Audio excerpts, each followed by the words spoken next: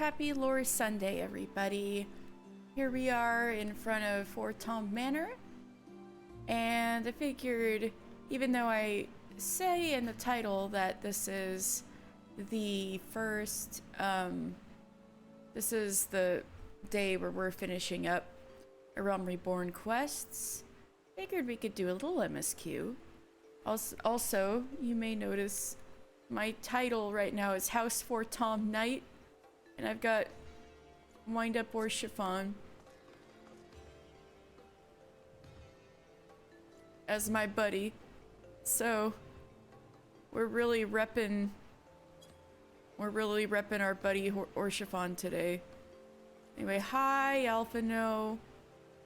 Much as I worry for the future of Ishgard, the fate of our missing friends concerns me even more. Yeah, we're still missing Minfilia, Ida, and Papalymo. Hey Tataru. As it once was, Tataru is waiting to share good tidings with you and Alphino. Ooh, what happened?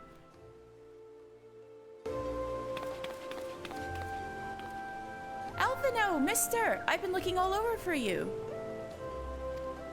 We've received news regarding Flamine, Hori, Boulder, and Coltonay. My babies! Really? Has something happened? No, it's nothing bad. Quite the opposite, in fact. It seems that once they learned the Scion's good name had been restored, they boarded the next ship bound for Limsa Lominsa.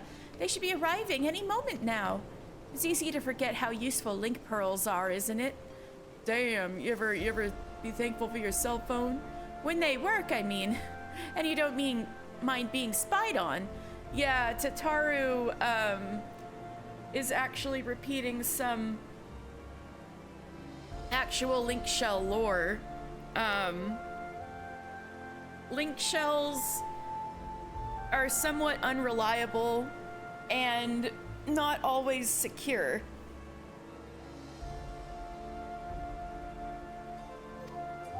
Quite, but what wonderful news! We think that our reunion is close at hand. A pleasure to see you too, Alphino. Ah, Thancred and Kryl. What brings the two of you here? Kryl and I have been looking into how we might track down Minfilia. And we may have just found the answer. Minfilia! We might find her! Mister, when you were fleeing Ul'dah with Minfilia, you said that Hydaelyn spoke to her shortly before you parted ways, yes?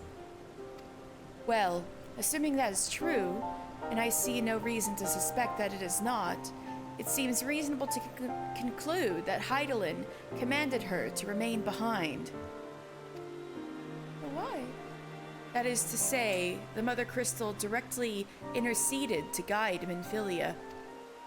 Admittedly, this is all still quite hypothetical, but I promise that such intervention, however subtle, must surely leave some residual trace.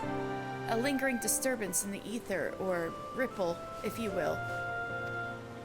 In order to establish the existence of such ripples, of course, we will require suitable data. Fortunately, I know where such data may be found. The battleground where Mr. felled the Ultima weapon, and the site of my personal ignominy. No, poor Thancred.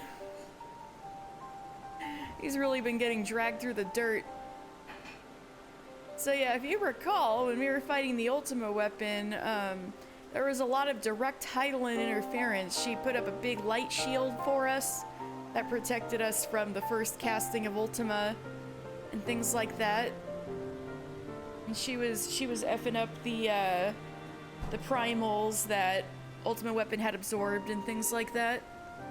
And if you recall, Thancred had gotten his body snatched by La Habrea.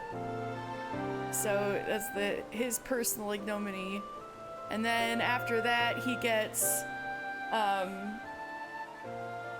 he's like almost killed, and at the last second Y'shtola sends him off somewhere where he loses his ability to manipulate ether, and he gets dumped naked in the middle of nowhere in Gervania. and he's got to fend for himself for months. And then he comes back only to find out Minfilia, the person who he's the closest to among the Scions, because they have quite a history together. In fact, to the point where they're basically family. Finds out she's gone, so he's really been dragged through the mud. 'Twas there that Hydaelyn intervened to shield him from the magic I invoked. Thancred! You didn't it was La Habrea, not you, baby. It's okay. Kryl and I will infiltrate the castrum and analyze the ether therein. Thancred, I can guarantee that you did not invoke Ultima, just Inassian using you as a flesh puppet. The two of you, alone? I have a proven knack for subterfuge, and I'm confident there will be sufficient nooks and crannies in which to hide Kryl while the patrols pass, because she's so small. Besides, if you and Mister come along, who will see to Flamine's grand homecoming? And I'm sure you would have wanted to be there for that somewhat, although maybe Minfilia not being here would make it a bit weird. Thancred's changed a bit, hasn't he? When he first united with us, he was like, I'm sure he had been through a lot, but he was a lot more like, peppy, kind of like, peppy is such a weird word to use, but kind of how he was before. You know, quick talking and optimistic and things like that. Not probably literally optimistic, but you know, the way he presents himself. I think he's starting to act a little different now that it's sunk in that Minfilia is missing. When you put it like that, very well, I will trust in your plan. His demeanor, I think I can sense it changing a little. I know not whether this data will yield a means to find Minfilia, but it will at the very least eliminate another avenue of inquiry. Tataru and I will return to the Rising Stones and make preparations for our comrade's return. Might I impose upon you to meet them at the Liminson docks? Then I shall see the four of you at the Rising Stones. Safe travels! Oh, I'm the one who's gonna pick up Flamine and Hori, Boulder, and Coltonate from the airport. But... oh, it's like midnight. I think it would be nicer to pick them up bright and early in the morning, right? I have a bunch of things to do anyway. I actually have a bunch of things to do in Limsa, but before that, why don't we just go ahead and get this kettle to Gerald. I need to give him Alexandrite to make a really kick-ass kettle or something. Finishing up these ARR quests. And since this is ARR, why don't I put on this outfit for old time's sake? Especially because we may see this outfit again very soon. And Dragon Dad's giving us a lift.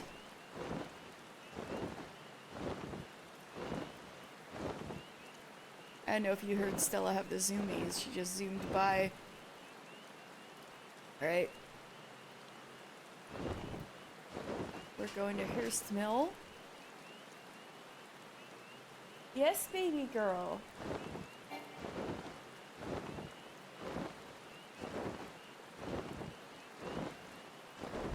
Girl, what are you doing? It's been interesting lately. Hold on, let me get a cat toy out. I can double task my stream. Here you go, babe.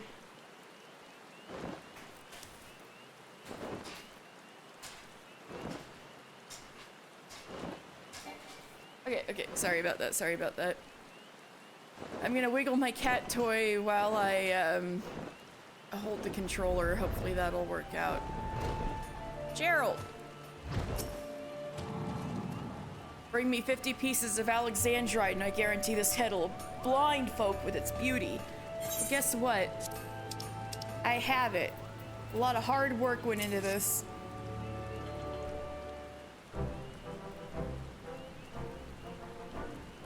Good on you, lad. Now let's make her shine, eh?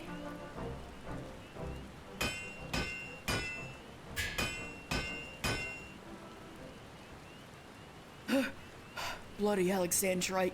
Like forcing out a 3-day shite. That was worth the trouble, though. Jesus Christ, Gerald. Kettle! With the mark of Ralger on it.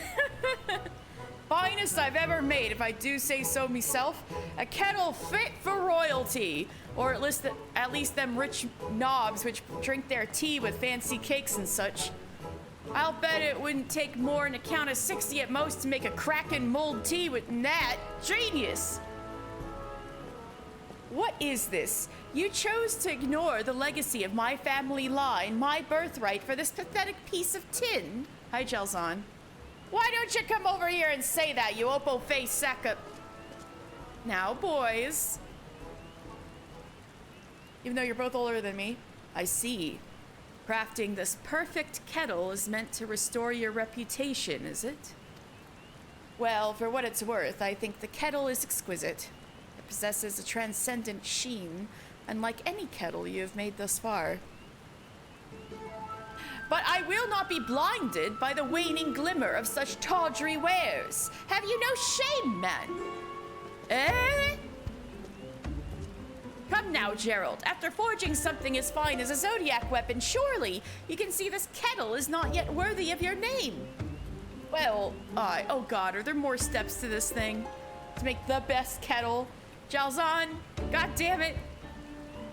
Though we are rivals, Gerald, our time together should not count for naught.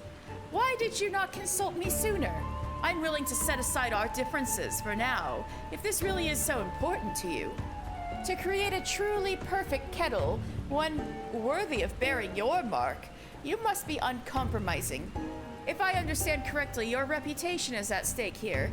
Nothing must be left to chance, which is precisely why I will help you. You're all right, Jalzon. If you're willing to help, I won't say no. Under the circumstances, it seems the least I can do. Were it not for your aid, my life's work would still be but a distant dream. But mark my words, Gerald. When this kettle is complete, we will settle the matter of the Star Forger title. That's right, they were fighting over that. Aye, fair's due. You've got yourself a deal. Mister, I will need you to procure some few bottles of Thavnarian mist for our work. Oh, that's just, tomestones of poetics. 10 should suffice, I think. Soon the very stars in the firmament will seem pale next to this kettle's all-surpassing shine. Damn, I wanted to finish these today. I don't think I have enough. Definitely not enough tomestones for that. Fuck. Okay, maybe not all of these quests will be done today. Pretty sure that's the only one like that, though. Unless Wawalago throws me a curveball. Anyway, we do have a few quests to do in Limsa. So why don't we do that before we go meet up with Flamine and Ori Boulder and Coltonay.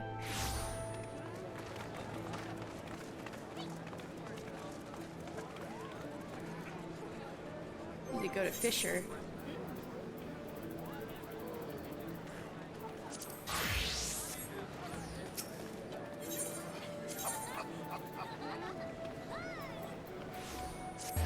I finally have this legendary fish that Wawalago was sending me after at long last.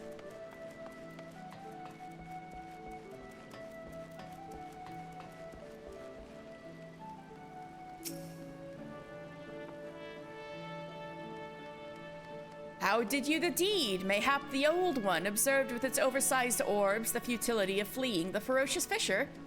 Wawalago is not worried. Happy happenstance it was that I caught my old one, and you will also be lucky with your lure. Navigator's brand, a king among Navigator's daggers, and lord of the waters of the Brewer's Beacon.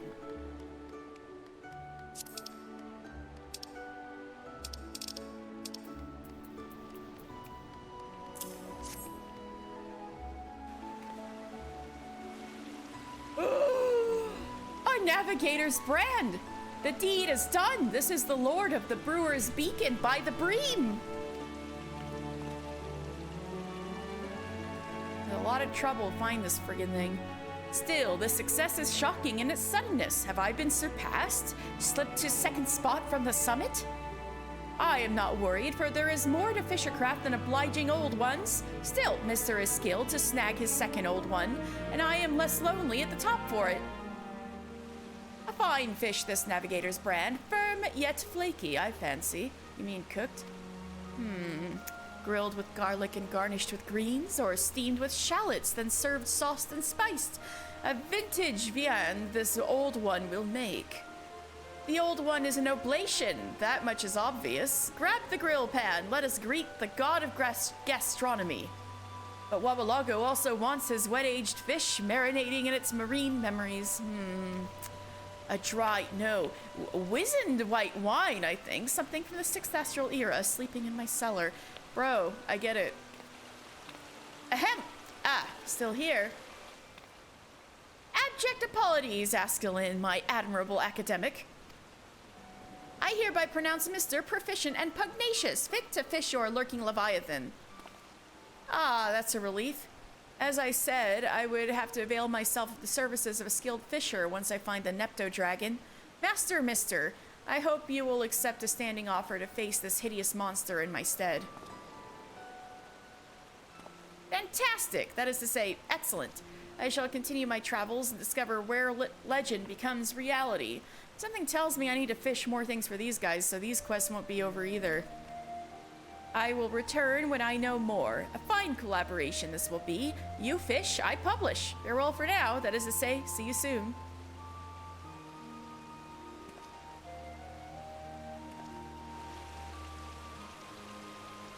Well, that went well, wouldn't you say? Now for practice. A scholar stops by and suddenly we must supplement our skills.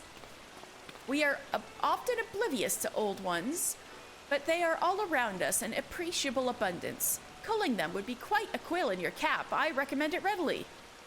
You can always take the catch to Mordona. I've been told tales of someone in Revenant's Toll with terrific tools to trade for fearsome fishies. Somebody associated with Rowena, I assume. Everyone enjoys an excellent exchange, and they say there are many to be had from this trader at the toll. The 3 T's, my master called it. Technique, tool, and talent. Neglect not the right equipment if you are obsessed with the old ones.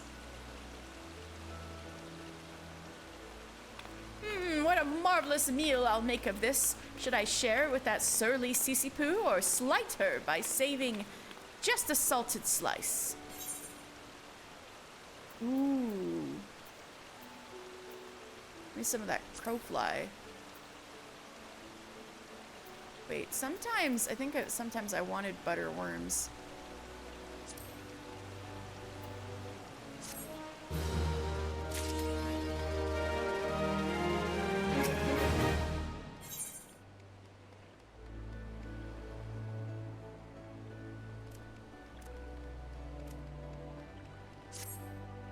Alright, another fish for me to find. No, I'm starting to talk like Wawalago. An arrival of an audacious adventurer is always an auspicious affair. I have a word for you if you would wait, but a wit, woo! All this long while have I, Wawalago, wielded the willow, and so I've an unparalleled understanding of the calamity's copious consequences for creatures that cavort in courses and combers. Wielded the willow? I've never heard somebody say fishing like that before. Such confusion and chaos caused by the calamity. Fish are found far from where they once frolicked, like the loosing of the legendary Nepto Dragon in new domiciles. With which I wander onto today's topic. The realm rings with reports and rumors of fantastic fish, incredible ichthytic impressions that indicate an onslaught of old ones. Better than old ones, living legends. Only a false fisher fails to fling himself at such a fortuitous find. Lenosha, the Black Shroud, and Thanalan were where these rousing reports arose. The dearth of details does deter dilettantes, despite the delights of living legends. But you're a fully fledged fisher, flush with frills and fundamentals both. Lure all three living legends into the light of day or die despairing. Enervated by the enormity of the enterprise? Practice makes perfect, so you might ply your pole against all the old ones first. If only I were footloose and fancy-free like you, it is my fatal flaw that I am indisposed as well as too important to indulge my instinct for ichthytic inspection. Alright. So, what do I do? To get the living legends, I'll have to look this shit up myself.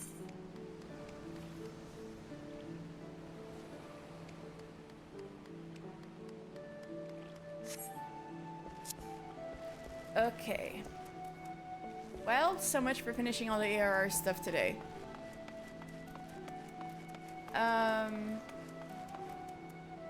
Next thing I can do is turn in Culinarian. Since we're in Limsa, not necessarily an ARR thing.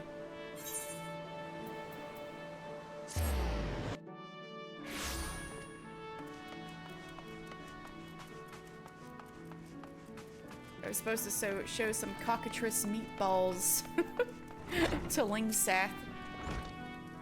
How's the cockatrice meatballs coming along? Your friend here will be here any moment now. Here you go.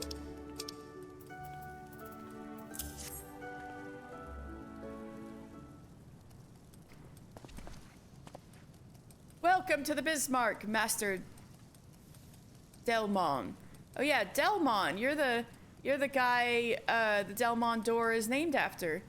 We're honored by your visit. You must be Lingsath's foremost student. Aye, I have heard much and more about your exploits, but you are in the midst of serving a customer. Pray do not mind me.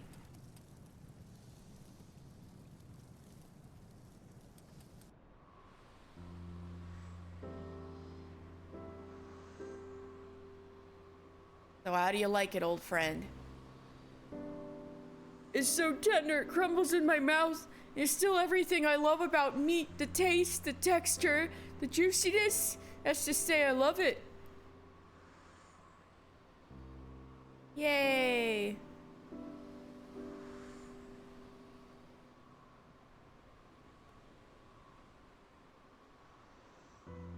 He was the captain of his own ship back in the day. As strong as an ox, too. But age robbed him of his strength along with most of his teeth. He couldn't eat all the stuff he loved no more. Seeing him happy like that brings a tear to me eye. Thank you, mister. Oh, I did a good thing. Serving up some ground meat. I am pleased to see that all is smooth sailing at the Bismarck.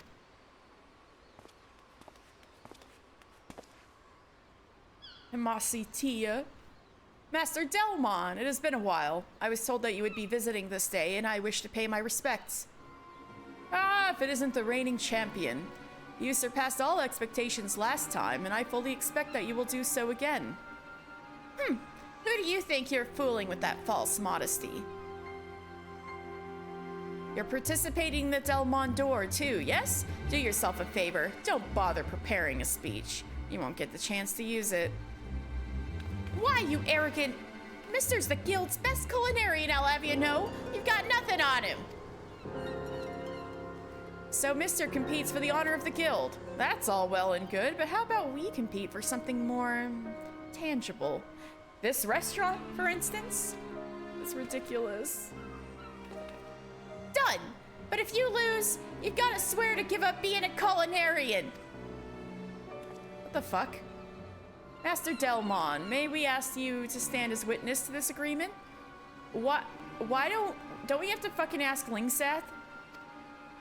Oh wait, Lingsath's right there. A restaurant and a calling. Such high stakes will serve to liven up this contest. I look forward to seeing how this will unfold. Poor Lingsath. I feel like you should have a say in this, buddy.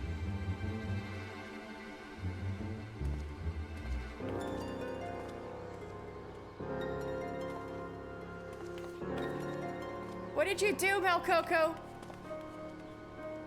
I didn't just imagine that, did I? Melcoco wagering the Bismarck on your winning the Delmont d'Or? Not to say that I don't believe in you, son, but this place ain't ours to wager. Ah, God's bloody damn it. Yeah, that's what I'm saying, Melcoco, Jesus Christ.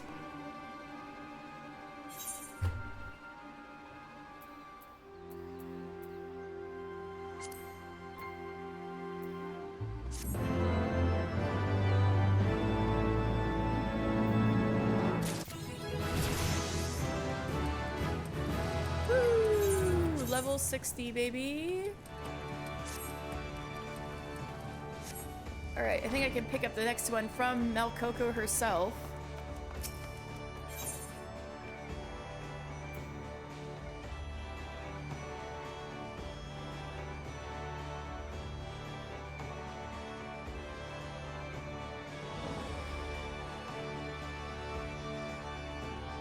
What's this one?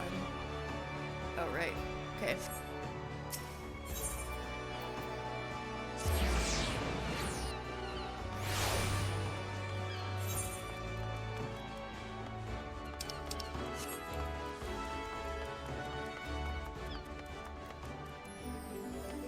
That's right. We still got the Make It Rain campaign going on. Hope you guys had fun last week.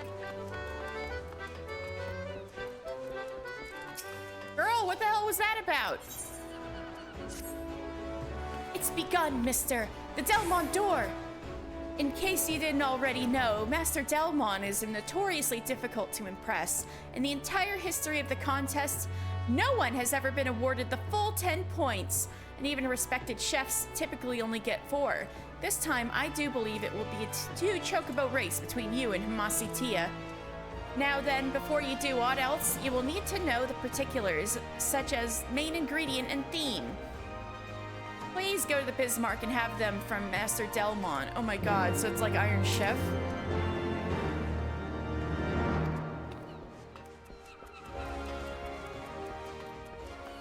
You know what?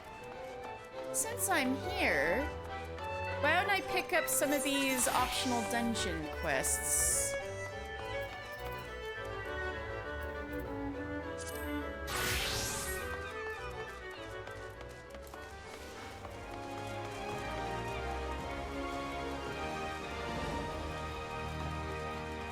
Tracked right?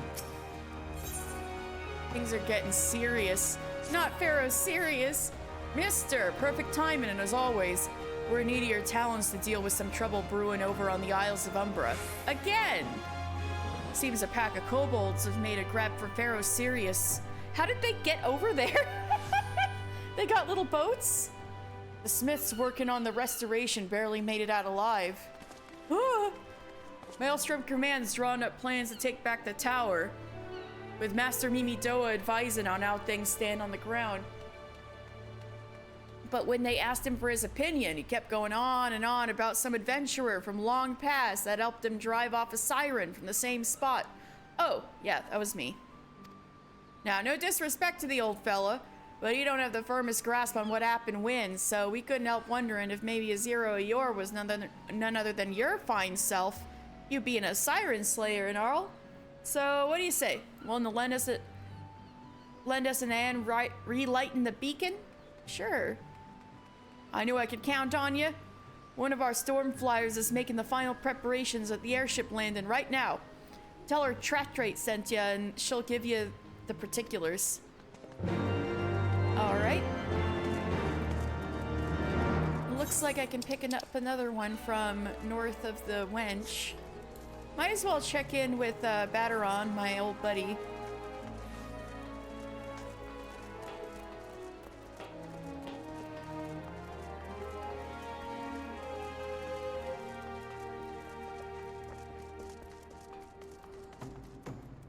Batteron.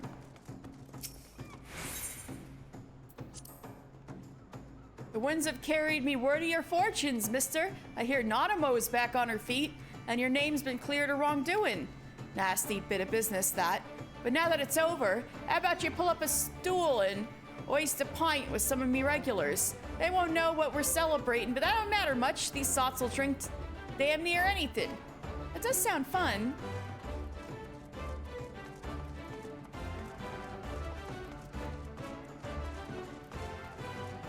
Alright, there's somebody down here. I remember getting lost finding this guy the first time I did this. Denston. Denston looks surprised to see you. Well, look who's back in Limsa Lominsa. Me and the chief were just talking about you at the wench, you know. Come to think of it, wait here. I'll go and get him. It's his resting day, but he wanted to speak to you. Something about Hullbreaker.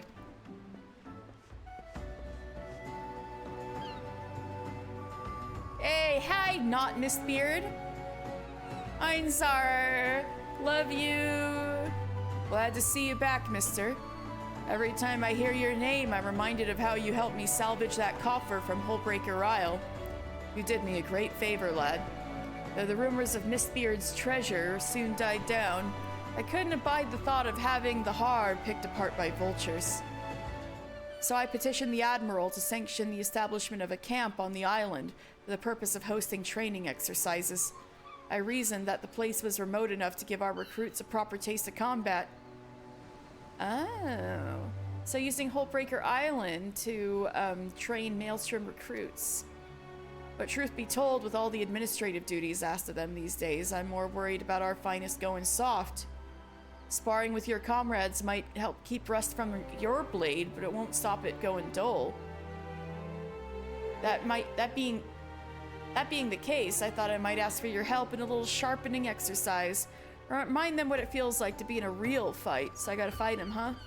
Aye, the chief was hoping you might run the Maelstrom's training gauntlet and give our elites a good going over.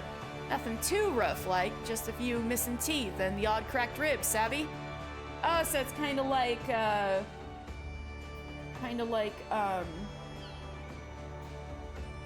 Halatali hard, where I just beat the shit out of people in a good-natured way. Assuming you're willing, come and find me at the Morby Dry Docks when you're ready, and I'll arrange passage to Hullbreaker for you and your mates.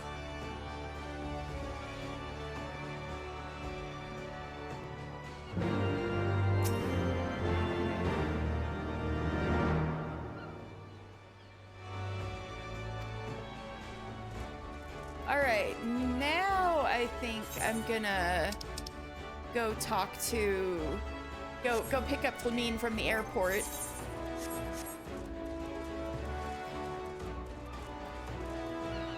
I know, we're nice and toasty out here. Maybe I can go helmetless. I'm feeling like having a helmetless day for our boy.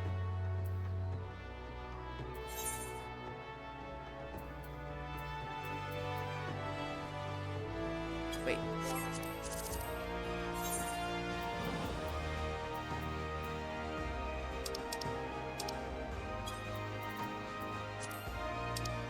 There we go.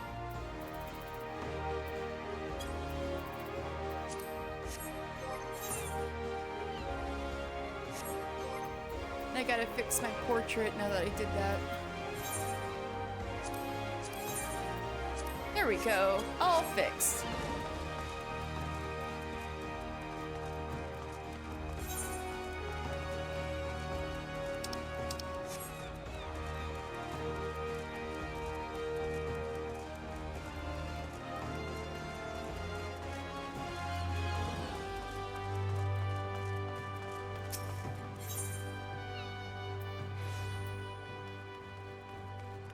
Oh. Wait. How am I supposed to meet them?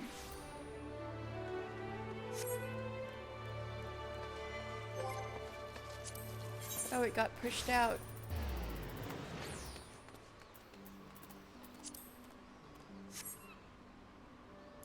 Here we go.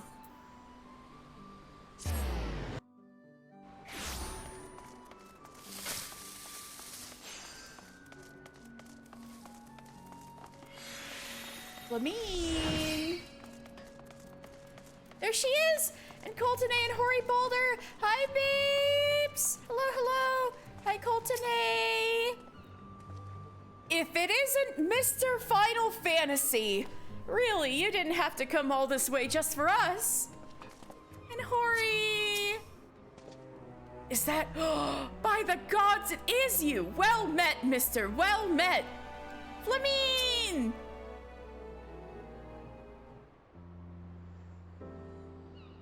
Oh, mister, how have you been? Come here, let me have a good look at you. Yes, Grandma? Thank the 12. One hears the strangest tales in foreign lands. I worried about you all every day. We would have sent word sooner, but the Braves afforded us no opportunity. What is this? Visual glitching going on at this particular part of Limsa. We would have sent word sooner, but the Braves afforded us no opportunity. When they fell upon us in the market, it was all we could do to escape. Tataru found her way to you, of course, but we were forced to seek shelter aboard a Hanish vessel. It pained us not being there when you needed us most. But we made the most of it, didn't we, Coltone? Studied and trained from dusk till dawn, we did. I'm so proud of you guys. We would have sent word sooner, but we knew not whom to trust and with the vast distance. But those dark days are behind us at last. I shall be glad indeed to return home and speak with my daughter. Oh, fuck, Flamine, about that. Maybe this is why Thancred didn't want to be here.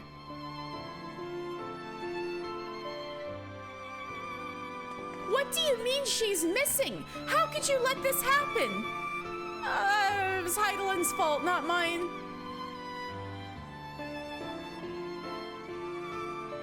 Forgive me. I'm sure you are doing everything in your power to find her. As Thancred must be. He watched over her from the first, long before me. And he will watch over her to the last.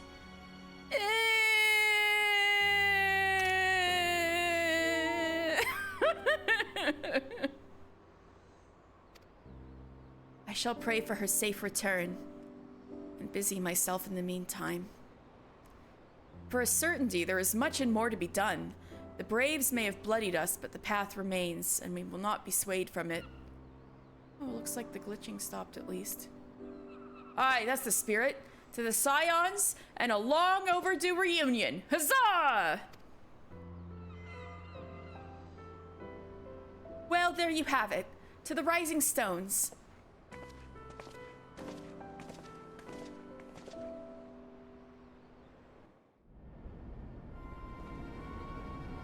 Garlean stuff? What's this Garlean stuff? Thancred! Oh! You think you could cover up your Archon marks, buddy? I guess maybe regular Garlean recruits do not know what the fuck that was, and it's just a cool tattoo, but...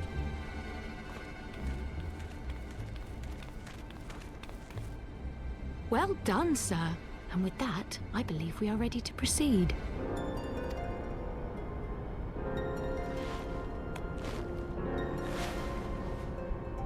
Let us be about our business then. Ooh! The next patrol may not be so credulous.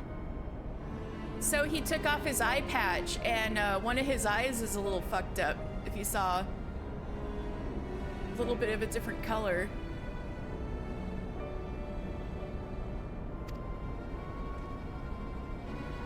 I think it's just a temporary injury, Why though. must you be so disappointingly brusque? You're not at all as Minfilia described, you know. I don't think you favored me with so much as a single compliment since we set out. Yeah, Thancred's having a tough time right now. I'm so sorry, Kryle. Tell me, did your time in the wilderness sap you of all your charm? Or are you holding it in reserve for your beloved? This is neither the time nor the place. Well, call me old-fashioned, but when I'm risking life and limb infiltrating an Imperial castrum, I like to be sure of my comrades' motivations.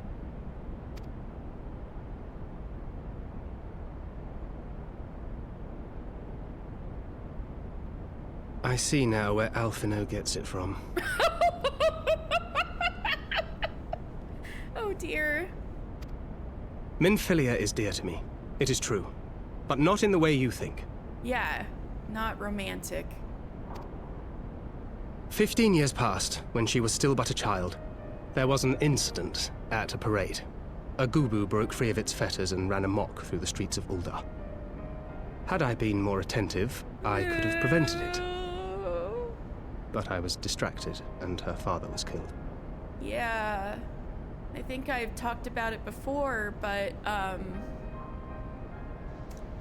Flamine and, her friends, including Grenfar and, the two, Amajima and Sons twins, and, Grenfar the Bronze Bull, the Amajima and Sons twins, and her deceased boyfriend, Neil Frez.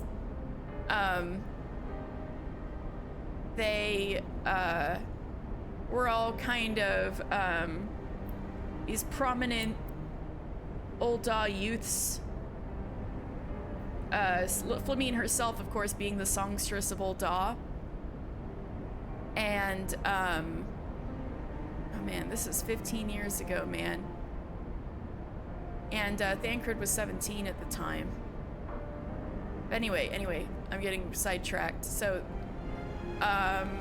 refresher, the group of youths, Flamine's friend circle,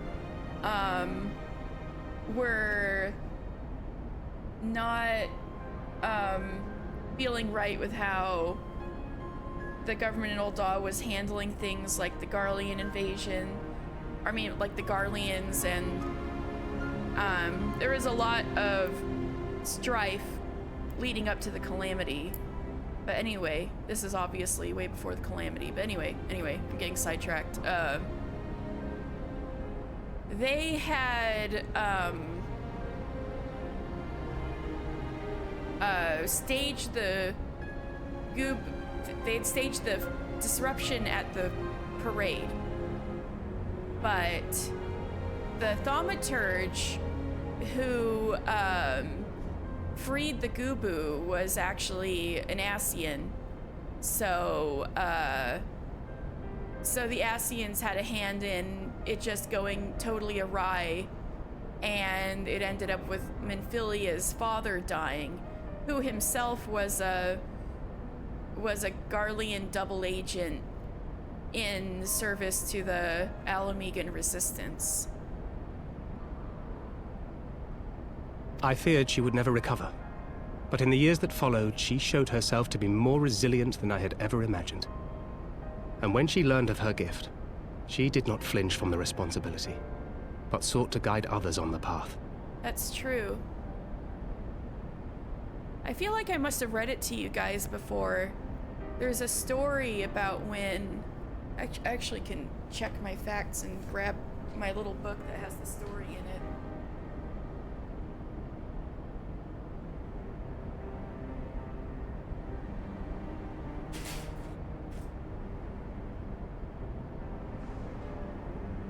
There was a knife that Minfilia always had on her hip when, when we would see her at the Waking Sands and stuff. Where is it? Yeah.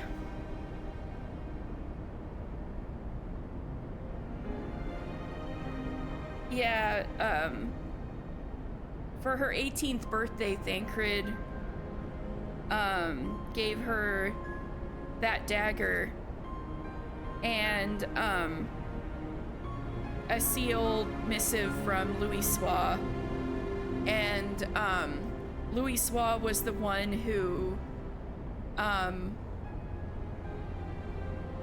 the letter from Louis Sois was telling her of the nature of her gift and what she could do for the good of the realm. And so that's when she was pulled into Louis Sois' circle, and she started the Path of the 12 to guide others who had the echo. She touched the hearts of all around her. Mine, Louis Soir, every scion's. In those dark days following the calamity, she was our guiding light, our hope for a brighter future. This is fucking killing me. This whole scene is fucking killing me. She had so many dreams, and I would give anything to make them come true.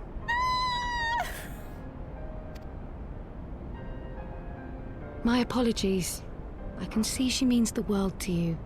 I did not mean to pick at old scars. No harm done, I assure you. But fair is fair, my lady. What is Minfilia to you? You mean you don't know? Only my dearest friend. I do not remember this scene. Was this always here? This is so good. When I finally emerged from my torpor, I learned that nary a day had passed without her asking after me. She never gave up hope. I remember. Oh my god, is this a new scene?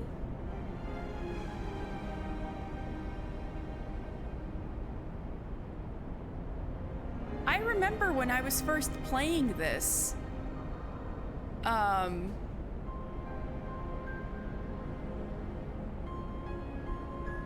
I swear to God, when I first played this on my regular account, I remember being really disappointed in Kryl because, you know, Minfilia was so worried about her when she heard about the Isle of Val, and she was always talking about her and asking after her and concerned about Kryl, only for Kryl to hardly ever mention Minfilia. Even, you know, when spoiler things that are about to happen.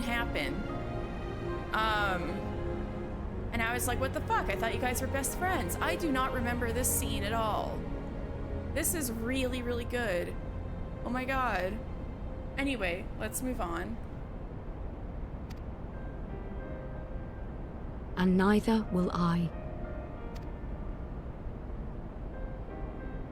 Then for Minfilia's sake, let us pray that these vestiges of Hydaelyn's intervention will lead us to her.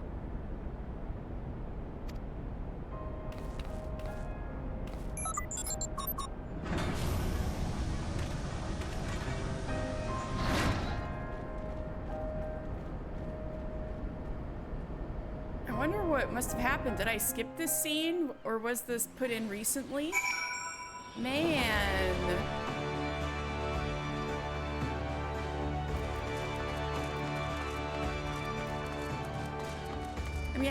I'm gonna have to ask Rowan when they come in if they remember this.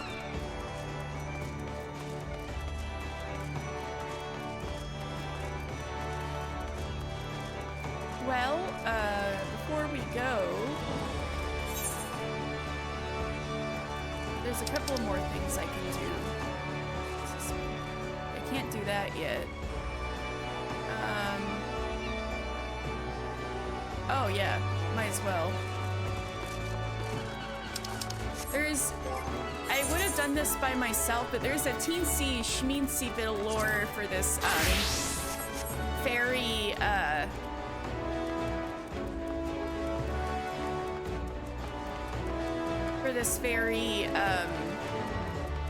glamour sort of thing, so I'll just do that real fast.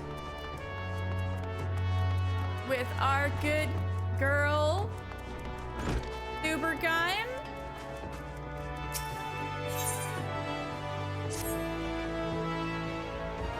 Mister, how fortuitous. Would you spare a moment? I recently received word that you've been researching the scholars of Nim at the behest of a Marauders Guild member. Is that right? Yes. Alka Zolka.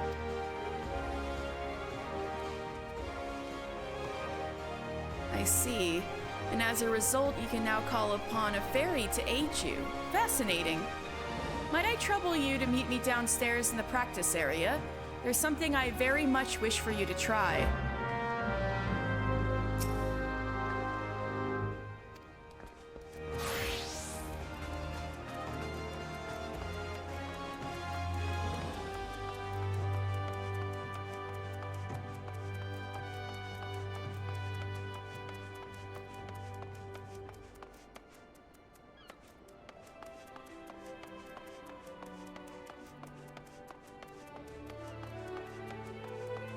Oops.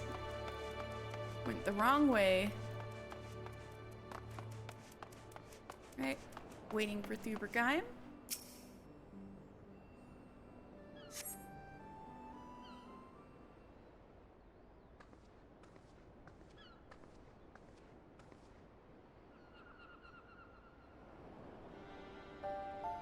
My apologies for the wait. As for what I wish for you to attempt, it is a technique similar to what you've already employed with your Eggy. Now, would you be so kind as to call forth your fairy? Right, fairy, let's go.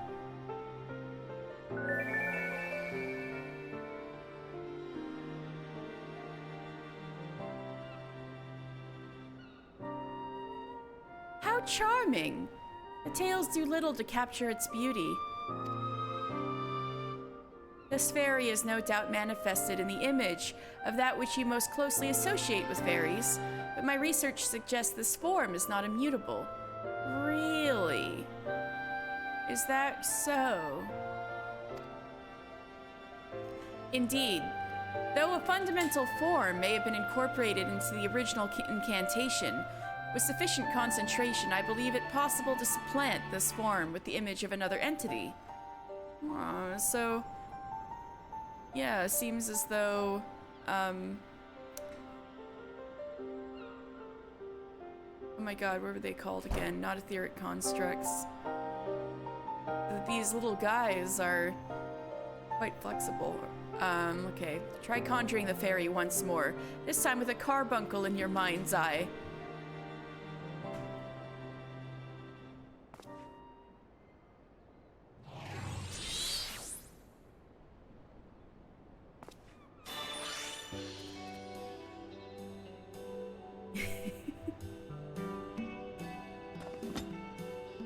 Alhamdulillah, he will be baked. Remarkable, and with only a single attempt. It would seem my theory holds, meaning this transformation should be merely superficial and has done naught to affect its capacity for healing. Very good. My healing boy, just like Alphino. I'm just like Alphino now. With that, we may conclude this little experiment. If you would follow me upstairs.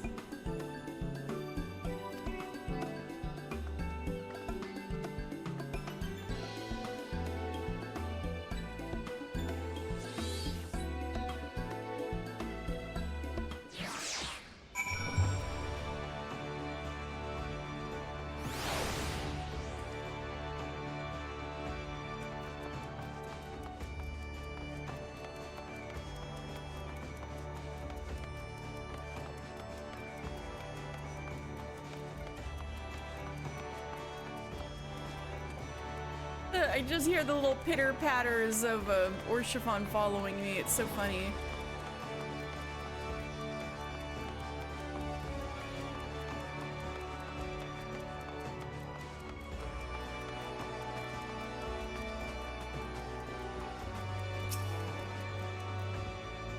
Thank you again for your help, mister. That proved to be quite the spectacle. I should hope you make use of what we've learned here today. I dare say your fairy's appearance may be without limit. Hey. I can glamour my fairy. But I think we're good with Eos. But if I wanted to be like Alphino, I could.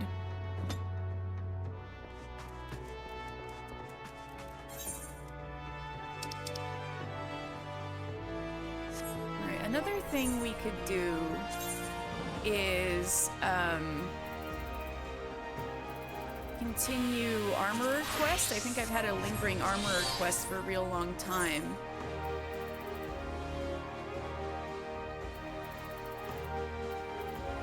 Yeah.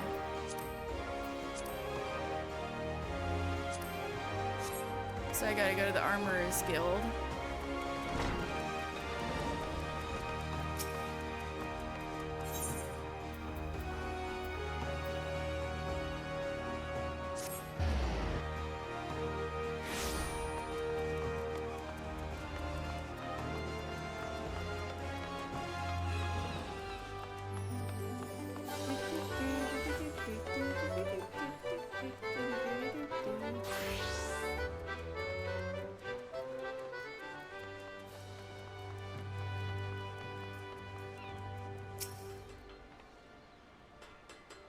Well, what did our artisan colleagues have to say?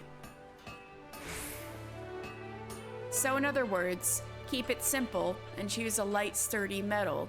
Not exactly revolutionary ideas, but certainly fine points to keep in mind. If we're talking minimalism here, then our best option is probably a mask of some kind. As for the material, titanium would be the strongest for its weight. Finally, the overall design should complement the swift striking style of your client.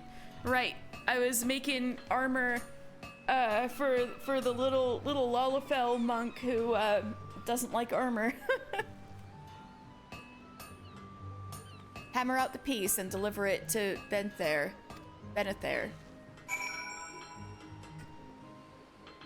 Okay. I will make a titanium mask of striking next time. In the meantime, let me put my ARR costume back on. And let's go finally see deliver a mysterious letter to Drest in Eastern Lenosha, because we want to finish ARR stuff today. The fishing and kettle notwithstanding, I mean, that's pretty super duper extra anyway.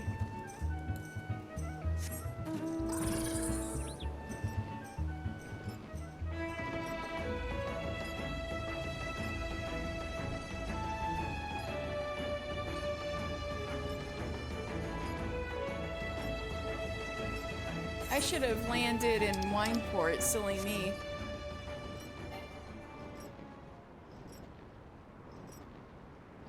Oh well, we get a nice sunset view of Raincatcher Gully.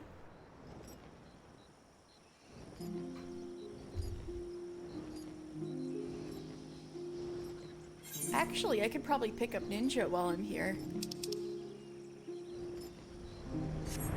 Oh, I can even pick up Warrior.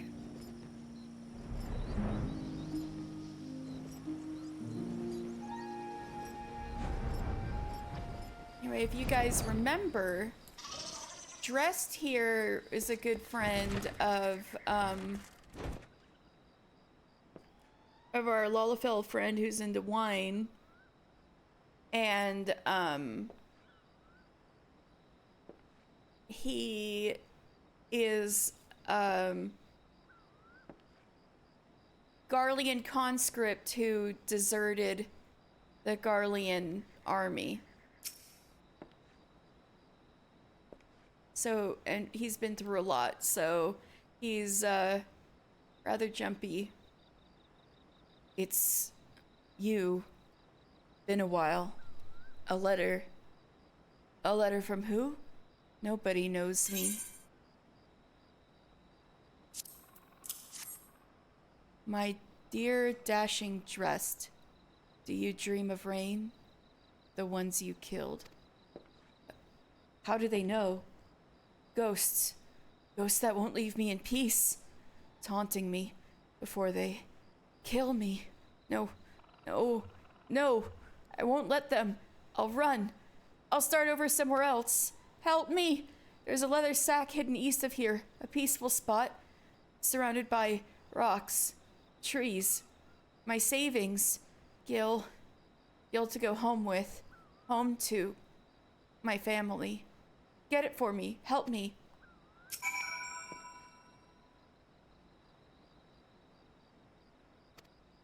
Poor guy. People sending him threatening letters. Like this guy hasn't been through enough.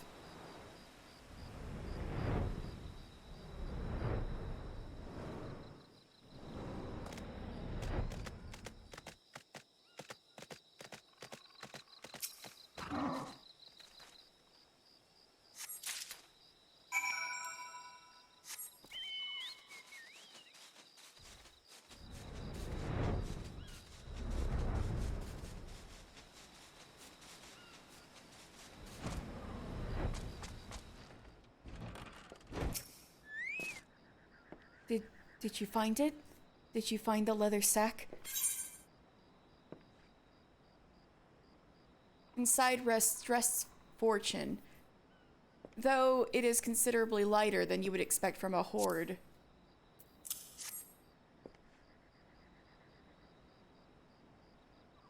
thank the... But let me look inside. I must be sure. What? No. No. No. Just a dream? A dream? Let me wake. Wake. Wake. Oh, God's mercy. Have mercy. Do you see it too? No. No dream. A bloody helm. Black blood. Old blood. Item in me by the majesty of Garlemald. Never to desert. Item in me.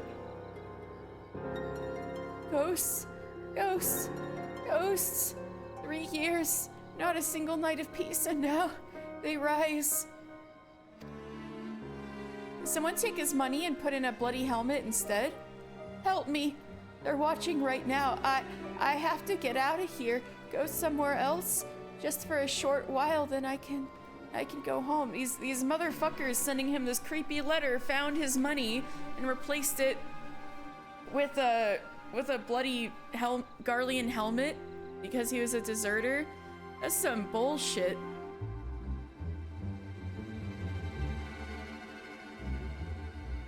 I have to get out of here. Go somewhere else. Just for a short while. Then I can go home. I'll go out the back after you go out the front. Meet me near the abandoned house in Lower Lenosha. You know, the kobold's squat. The House of Sticks. The House of Sticks, okay. Must be careful. I'll go after you leave. House of Sticks. Meet me near the House of Sticks. Alright, I will meet him there. But that'll probably take him a bit, so while we're waiting for him, I mean, might as well catch up with my buddy boy, Curious Gorge. Finally, right?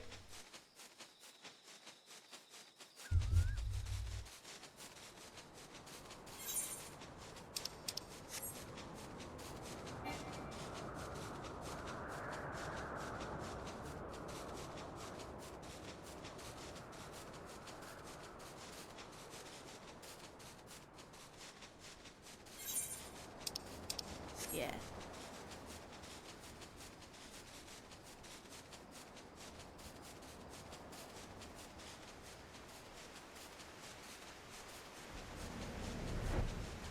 Hey, my boy, Curious Gorge, what's up?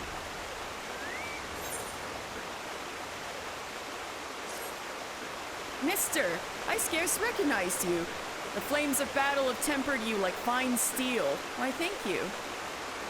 Since we last spoke, I resolved to start upon the path of the warrior anew. I swore that I would not succumb to the beast within again, as I did when I faced my brother in Wineport. Speaking of which, Broken Mountain has regained much of his strength, though when I speak of him taking up the axe once more, he changes the subject and returns to his studies of Arcanima and other scholarly pursuits. Nevertheless, his desire to spread the teachings of our ancestors to every corner of Eorzea remains unchanged. And you couldn't have come at a better time. I just received a letter from Broken Mountain stating that he's uncovered information regarding ancient martial techniques. If you're interested, and I'm sure you are, why not accompany me to Camp Bronze Lake so that we might hear what he has to say together? I knew my brother would uncover something of value before long. He waits at Camp Bronze Lake. Let's not keep him idle for long. Sorry, but I think what's going on with Drest is a little more important.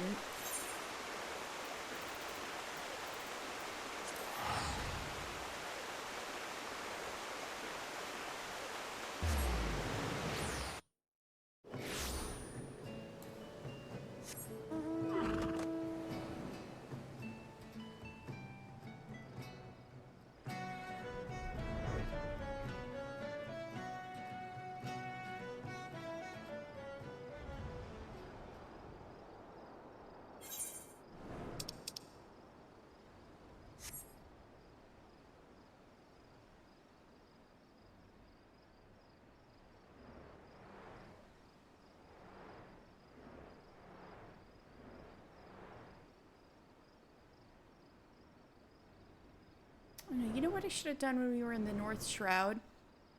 I should have,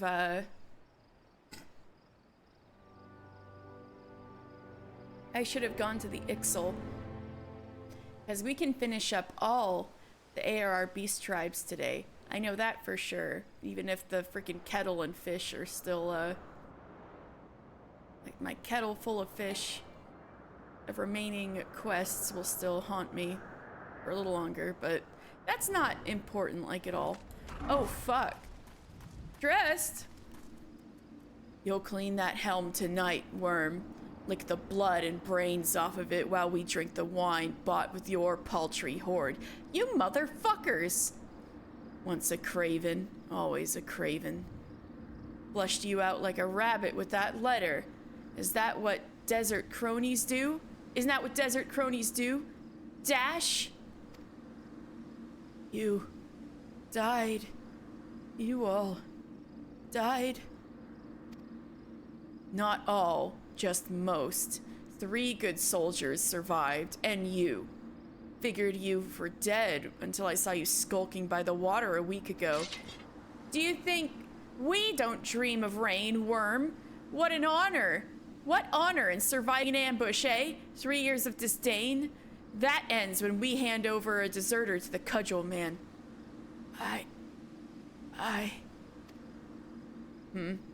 You a friend to this scum. You ought to pick them more carefully. Or like, I'll kick the fuck out of you guys. Your blood will paint my path to glory.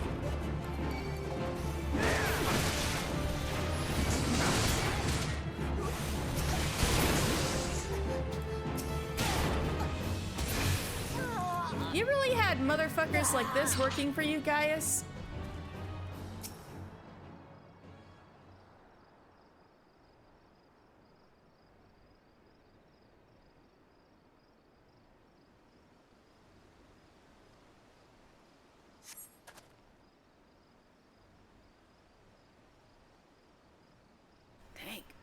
Thank you.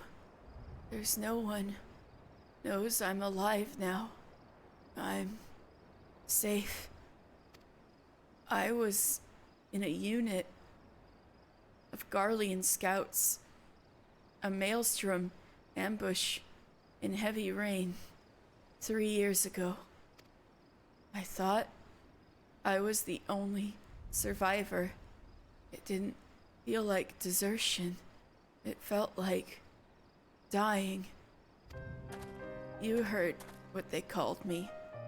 Dashing dressed. I never tried to run before that night. They kill you for that. It's from before in the desert. Why did you protect me? We're not kin. Look at me. I'm barely a man. A broken, craven thing. You decided I should live. How do you do that? I can't even decide some days which foot to move first. You poor man.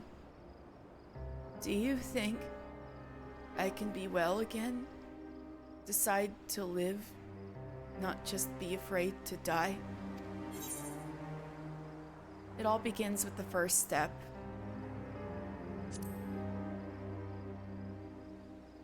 And this is relatable in some ways I don't want to contend with at the moment. True. I haven't thought things through in a long time. Not since my homeland fell to the Empire. Home isn't somewhere I can buy a fare to. It's not a sack of gil or answers I need, but questions. Why does it hurt? How do I feel? Oh, you need a therapist so badly, baby. I will see my children again, but it's not the time yet. I think though, it will come. That's a start. I want Dress to see his children again.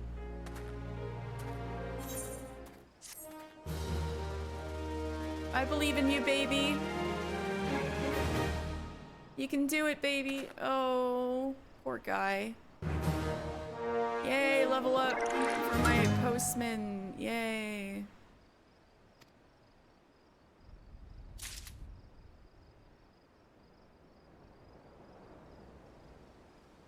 Well, do you guys want to move on to even more depressing shit while we're at it?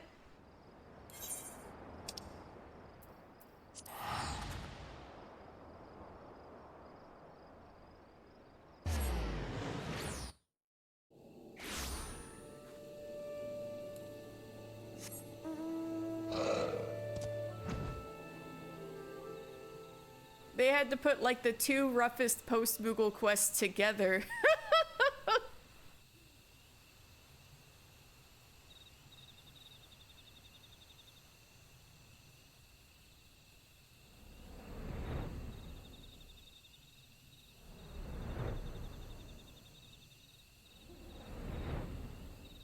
So I'm supposed to be looking for Mao Lizzie.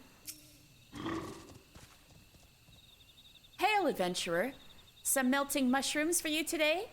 Put you in the mind to play? Or honey still in the comb to still the thoughts of home? A letter for me. Markedly heavy for an envelope and some parchment. Gil. Nothing but cold Gil. Damn you, Urha. Lest you think me ungrateful, adventurer, keep in mind that this is from my sister. My sister. And still she thinks it meet to send nary a word. Urha ran off after mother's second illness. She was ailing, and I was but a child, yet Urha left us to fend for ourselves. Or so I thought then. 2 moons later, she began sending Gil, but never a word, not once. Mother ails no more. I was by her side. Urha's Gil bought her tea of silver vine, and mine a soft, clean bed and a fine troop of mourning women. I am alone now and grown.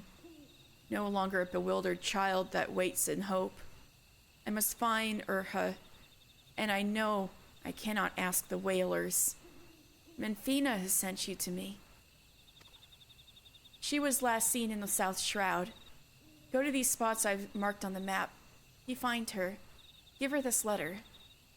Her name is Urha Lise, or was at any rate. This collar I wear is a match for her own. She still has it, I'm sure. It has a little heart on it. We keepers of the moon are sentimental. So, the mother that passed away must have been named Lizzie, because keepers of the moon, Mikote, are matriarchal, and so the last names of all keepers of the moon, including male keepers of the moon, all of their last names are the first name of their mother. So if Mao were to have children, their last names would be Mao. Things like that. So their mother who passed away was named Lizzie. And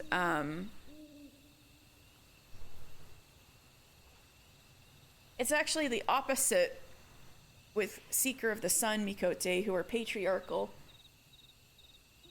And their last names are their father's first names without the tribe letter. So, for example, Yashtola's from the Y tribe, or the Ya tribe.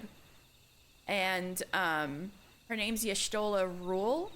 So her father's name was Yarul. You rule.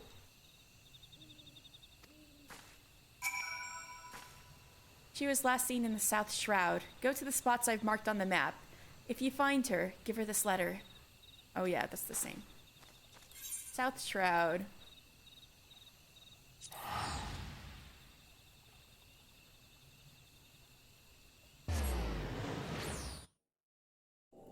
Do I have any quests I could pick up? Taint misbehaving. Oh, white mage.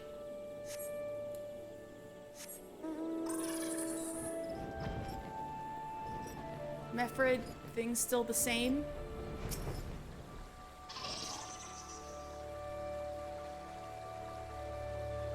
Yeah, I think that's the same he said before.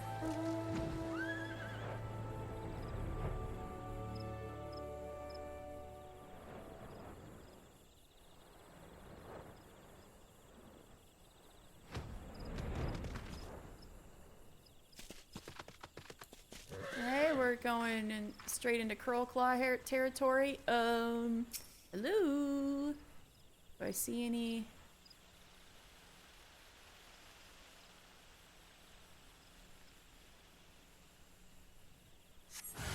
Oh shit. Our hunting ground and we don't share. Oops, sorry. I was looking for a... Hope that wasn't Urha.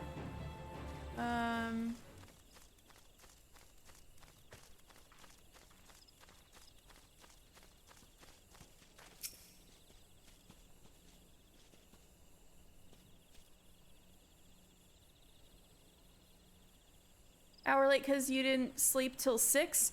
PewDiePie, what are you doing on our turf? Hello, PewDiePie. Sorry you didn't sleep well last night. Or I guess you only slept this morning, but still.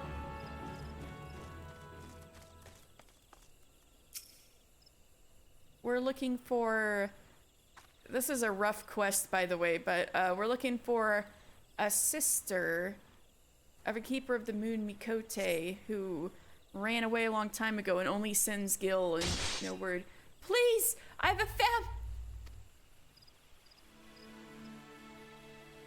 Ooh, they just killed a wood whaler. Die wailing, little Lancer. We recognize no laws, neither of men nor of elementals. What we want, we take. That is freedom. That is our way. Who goes there? Probably another whaler that wants a dance, my lady touch me not. Let him join his friend, family man.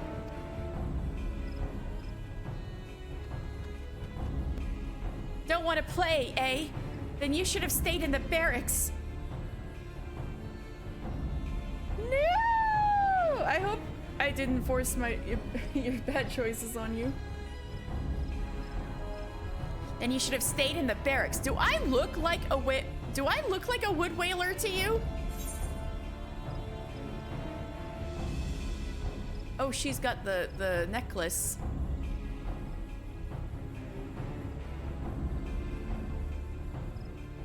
Mao would not want this. You know my sister? Yeah, she's got that same necklace. No bloody whaler'd carry a letter from my baby sister. Give it here and don't get no fresh ideas.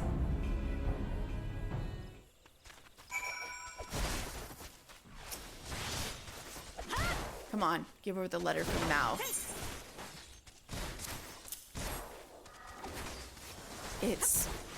It's really her. No other soul would know about, but I'll be missed if I stay any longer. Meet me at Earth's Gift. I got things I need to say. Something's going on.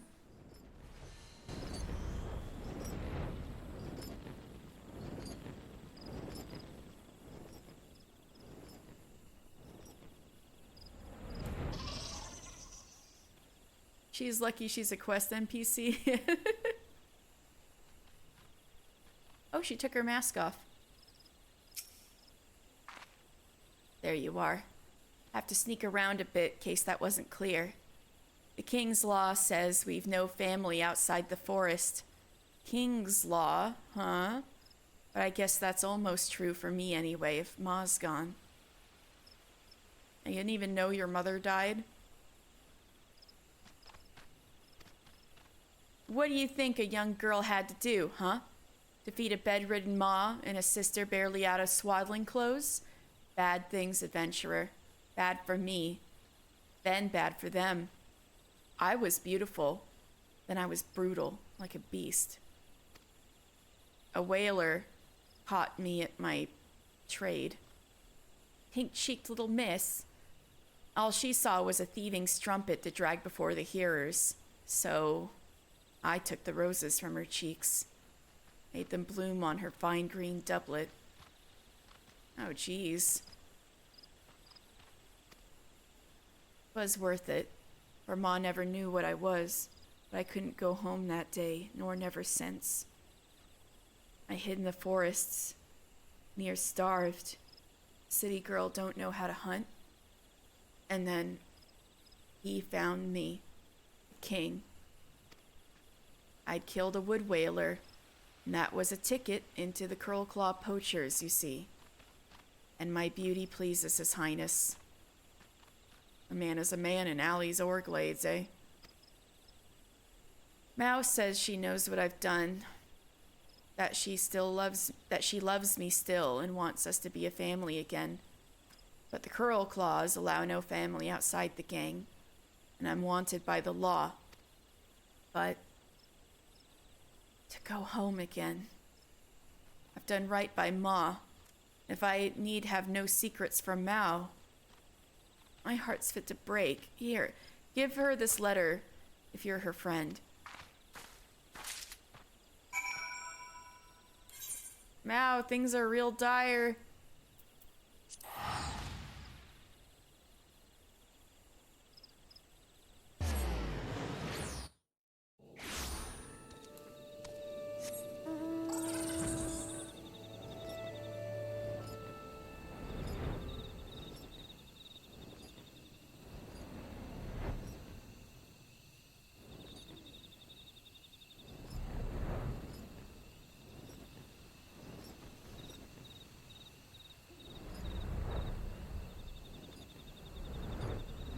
Oops.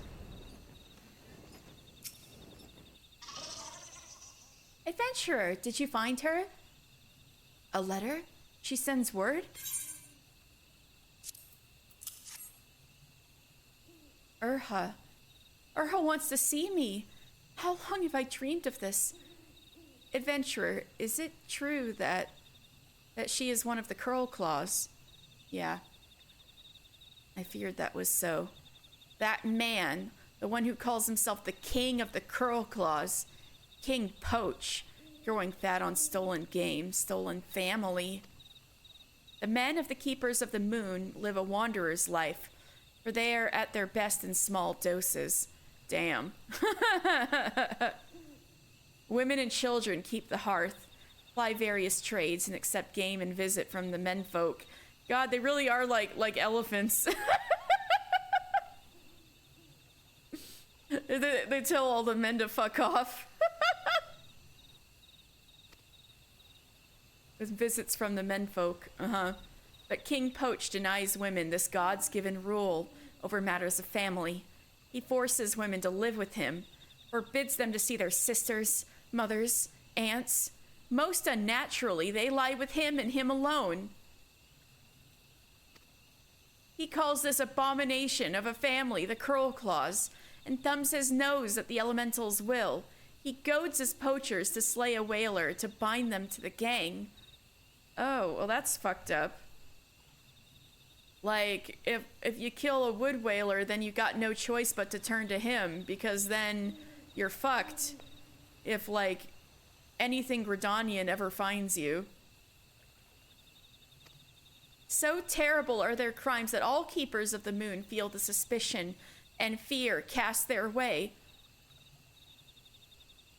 So she argues they make it worse for all the keepers of the moon. I have known for some time that Mother and I lived on ill-gotten gil. Yeah, she's telling more than her sister, yeah. But Mother is gone, and I have no need of coin earned in blood and malice. What I do need is my sister, the only family left to me. It is my turn to save my sister now. She says she will meet me on the upper paths. Come with me and help me persuade her to leave the curl claws.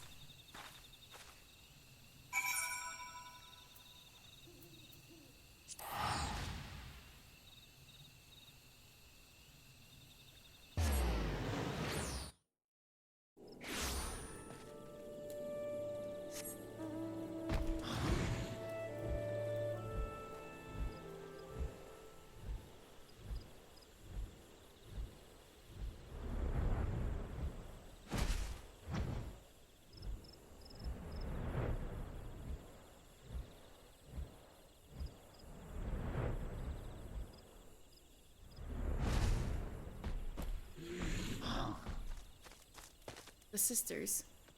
Urha. Mao. Is that really you? How you've grown. You look just like Ma. So sorry you had to go through that alone. You could have come home to us, Ra. My mother would have understand. Everything you did for us, I know it. It doesn't matter what happened. We have each other. I couldn't have Ma know. I became a thief and a killer, so I didn't have to be that. What a world, huh? It's all right now. Yes, it is, Ra. I can take care of you now. I've no debts thanks to you, and even have a little put by. We'll travel together. Go where no one knows the past. Yeah, fuck the Black Shroud. Just get out of here. All you have to do is come with me right now. That's all. Be free of the past and live again. I'll take care of everything else. Hush. Venturer, we're being watched. Thicket over there. We Crow Claws don't forgive divided loyalties.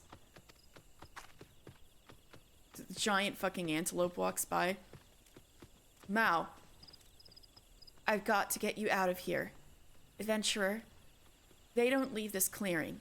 You understand me? We'll make for Eastern Thanalan. Come find us after.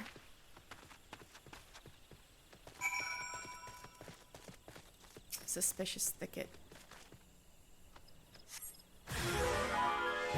Betrayer! Lawbreaker! Get her!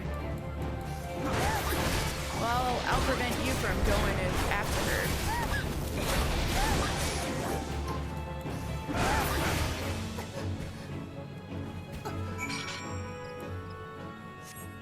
No witnesses, yeah.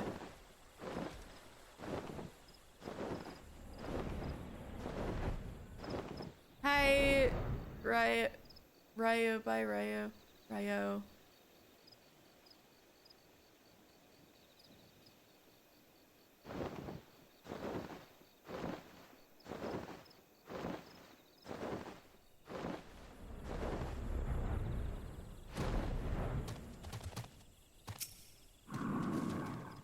Keepers of the Moon, eh? Oh, fuck. If it were up to me, I'd hang every one of you. Let the 12 sort out the claws from the rest. Ooh. A violently racist motherfucker. Now stand with your feet apart. Wood Whaler checkpoint. Sir, we are in something of a hurry if you'd let us by. Adventurer, what now? Stopped him cold, eh? I hear it, but now here we are. Yep, I did stop him cold, but yeah, I'm trusting you to take care of my sister. No! I'll just kick their asses too. You there. I name you as one of the Curl Claws, Balsam Rose, also known as Blood Rose, also known as the Thornless, also known as Lady Touch Me Not. That's what the king said, so it must be her. No, I'm not those things, I swear it. I just wanted to see my sister. I just need to go home. Just like a keeper. Come quietly or this'll go worse for you. We're gentlemen here, compared to some of the lads you could have met. For anything like you, I could... Oh, you're one of the king's claws, all right. What's the matter? Better hang than... I'm killed! Ah! No! No... Your Highness! Wood scum. Thought you'd have my woman. Defile my thornless rose. Her place is with me and no other. Come, my love. My sweet king, does this mean you'll take me back? You'll keep me safe? Couldn't stand it again. Can't, please, I can't. Of course I'll take you back, Urha. Nobody will ever misuse you again. You accept my protection. You are a flower, and flowers must be rooted in one place. Come. Nora!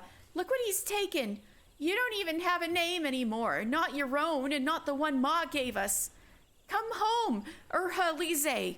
Come home to me. Careful, adventurer. Little sister there has a pert face. I could cut it off before you say gods have mercy. Ah! Baby sister, you see how it is. If I went with you, I'd blight your life sure as 7 hells. I've done bad things for so long. I've got nothing good to give. You are good, Ra. Loving and brave to keep sneaking us the money when... I didn't know you had more than whalers to fear. Please, there must be a way. Yeah, yank his tail out of his butt. He'll leave you alone for the rest of your life. Ow! That mental image, though. My place is with him, Mao. He's the only one who can keep me safe from worse things. Going home is just a dream. As long as I'm with the king, nobody will touch me again. See? She has the right of it, young one. We're free spirits here, not that either of you would understand. Go back to your ledgers and duties. You have my leave. Adventurer, you'll guide her out of these parts? Now, you're the only good thing I ever had a hand in. Just remember that. Bye, baby sister. No! God damn it. Urha! Urha! Ah! And Fina be good. Does she think he loves her? How can she... No. You cannot judge her. That look in her eyes when the whaler mocked her. All those women in the Krollclaw gang, the king's harem, do they all seek shelter from worse things? A roof of bones, walls of blood. Ma used to say that we can't see the moon while the sun is in the sky. So it might be with King Poach, I think. If he were taken, Ura will see that there are other lives, better loves. I must believe that if I'm to save my sister, and I need skill in arms. Whaler or poacher, I'll not stand helpless again while a man talks of how I shall suffer for his pleasure. Keep killing poachers, adventurer. I will put the king of the Krollclaws in chains and free Ura from Purs. I swear it on my mother's grave and on my sister's broken heart, and ask the elementals to bless this pledge.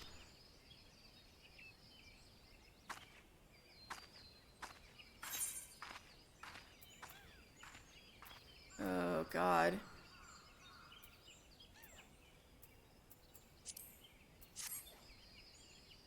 Blood for blood, little sis.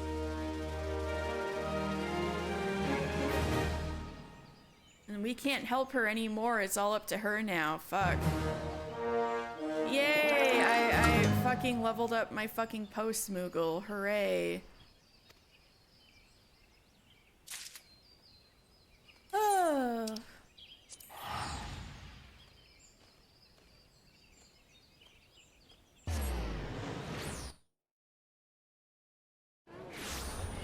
Yeah, so all the Krollclaws in the South Shroud. Oh, hey, we got the Hrothgar meeting here today.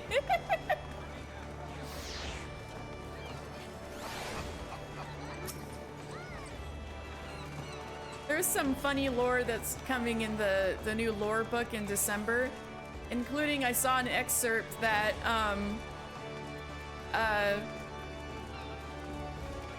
male Hrothgar tend to not wear a lot because to show off their physiques, and also they tend to cluster together outside of Bosia because they're pretty different from everybody else, so it's safer in numbers. So people were making jokes online that was there's a canonical explanation for all of the groups of gay Hrothgar in Limsa beneath the right plaza. All grouping together. So somebody made a joke tweet like that. It was like, there's a lore explanation. They just want to show off their bulging physique. Yeah, exactly.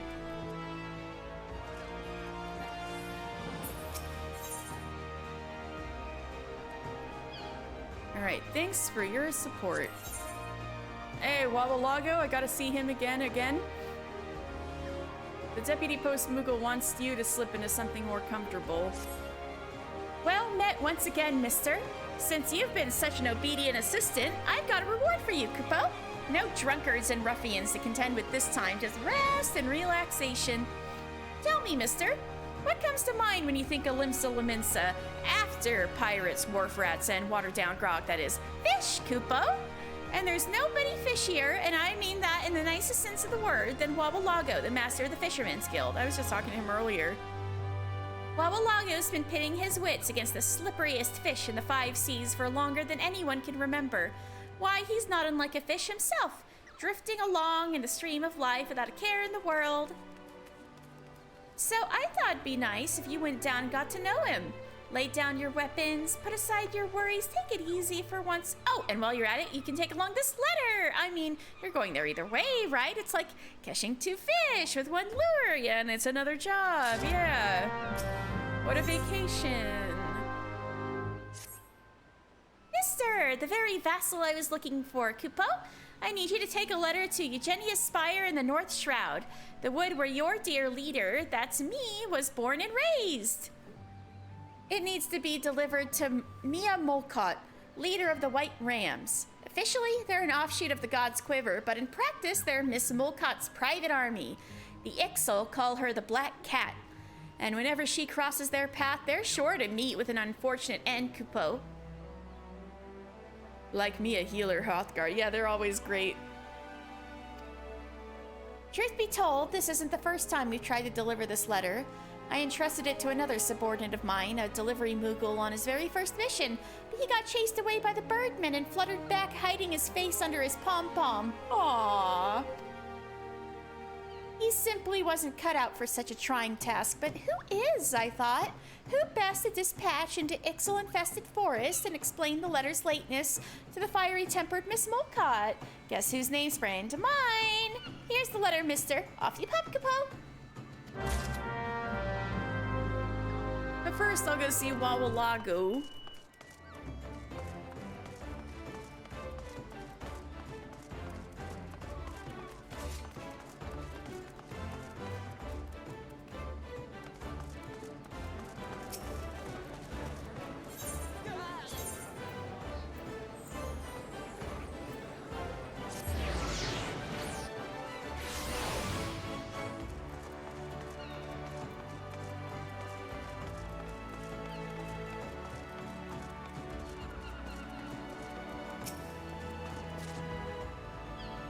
Well, if it isn't my firm friend, Mister, the man who has more than matched that monstrous Marlin. Oh, so if you finish the level 50 Fisher quest, he changes his dialogue here. Come to cast away your cares with a little leisurely angling. What's that? A message marked for me, you say? From Old Dawn Merchant Rorojaru. A missive from my old mate Rorojaru. He's a trinket trader from Uldal who supplies a certain something that supports and strengthens seafood stocks. Since we set some of his special supporters on the seabed, Fisherman's Bottom has been swimming with shrimp and groaning with gobies. I heard neither hide nor hair from him since the calamity hit. It's heartening indeed to know that he's hale and healthy. And it seems the old dog's still desperate to do deals, says he wants to trade one of his treasures for an infrequently found fish. Business must be bad if he's bartering his best brass for a bass. Anyhow, any road. Perhaps you could do me a favor while I ready my rod. Rorojaru's boat should be berthed down by the docks. Could you head over and hand him this note? I've marked out a map where this fish he fancies can be found. Tell him to meet me there, and we'll do the deal. Okay.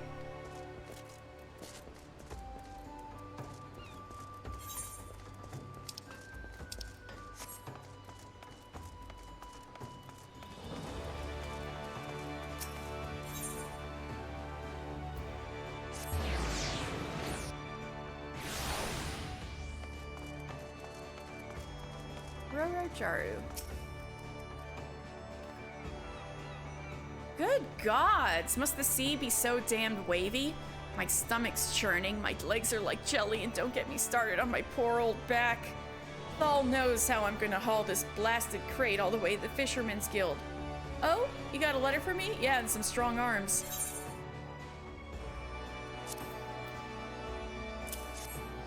Well, I'll be.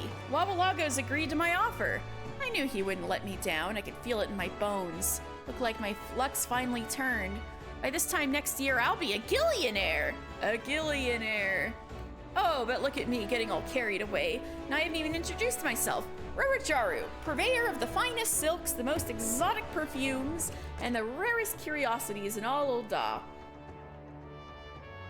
At least I was until the calamity took all that away from me. My whole warehouse went up in smoke and my fortune with it. I tried everything to get my foot back on the ladder, but I was cheated at every turn, lumbered with dodgy gil, and ended up getting deeper and deeper into debt. Now all I've got left are the clothes on my aching back in this rotten box. I was just about to declare myself bankrupt, but then I got wind of a tasty tidbit of gossip that set my business brain in motion. There's this fellow in Ul'dah, you see, a real grandee. I knew him back when I was someone who knew people. Turns out he's got a thing for exotic fish, and he'll pay through the snout for anything suitably rare. That's when I thought of Wabalago. He's the greatest fisherman in Limsa Lominsa, and an old friend to boot. Plus, he's the only one who appreciates the true value of the thing I've got in my box. I haven't the gil or the skill to bag the kind of fish I need without him. Nor do I have the legs or the back to lug this chest all the way to Candlekeep Key. Oh god, that's further than I thought. But say, you're some sort of delivery man, right? I guess I am working for the Post Moogles, yes? Could you help a feller out? I can't pay you anything now, but I'll remember you when I'm rolling in it. Okay. It's a nice looking chest. Okay, let's go to... God, where was Candlekeep Key? I can double check.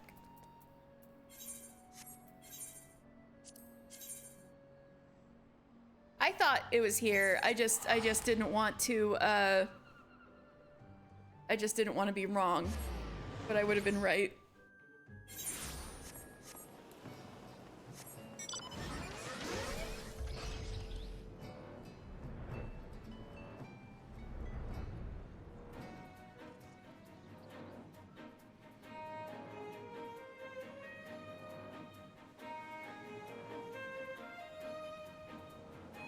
Wabalago and Rurajaru, they found each other.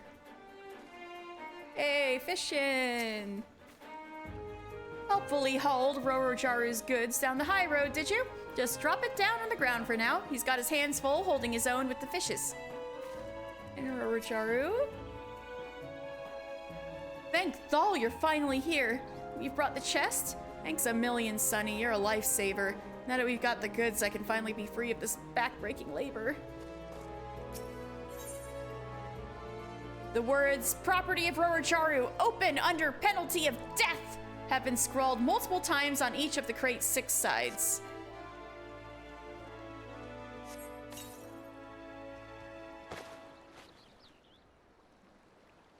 Thanks awfully for carrying the chest for me, Sonny. Don't know what I'd have done without you. Actually, I do. When I turned up empty-handed, Wabalago forced me to start fishing myself. If you're short of something to swap, you'll snare the scaly specimen solo, he said.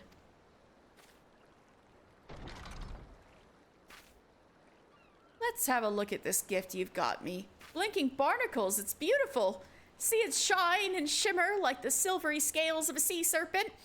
The fish will flock and bask in the brilliance of a natty knick-knack like this. I knew it. The pawnbrokers wouldn't trade it for toffee, but to a master fisherman, my supporters, worth more than money can buy. Supporter. So, do we have a deal? Can I put the rod down now?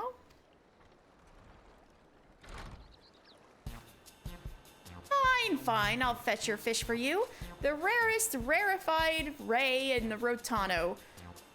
Subject to you shoring up the shortfall in the settlement with a little light labor, that is. Catch me a carp or a collie or any form of fish you can find, and I'll honor your order. Any fish. Shortfall? You mean the supporter is not enough? Then I'm ruined. I was sitting here for ages and I didn't even get a nibble. There's no fish to be found in this accursed ocean. I dare to differ, my friend. There's shoals and shoals of scaly swimmers in the sea around you. Your foray into fishing floundered because there's nothing but numbers in that noggin of yours. Clear your conscience of all those money-making machinations and mellow your mind. Then the buggers will bite. But we can't dally here all day. There's duties need doing down at the guild. So I'll lay down a little limitation. Our dear delivery man here will catch me a catch of his very own.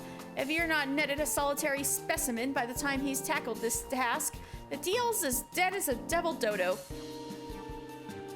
The first clean Lalafell dealing you've ever witnessed? Once you see what he actually had in the box, I don't know how clean it'll actually be. What's in the box? So if I don't catch a fish before he does, I go home with nothing, then it's all over. Good gods, I'll be beggared. The banks won't touch me with a barge pole. There you go, worrying over wealth again. If you're duly determined to procure this prize perch of yours, then ready your rod, banish that brooding from your brain, and focus only on the fun of fishing. Mister, if you'd be so obliging, I'd like you to acquire me an anchovy. A local Lominson one will fit the bill. They're common to this coast, so it shouldn't be a struggle to secure. Snatch one straight from the sea or procure it from a purveyor. It's up to you. Well, since I'm here, I might as well fish, right?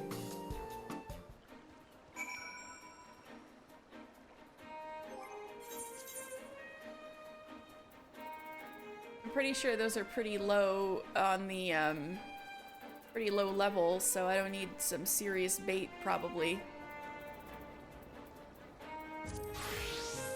What do I have on me?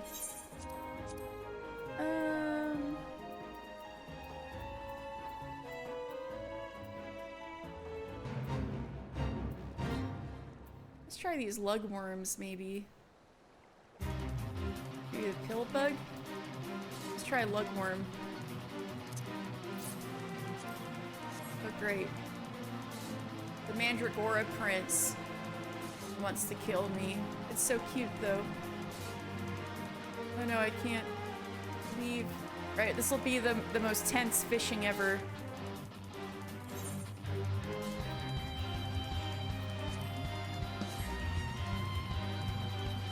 Live fishing on stream.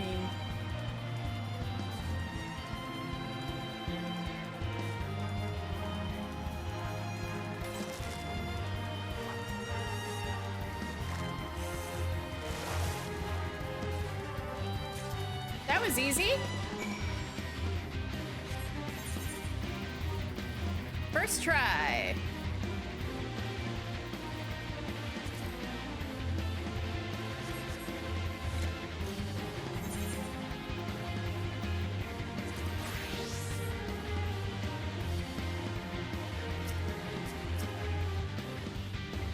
Lazy, shimmering fish drifting in the lazy, shimmering ocean. I'm starting to feel a bit lazy myself. Is this how it feels to be a fish? When you've acquired your anchovy, bring it back to me, here to me. It's up to you how to harvest it. Whisper on the waves with your willowy wand, or meet with a monger and pick one up for peanuts, whatever buoys your boat. I caught one. My own hands.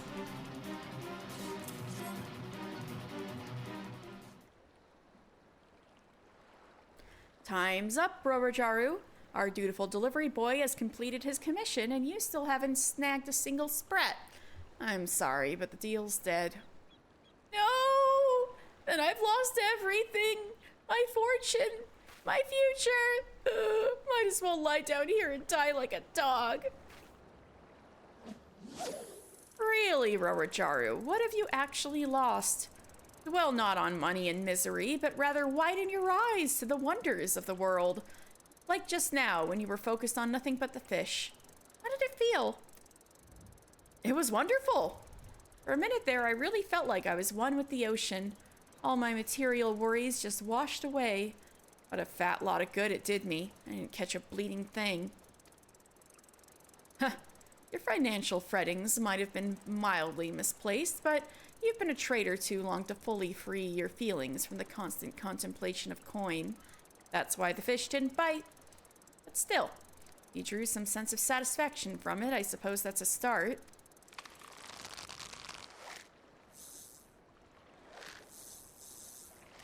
Got a fish. Oh, is that the fish he was looking for?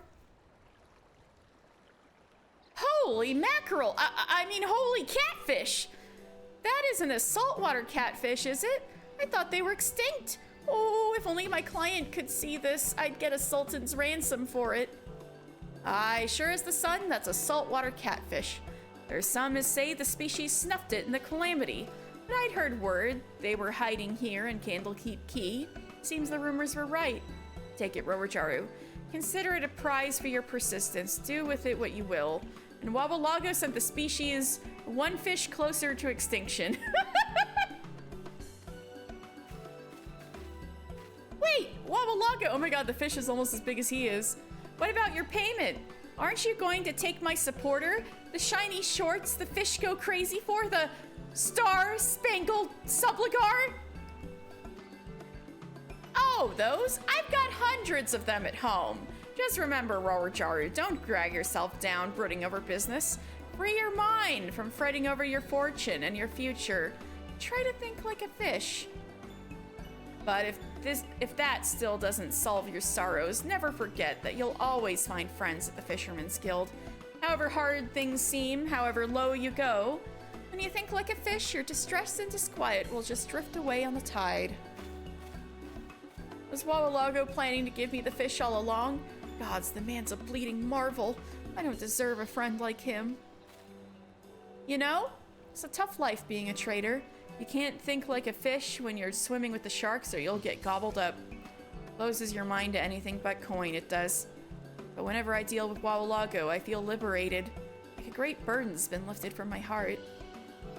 If only I could live as he does. I've had my fill of dealing with crooks and swindlers, spending every waking moment obsessing over my bank balance and agonizing over who's gonna steal it from me. It's time I made a change.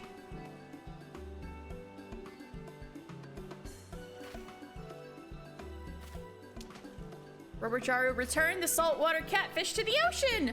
Yay! It gets to repopulate! Whoa!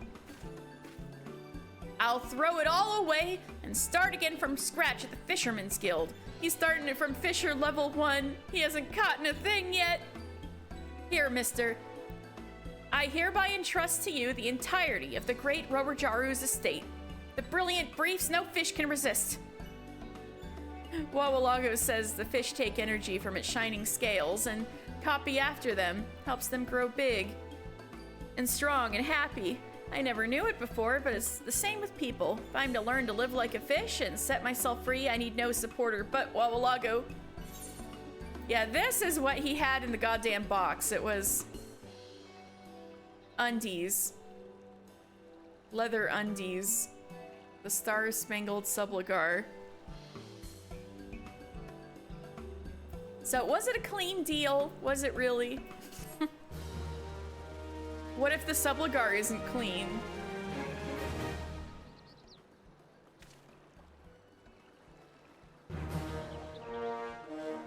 Level up? 19, we're almost there.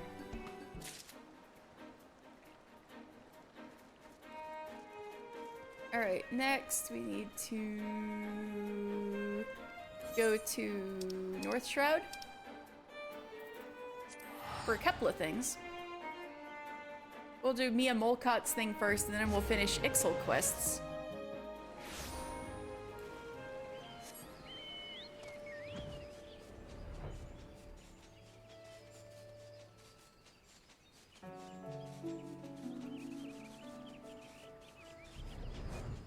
Eugenia Spire, Mia Molcott, the Scourge of the Ixal. You seek Mia Molcott. I am she, instructor of the God's Quiver, commander of the White Rams, and the bane of any feathered fiend who dares poke his beak in the Twelves Wood. I know you. We've spoken before, have we not? I trust you've bagged a few birdies of your own since we last met. Mister, is it? What business do you have with meow? Apologies, slip of the tongue. When I say with meow, I mean with meow. Ah, not meow. Meow! Ah! What do you want?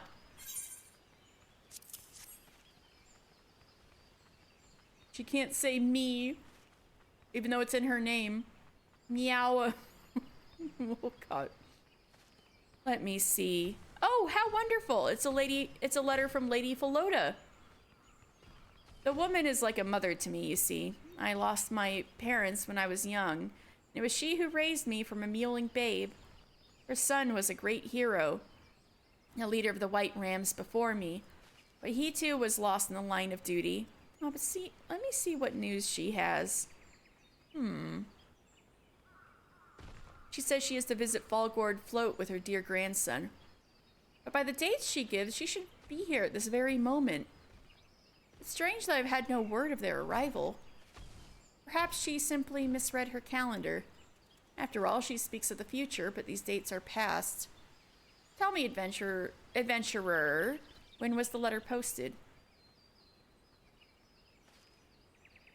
Ugh, damn those incompetent Moogles. Never trust anything with wings, I say. And these dates must be true. They should be here already. I smell the filthy hands of those blasted birdies in this.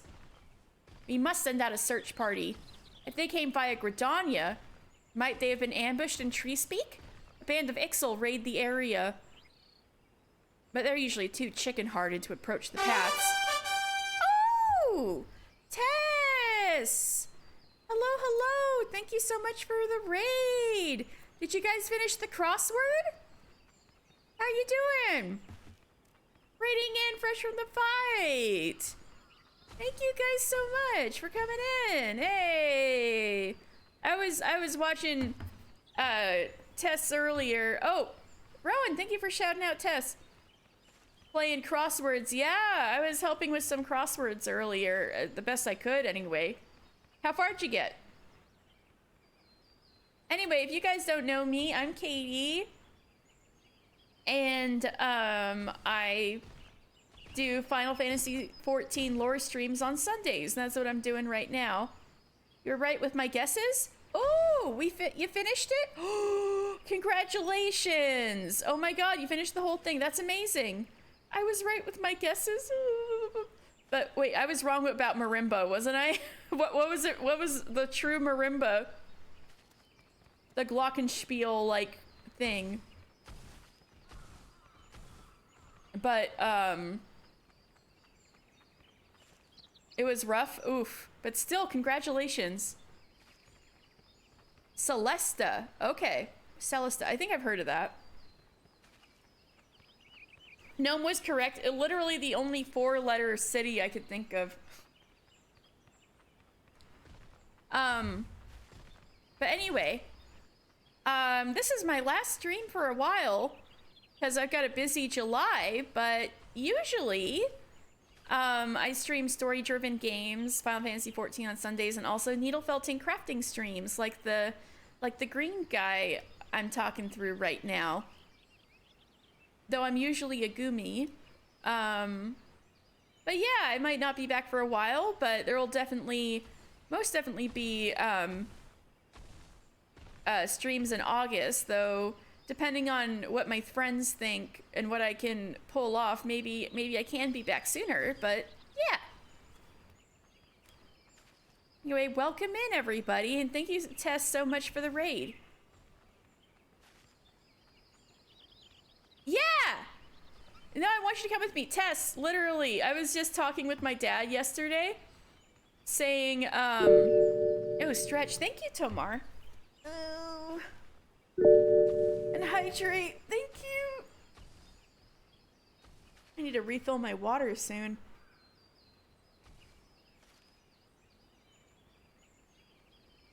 So, Tess, my birthday is Barbie Oppenheimer Day. And on the following day, the 22nd, we're gonna be back in Eugene, and I was thinking maybe if you wanted to, you could go to the movies with me. And I need to tell Jackie about it too.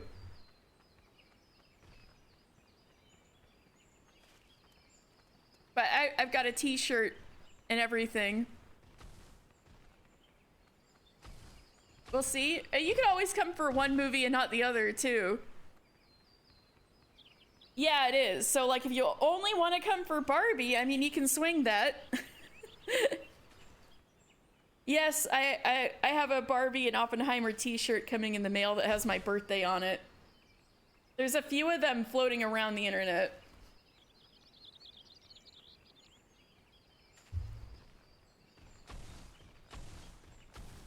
Yeah. People have been started to capitalize on Barbie Oppenheimer. Oh, no, a t-shirt for both. It's got Barbie and Oppenheimer in a convertible, and they're watching a pink mushroom cloud. And it's got 7/21/23 on it. Barbie's the only thing that's gonna get you back in the theater. Yeah, if you want to watch Barbie with me on the 22nd, absolutely. We'll talk about it again. There is some wild Barbieheimer art. Yeah, people have. It's been really funny. So I had to explain that whole thing to my father yesterday, which was really funny. He said them coming out on the same day is kind of like having your steak with a glazed donut, and I'm like, yes, exactly. That's the entire joke.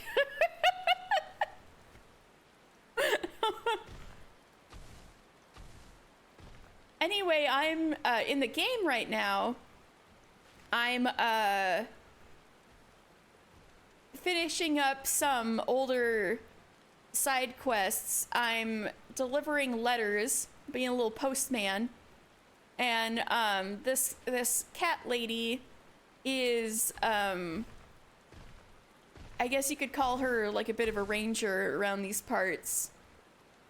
She is like the mortal enemy of these bird-like dudes named Ixel, and we're gonna talk to some friendlier Ixel later. But yeah, apparently Animal Crossing New Horizons and Doom Eternal Part 2. Yeah, pretty much. Oh, I remember that. You're right, that did have similar vibes. That's funny. The best way to do marketing.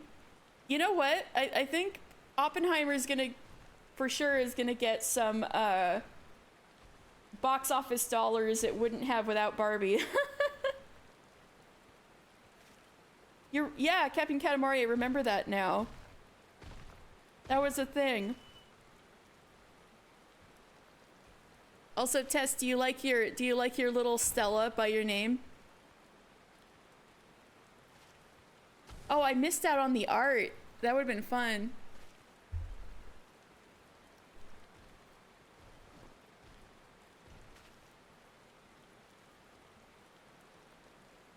Anyway, there's a very important person to Mia Molcott here, who was supposed to have arrived days ago, that we've just realized from this letter that they're late. So, we're gonna see if the Ixel held them up somewhere or what. We must send out a search party. If they came via Gridania, might they have been ambushed in Tree Speak? The band of Ixel raid the area, but they're usually too chicken-hearted to approach the paths. I have a sentry there watching their movements. Go to him and ask if he has seen anything untoward. Oh, and should you happen to meet with any wee birdies, none shall weep if you snap their scrawny necks. Wow. I mean, their moms might weep, Mia.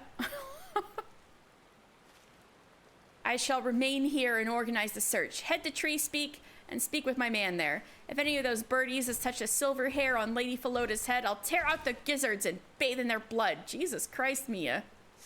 Okay. I'll try to see if your mom's safe.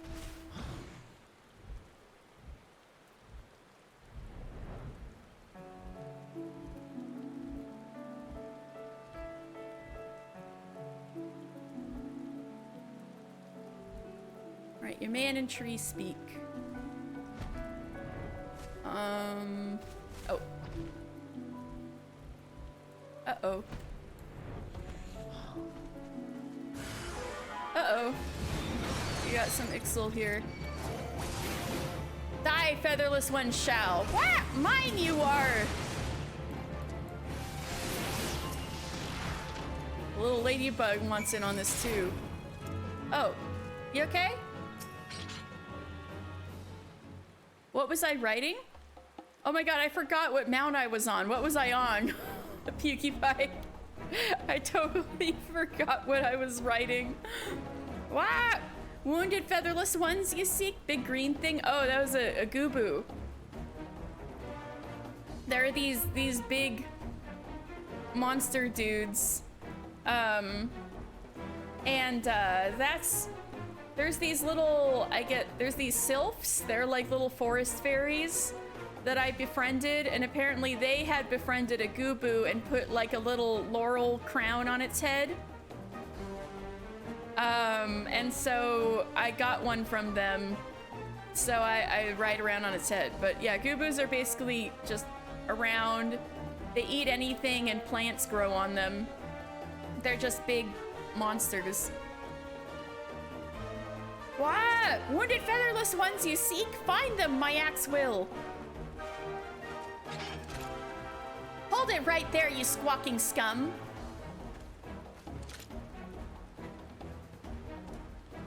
Ah, good Garuda. Me a Molcot you are, black cat of the white rams. My life you will spare, yes? What? You'll get no mercy from me. I'll rip off your beak and wear it as a hat. Remember our motto, soldiers, all Ixal must die. Mia, can we talk about sensitivity politics here at least a little bit? Hold a moment, ma'am. Before I was set upon, I was watching this group of Ixal for some time. They seem to be patrolling this area. Perhaps he knows something of what befell Lady Philota and her grandson. All right, I'll bite. Listen up, you beaky bastard. Answer me truly, and I'll grant you a painless death. Have you seen a lady and a young boy pass through this area? What? Searching for white-haired elder and girly-voiced hatchling, featherless ones are. Seen them, I have. Attacked by a nasty beastie, their caravan was. Ran from beastie, they did, all frighty and shaking. You lie. The only beasties around here that would think of raiding a caravan are you and your craven kind. No, Black Cat. Only the truth I am telling. Worth more than mine. These featherless ones' lives are. Then maybe a deal we are making. My life, you spare. Your featherless ones I catch. Release them to you. We will. Scratchless and sound. A deal we have. Catch them and hold them as hostages, no doubt. I say we kill the feather fool right now and teach these Ixal a lesson, right, mister? I don't think so.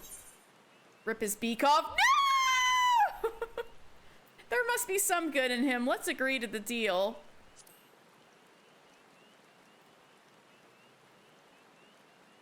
There's no good in a birdman, just blood and bile. Believe me, I've checked.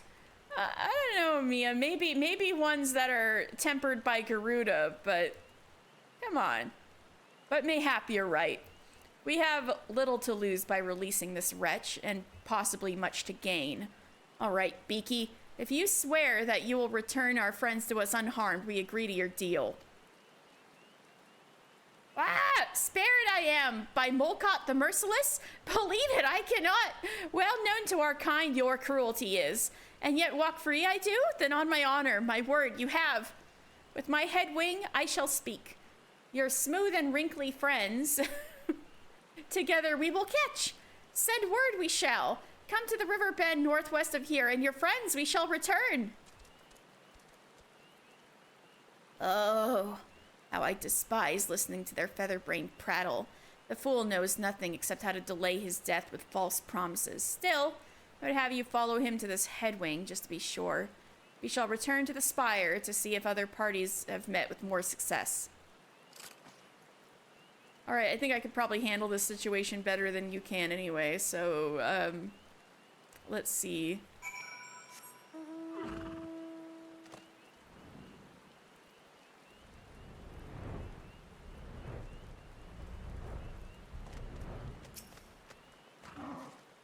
Ah, come to play, the Black Cat's dog has.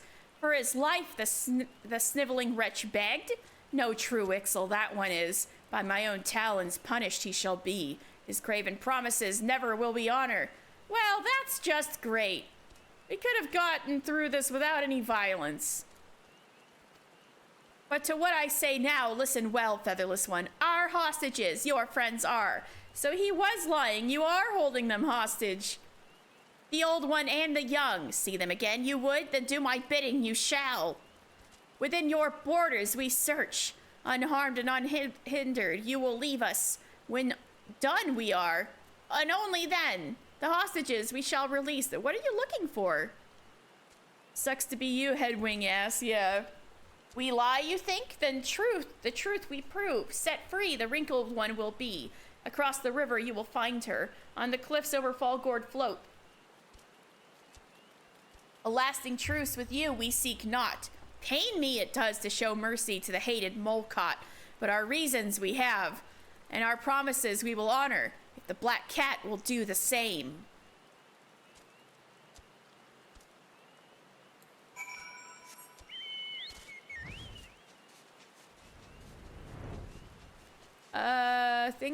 Well, we're getting your grandma back at least, or your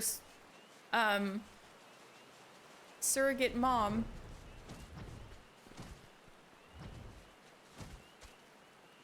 Where is she? Oh, Philota! Good eve to you, adventurer. My name is Philota. Would you happen to be the young gentleman sent by Mia Molcott? Then I thank you from the bottom of my heart.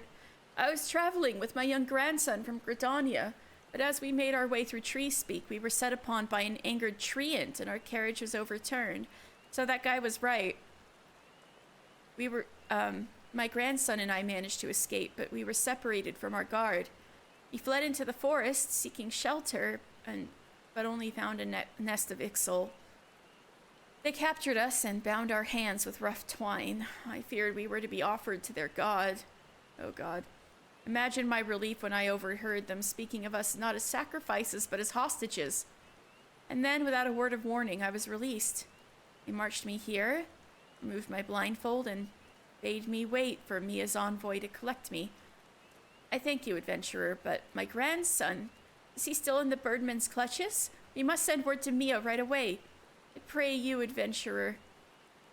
Return to Mia and relate to her all that I've told you. Wait, I need to bring you with me, girl. If anyone can save my grandson, it is she. Please, do not worry about me. I can make my way to Fallgourd Float from here.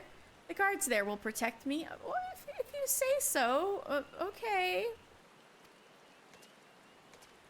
I guess it's not that bad of a hike for an old lady. Oh yeah, actually that's not bad at all. Alright.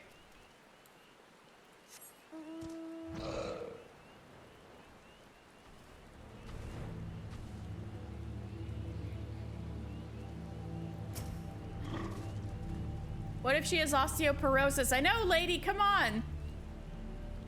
Lady Philota is safe? Thank the gods. But what of her grandson? Was he released too? What? They plan to hold the boy hostage to keep my claws from their craven necks? Their skullduggery knows no bounds. They say we will release the child when they have found something?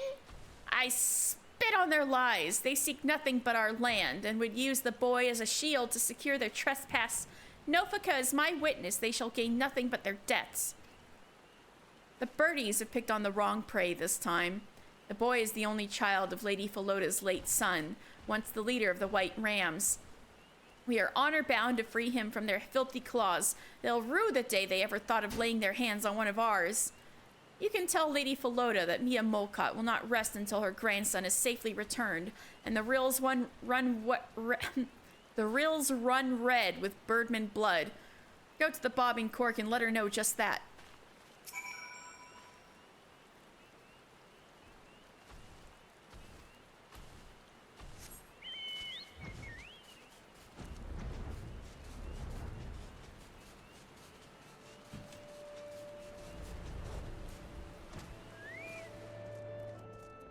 Is she upstairs?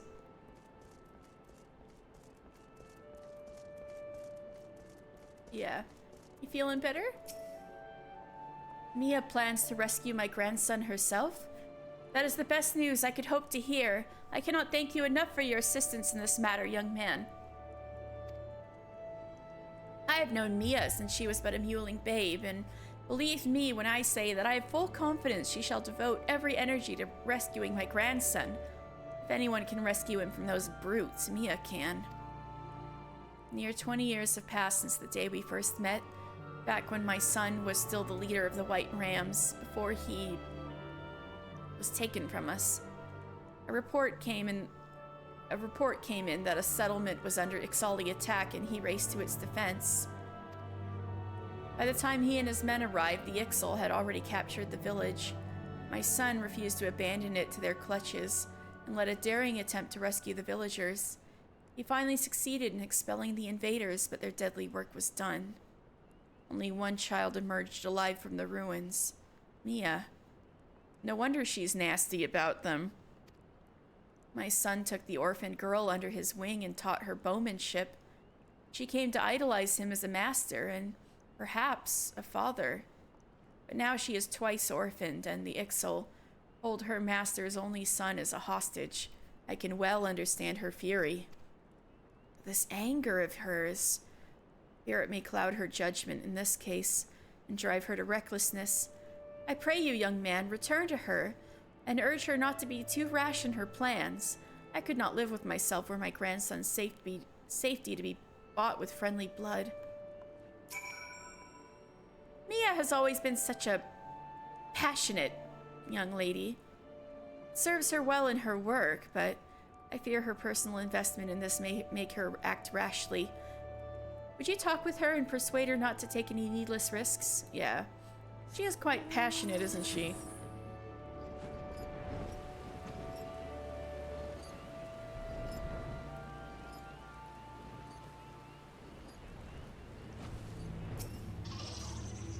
Lady Philota said that? Even with her grandson held captive by the Birdmen, she worries for the safety of our soldiers. Truly, the lady's consideration knows no bounds. But I fear the time for restraint is past. It sickens me to sit by while the Birdmen prowl in our forests, using one of our own as a shield.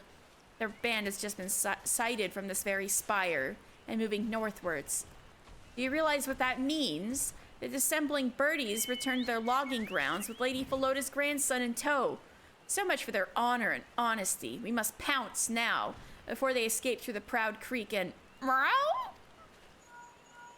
Oh, you got a link pearl call? Hold a moment. I have word from my scouts. Yes? You have them in your sights? Then on my order, unleash... What? They send a messenger.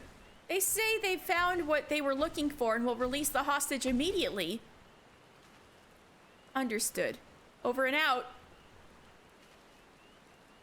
Did you hear that, mister?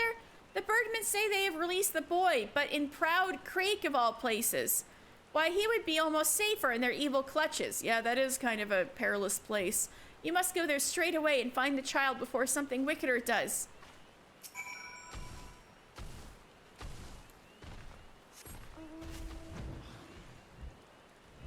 Good timing, yeah.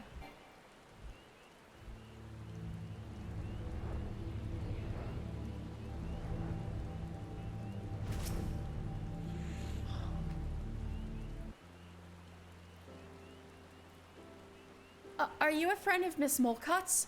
Thank you so much for coming to rescue me. Oh, yes, I'm quite all right. They didn't hurt me. Only my pride. I was such a fool, stumbling straight into that Ixali camp. I'm sorry for causing everyone to go to such trouble to rescue me. Mia wouldn't have let herself get caught so easily. Nor would my father. Oh god, his little glasses. I'm just thankful the Ixal were true to their word. I overheard some of what they were discussing. It seemed that they were searching for a hatchling of theirs, the young of a chieftain who had disappeared from his nest.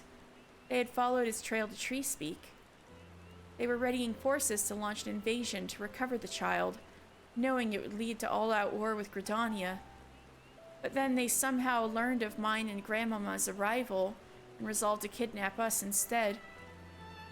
To secure the truce that would allow a rescue party to search unhindered. Oh. So, a child for a child? They should have told us what they were looking for. I understand why they wouldn't trust anybody. But there is something I don't understand. When the leader of the Ixal cut my bonds, he whispered something strange to me. His promise your father kept, and so the same I shall do. And then they were gone.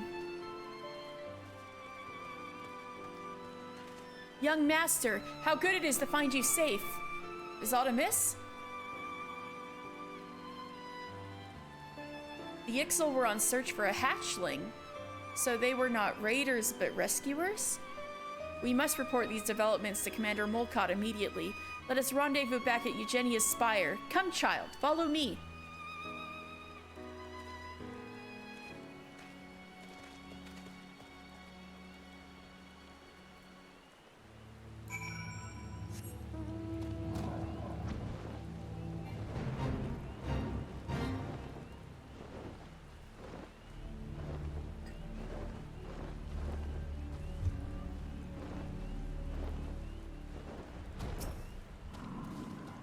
Thank you again.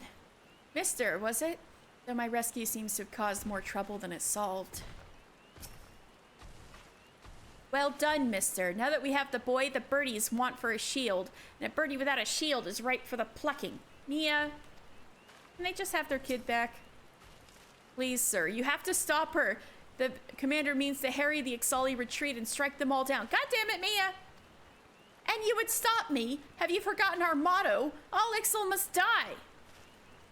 I know, but please, ma'am, I beg you to reconsider. This was not an invasion. It was a rescue mission. They were searching for a lost hatchling. And after all, they did keep their promise. They released the boy. Surely it is only right that we should honor our side of the agreement and allow them to leave. What agreement? Those were their conditions, and they only had the nerve to give them because they were holding the poor boy hostage.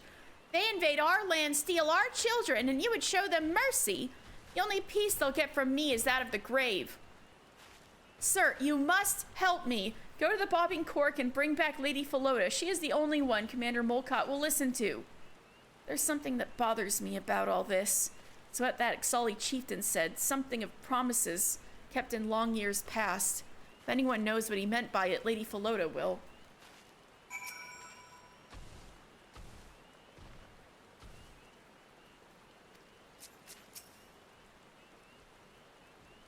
His promise your father kept, and so the same I shall do.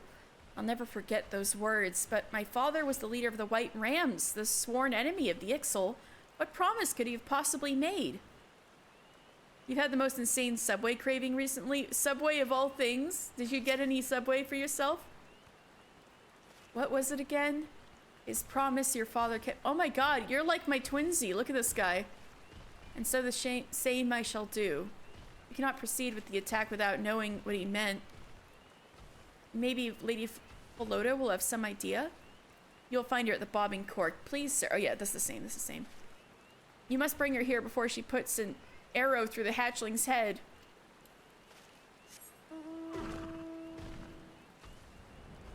You haven't had any since it's kind of a pain in the ass to get it where you are? God, I'm used to there being like 5.5 million subways everywhere. Eat free. I hope you enjoy your Subway. My grandson is safe? Thank you, adventurer. 1,000 times thank you. How can I possibly repay you for all you have done for my family? I see. It appears that the situation is more complicated than we first thought. The Ixal that took us were a rescue team, and now Mia plans to attack them in their retreat in the hatchling with them, and only I can stop her? Perhaps I can, for indeed I have some knowledge of this promise the Ixal spoke of. How strange that their fates should be brought together again like this. The elementals work in mysterious ways. Very well. I will talk with Mia. Would it be too much to ask you to do me a further kindness? Run ahead to Eugenia's spire and delay her from taking any drastic action. I will join you as soon as I can. The path is steep, and I am afraid I am not as young as I once was. You be careful, Grandma.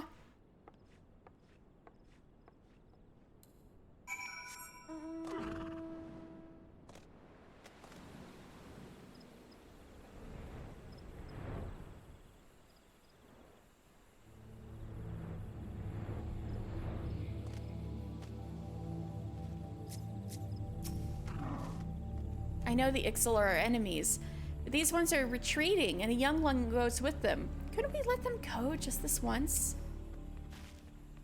It's too late. The commander has already relayed the order to ready the attack. There's nothing more I can do. God damn it, Mia!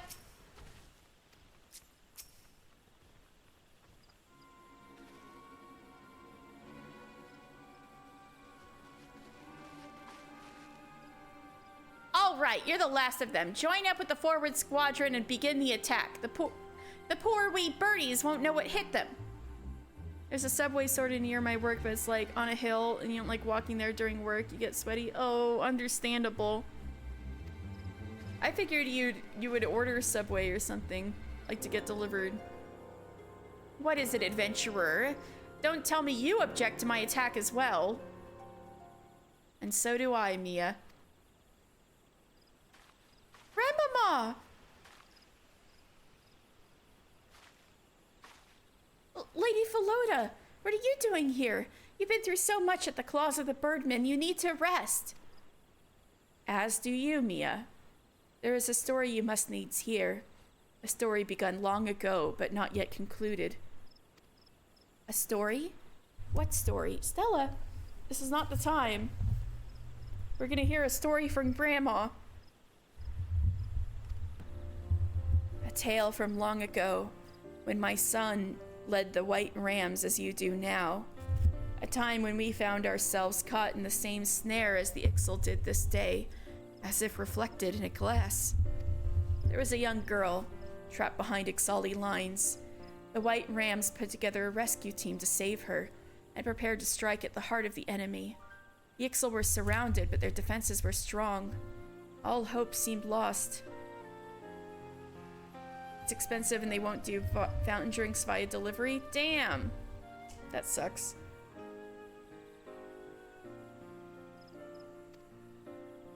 Until, quite by chance, a separate raid led to the capture of several Ixali hatchlings, abandoned in their nests. So both sides came to hold younglings as hostages. Threat was answered with counter-threat, and both sides prepared for a bloody resolution. Until my son reached out to the Ixal. He offered them a truce and a promise. He would return their hatchlings if the Ixal would withdraw and spare the child. Tell me, my dear, what was the Ixali chieftain said to you? That your father kept his promise, and so he would keep his in return? It can only be the will of the elementals that brought such a fate to pass. There can be no doubt. That chieftain was the one.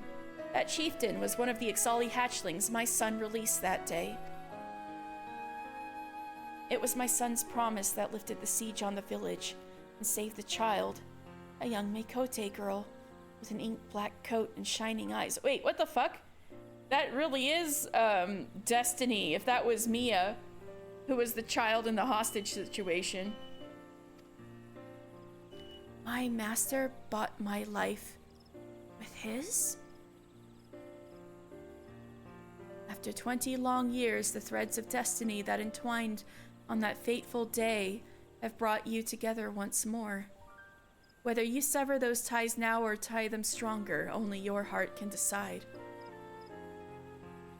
To be bound to an Ixal, or to cut myself free. All right, soldiers.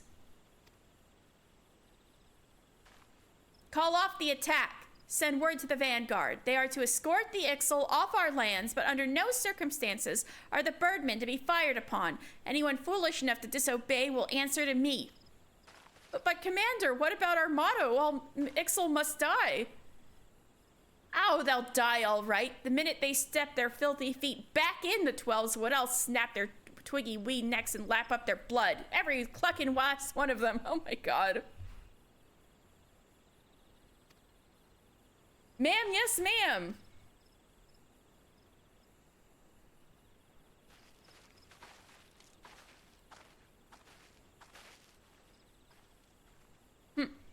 Did so want to push my claws into their beady little eyes, but it's not for me to put an end to what my master began. Mister, you came to me with a letter, but in the end you brought me something far more important. True compassion, the legacy of my master that I was far too quick to forget. Stella! Ah, my water! Stella knocked over my water with her ass. But if it's that light, it really does need to be refilled.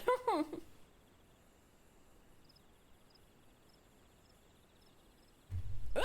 She almost shut my laptop too. Well, I guess I should feed her soon. Maybe I'll take a break after this.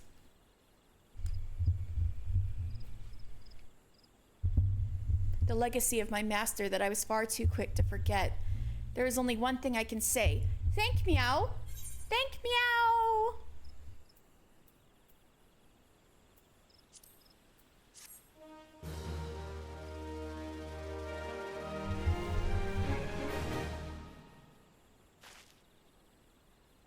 Da-da-da. Carrier level 20.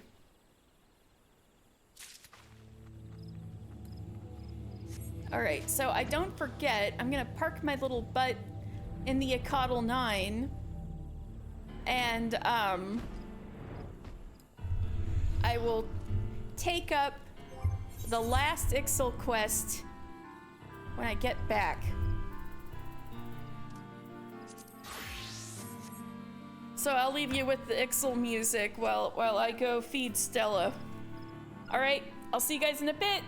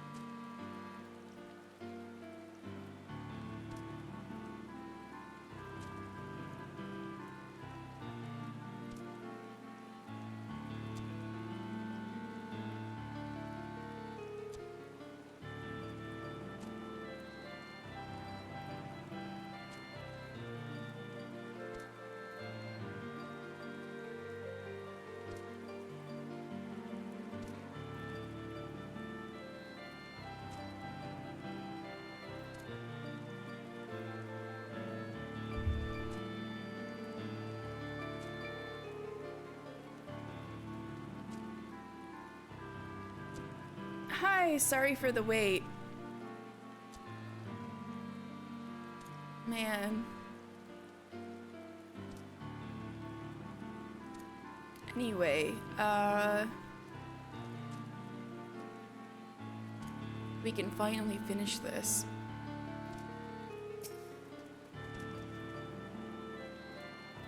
Hi, Pinkie Pie. Hi, sorry that was a long wait. I checked my phone and it was like there's a shit ton I have to do tomorrow to get ready for when I leave. Anyway.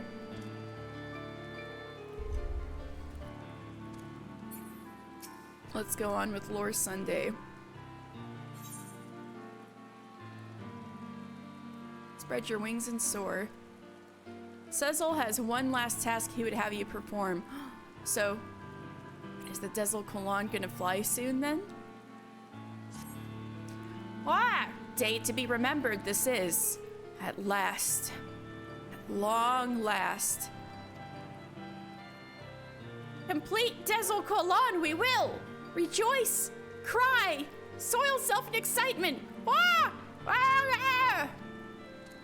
Matter of attaching and calibrating final components it is, then up into the sky before Natalan fanatics arrive. Task for Mr. Cecil has. Final task to craft finishing component. Take these materials to Falgord Float, Mr. Must. Expect Mr.'s finest work, Cecil does. Ooh. I would do one last bit of crafting.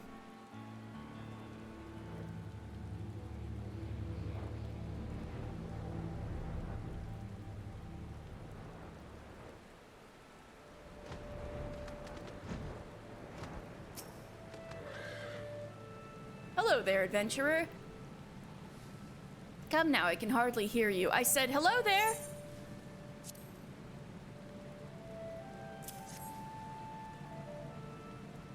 Ah, I see you're seeking to craft your final airship component. I recognize the materials, but I would not dream of attempting the synthesis myself. I'm certain that you would have no trouble, of course. Here are your materials back. The facility is yours. All right, some good old Ixal crafting. I got the gloves on.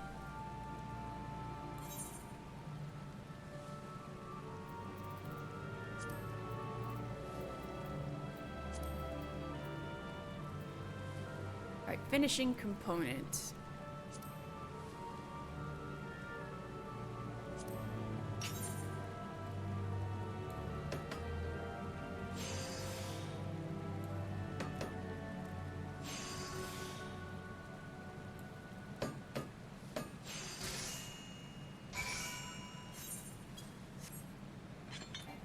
Alright, Cecil.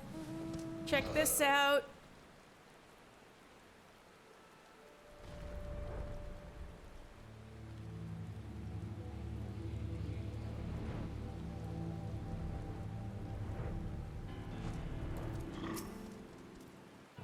Mister! Quickly now, quickly! Have that final component, we must!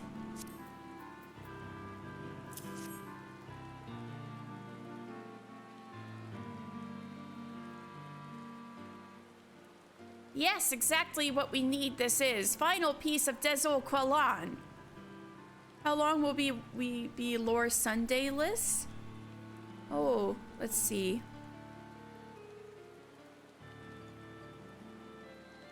Probably only just twice. Maybe even 3 times, but more than likely it'll just be 2 Sundays.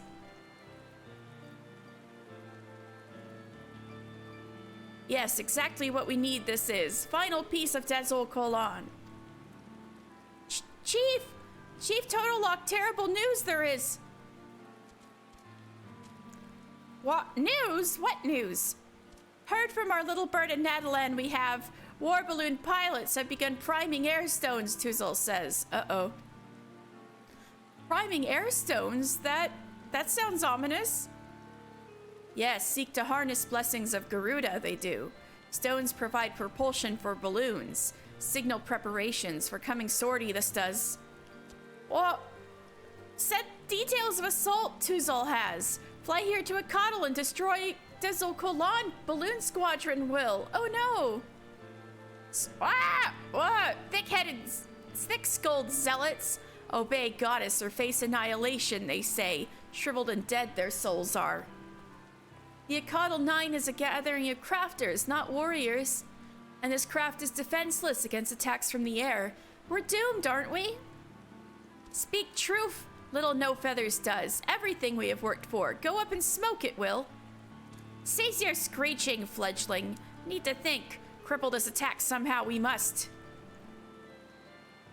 Damn, I wonder where y'all could find a warrior. Yeah, like I'm right here. Except I'm in my blacksmith outfit right now, so, anyway. Mr. Not So Final was final task. Ask one more boon of Mr. Sezelwood. Dangerous mission for one true warrior among us. Stop war balloons from ever taking off, Mr. Must. But swiftly now, swiftly!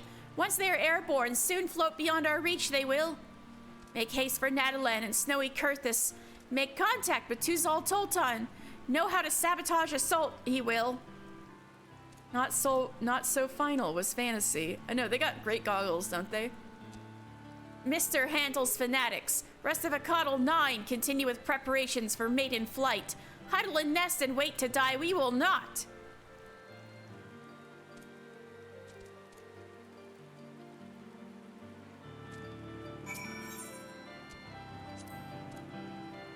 Gifted artisan, Mr. is. But we need Mr. Skill in battle more, Akatl 9 now does. Hear pitiful wails of beaten dung for brain Ixel from here, Sezelwood. Okay. They want me to crack some heads. Do they truly intend to destroy the Dizzle Kolan? I just don't understand it. Please, mister, you cannot let this happen. Okay.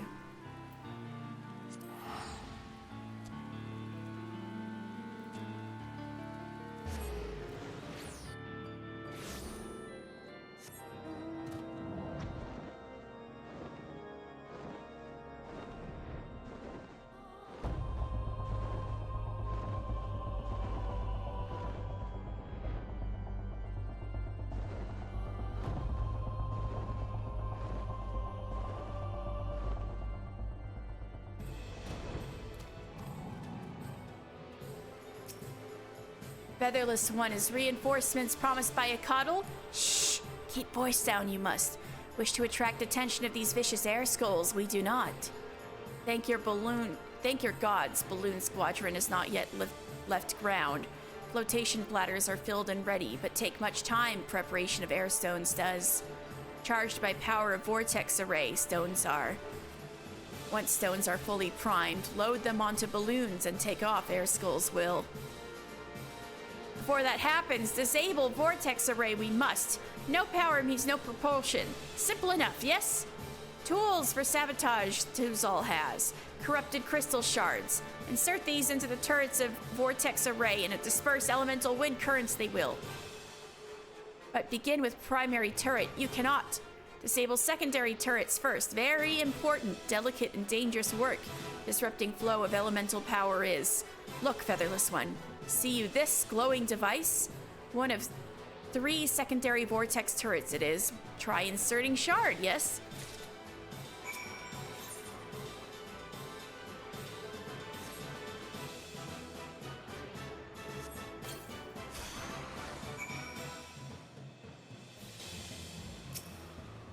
Good, very good. Understand how it is done now, Featherless One does, yes? Within Natalan, 2 more of these you will find. Sabotage both remaining secondary devices, then seek out primary turret. Once main turret is down, cease feeding power to Airstone's vortex array will. Then hurry back to Akatl and witness trial flight we can. It would be so funny if I just did these without changing to a combat class. I'm just gonna be a blacksmith and sabotage these arrays.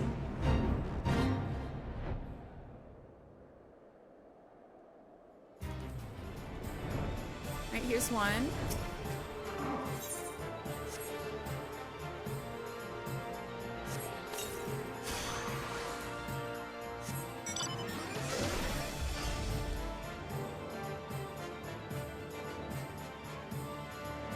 gonna look at me. I'm gonna do this, and you're not gonna see me.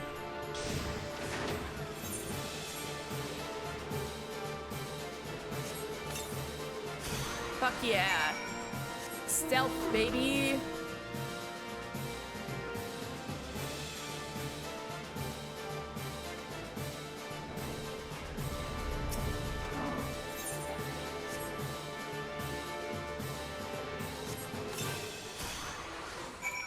All right.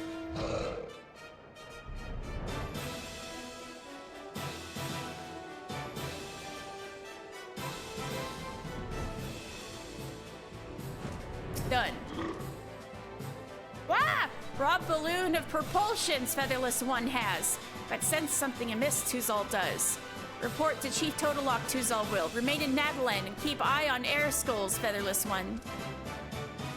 No. Better option there is. From top of Observatorium, observe both lands of Kurthus and Blackshroud at same time, Featherless One can. Send small Featherless Ones to join you, Tuzal will. Oh, Tadaramu. Welcoming of sneaky Ixal at Tower, they are not. Ah!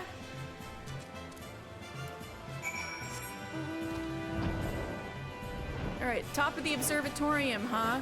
That asshole Forlamore is there. He probably won't mind if I'm just standing at the top of the tower, though.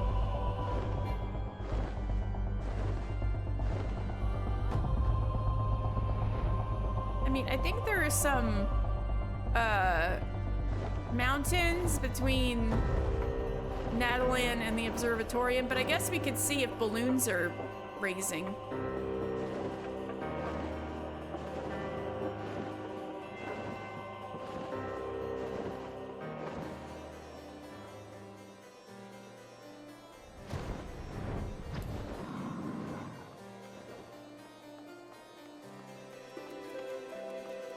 To Rob, there you are.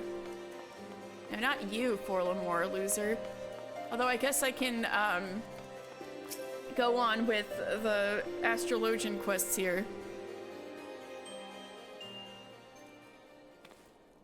Where have you been, mister? Have you not heard?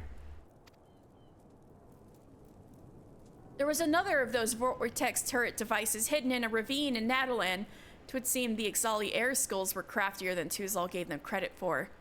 Let's continue to the roof and see what we can see. Uh-oh.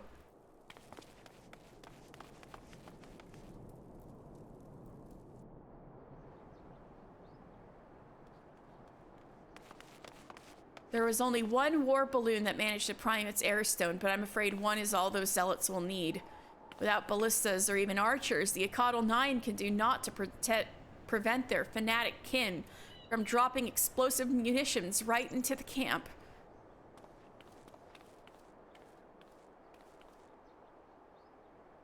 Oh, over there. Yeah, shit. It's heading south towards the 12swood. Blast and bother it all. I feel so helpless. Why must fate be so cruel?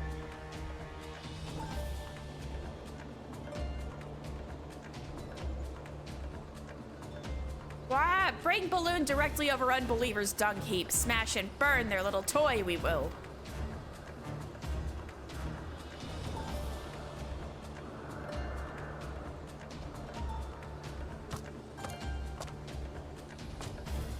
Chieftain! Alone up here, we are not!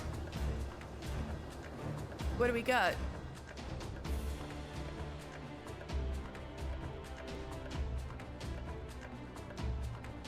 Stay away from my dung heap, lizard ho, yeah.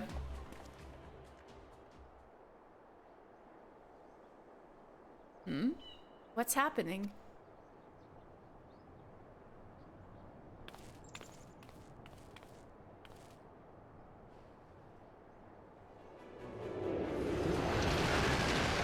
Oh? Is that one of your dad's airships? Good gods, it's the Blackjack! I'd know my father's ship anywhere! Wait, but obviously this is not the one that you can get at the gold saucer, but it's still a Final Fantasy VI reference, right? Father! What madness are you planning?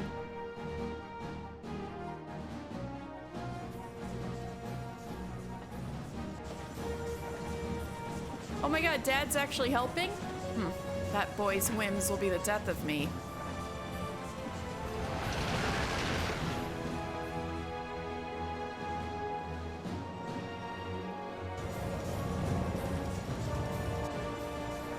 If a Manolin was a Lala, yeah. Hey! Fire! Ooh! They like rammed them.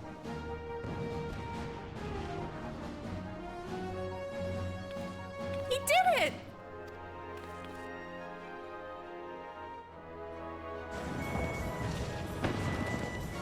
Whoa. What did I tell you?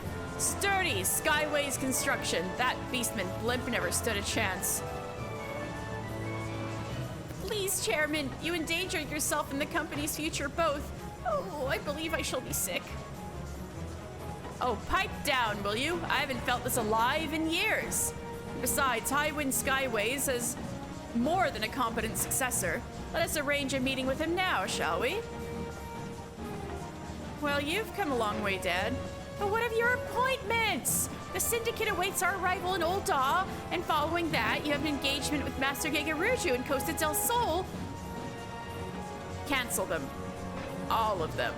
Right on, Daddy-o, let's go. But sir!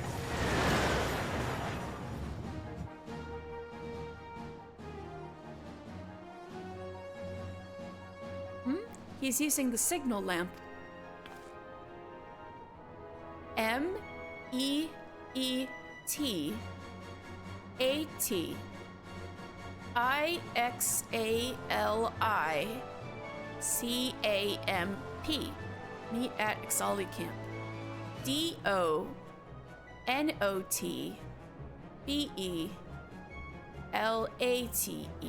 Do not be late.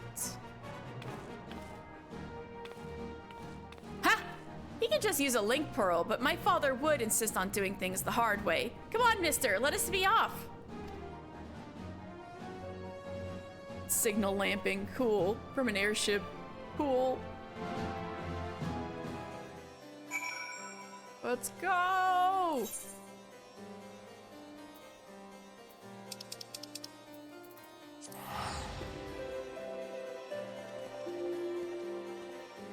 Yeah, screw Forlamore. We'll catch up with him another time.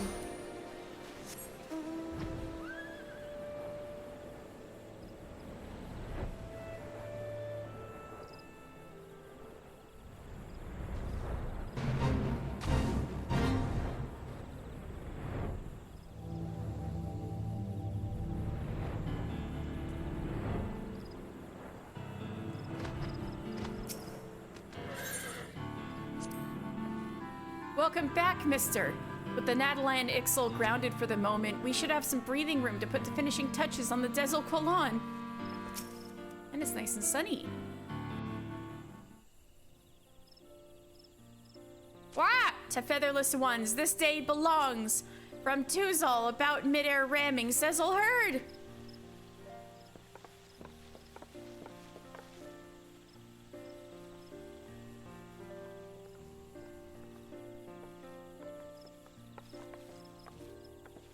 Father.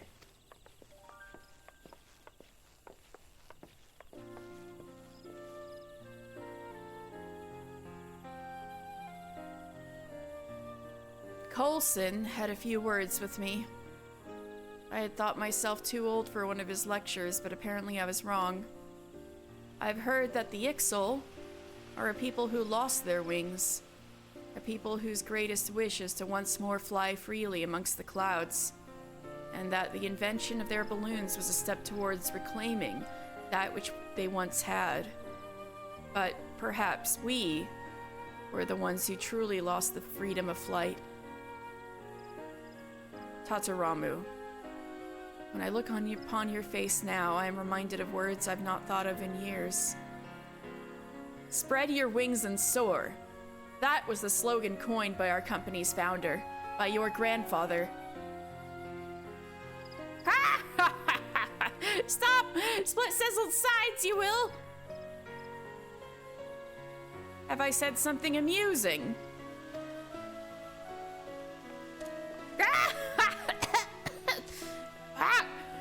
your wings and soar, you must. Desolqualon's favorite saying it was. So he got the phrase from an Ixal. Your mentor said that? Then it was not your technology, not only your technology that Highwind Skyways borrowed, but your philosophy as well.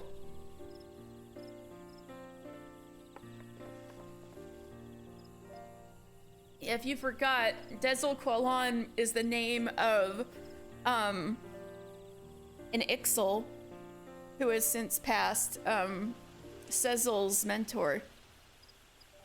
Chief Totolock, I wish to apologize for the disrespect I've shown you. Without the contributions of the Ixal, my company would not be where it is today. Hey, Dad's come through, let's go. My father, Tatanora, owed his success to the knowledge he learned under the tutelage of Desolqualon. On behalf of Highwind Skyways, I extend my fullest gratitude to you and your people. Ah! Enough! Make Cecil squirm in front of fledglings, Tatabaru will. Give thanks, too, Cecil would. Brought dream within a Caudal Nine's grasp, Chairman Sun has. Brought a Caudal Nine within reach of Ayatlan.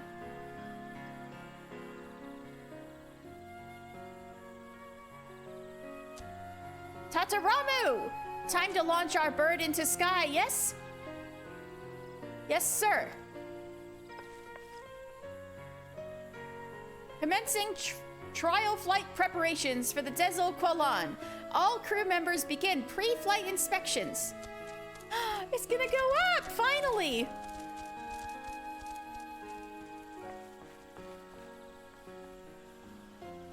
Go Tataramu, he's come so far too.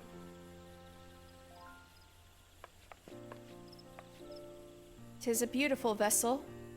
My boy was hiding some truly revolutionary ideas in that obsessive head of his. Like grandfather, like grandson.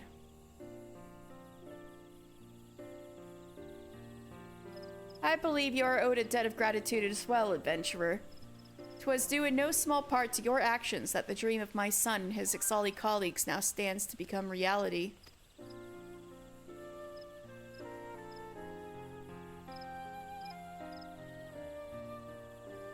Dezul is watching even now, Cecil thinks. Arrive on Paradise's doorstep soon enough, we will. Spread our wings and soar, we shall! Oh, Cecil.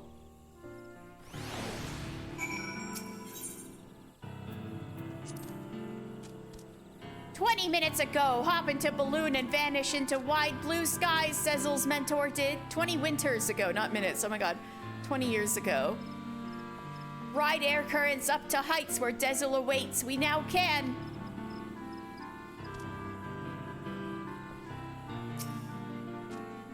I feel I have lived the last decade of my life with my eyes shut. I have you and your friends here to thank for opening them. I am honored to be able to witness the efforts of your labor come to fruition. Thank you! Our main offices are in an uproar about the chairman's sudden change in schedule. To hell's with it. I would see this amazing airship fly, so even she could come around. All right. My dear mister, oh, the gratitude I would endlessly heap upon you. There are no words to express the joy I feel in this moment. But perhaps I'm being premature. Why, this ship has even yet to leave the ground. I must focus on the task at hand and be sure that every bolt is tightened and every knot secured. There is, in actual fact, one more request I would make of you. The absolutely final one, I promise. This is a figurehead I've been working on. I'd like you to take the rest of the materials and craft the finishing component. Some high-quality rivets. We wouldn't want the Desolqualon losing her figurehead mid-flight now, would we? Here are the items you'll need. Pray present them to Cecil and see that we have his blessings on the design. A figurehead is not strictly necessary, but the ship seems incomplete without one, wouldn't you agree?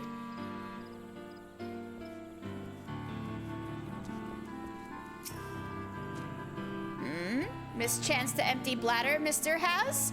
Unless wish to miss inaugural flight test, Mr. Does.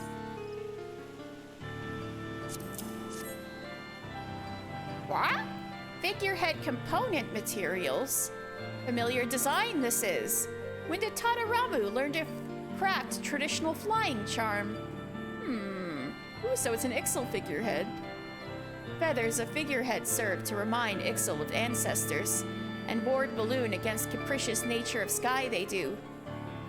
Impressed by Tataramu's foresight, Cecil is. Have Cecil's blessings to complete figurehead, Mr. Does. Crafting this component is a simple matter, yes? Be sure then to pour all Mr. Skill into task. Finish part and return to Tataramu before final inspections are complete, Mr. Must. See figurehead proudly attached for test flight, Sizzlewood.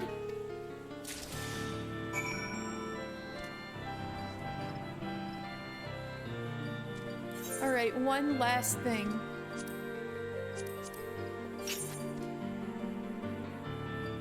I'm gonna max this quality out.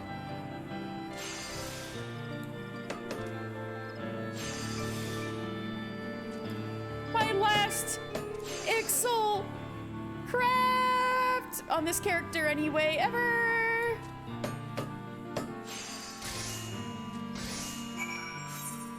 And with that, no more Ixal crafts! Mister, you've brought the last part of the figurehead? I've been waiting for this. Me too, man. Thank you, this will do perfectly. I think I'm ready. Ready to entrust my life to the Dezel Quolan and aim for the highest skies. We are all but done with the last round of inspections. It would be safest if you were to withdraw several steps. Only the gods know how this will unfold. All right, let's fucking go.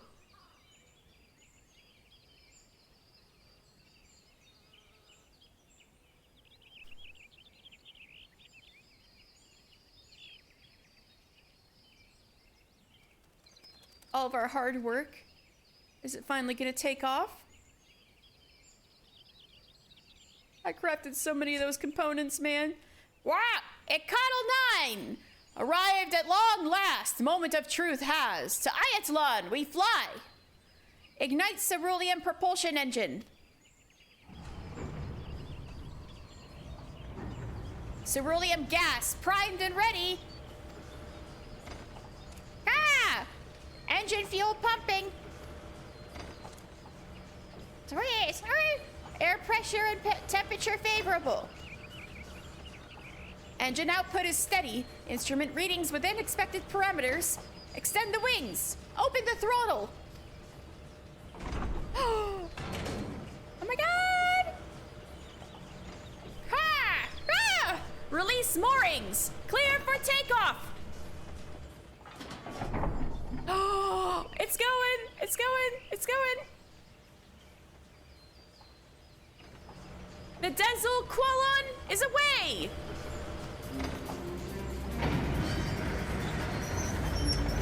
At long last! Fly, it does!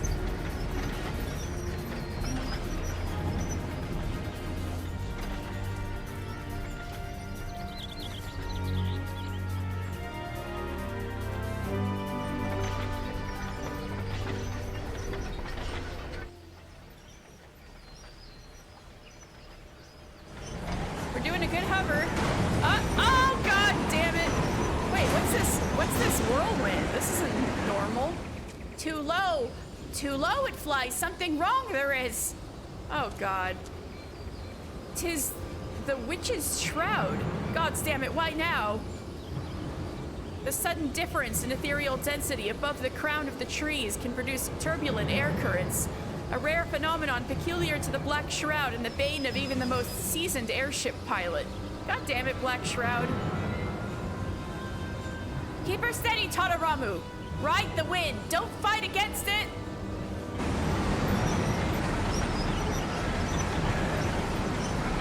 Come on, Tadaramu. Extend wings to full trim.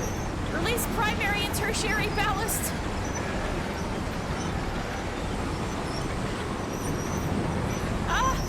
ship won't turn. Come now, Quilon, is this all you have? Fly, damn you! We built you better than this.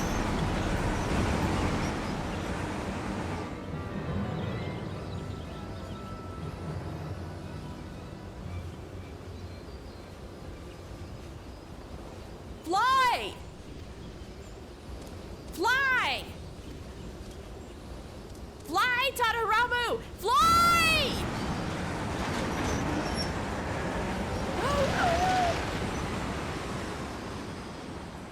There it goes! Yay!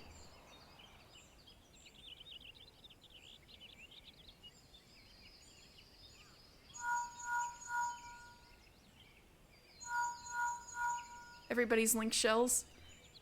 Spotted Quilon from Nadalon vantage point, Tuzal has. Indicate altitude of 5,000 yalms. Instruments do? Soar like bird it does. Soar like bird. Aviation scary as shit, and that's when it's not a DIY exactly. Yes! But we did it!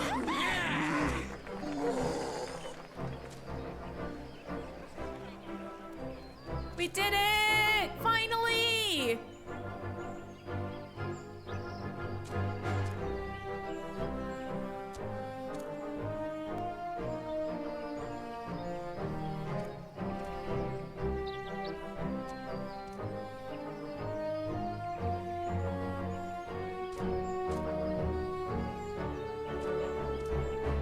Yay!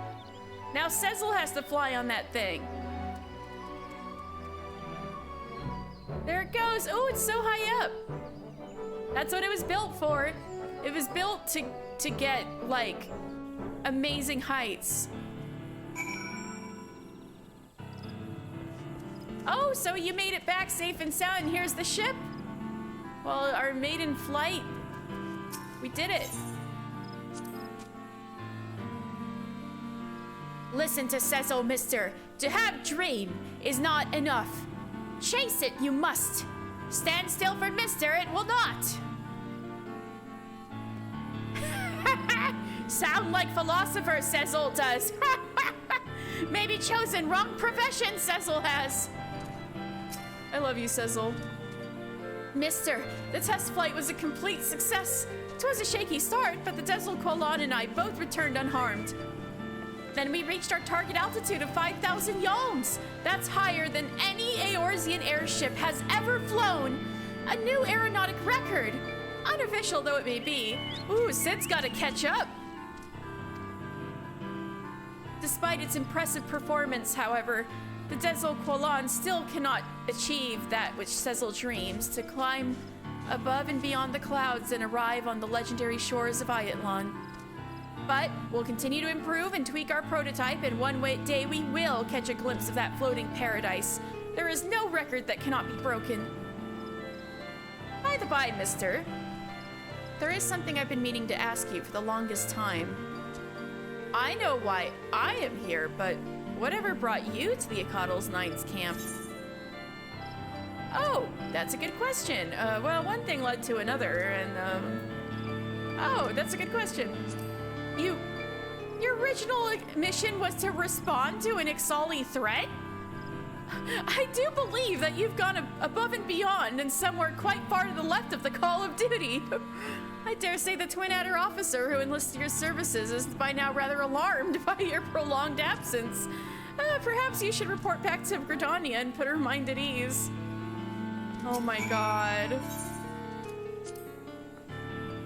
I mean to remain in Acatl and help Cecil and his crew expand the field of aeronautics.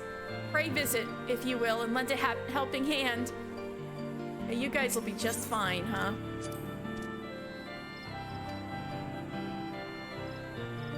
That's the scene. Alright, let's go to Gridania.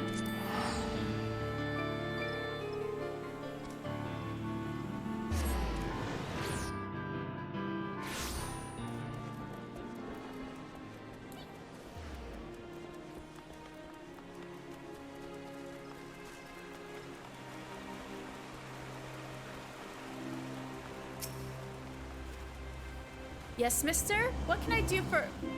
Oh, the attack on Etat's spire. The captain mentioned that he'd sent you out to investigate further, but I'd completely forgotten you were still... that is to say, the Ixal appear to have abandoned their plans to assault our towers. Excellent work, adventurer.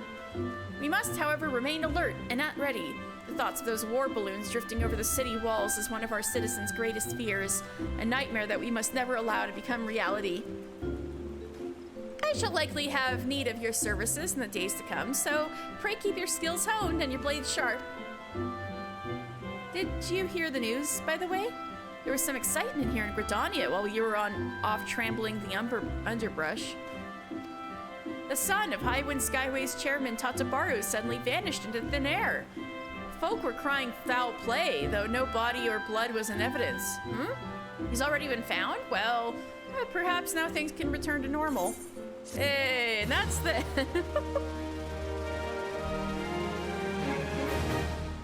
Sworn. Ooh.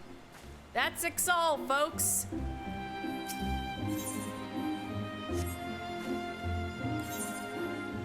So, one last thing before we start the Allied quest.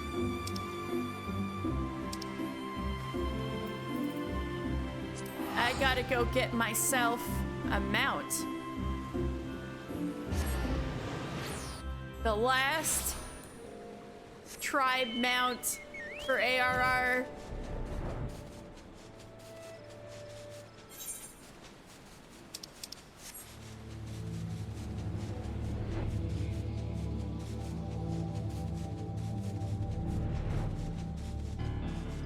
Doggy? Where was a doggy? Oh, yes, I need to get a doggy. Yes.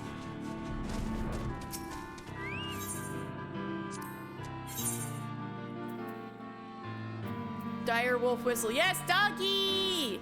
And wind up Ixal.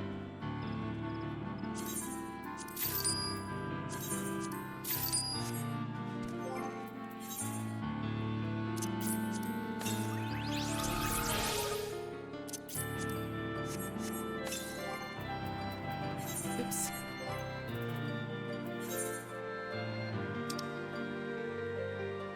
Where is it at? Mass cullings of the beasts during the 6th astral era prompted naturalists to deem the dire wolves extinct. However, this claim was proved false when Ixali scouts discovered a lone pack roaming sparsely inhabited mountains of Selphatal. Doggy! Or a Torgal puppy minion. Oh. I'm sure Torgal will be in the collab. Oh yes, if they have an FF16 collab, like that's gonna be so difficult to arrange. The producer of Final Fantasy XIV would have to agree with the producer for Final Fantasy XVI. But I'm sure Torgal will be there in some shape or form. Yeah, Yoshi P has to ask the producer, so, I don't know if it's gonna happen. Doggy! They're gonna have to make a deal in the mirror. That guy's a hard ass from what I hear. Oh. Alright. I think I have to go to Ul'dah.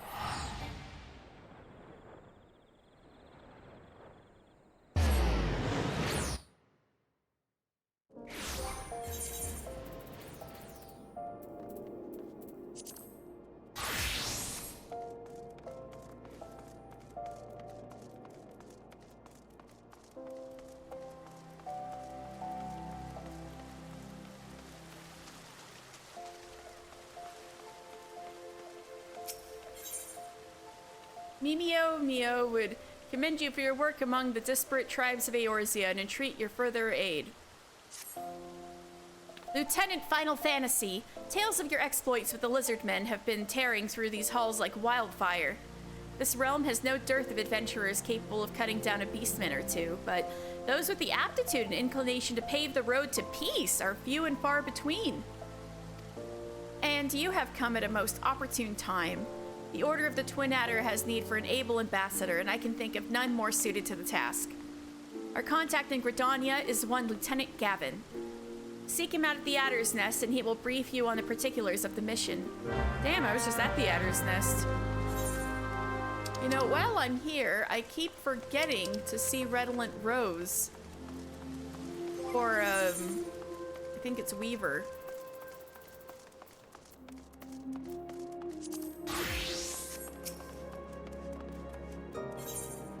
Might as well do it now.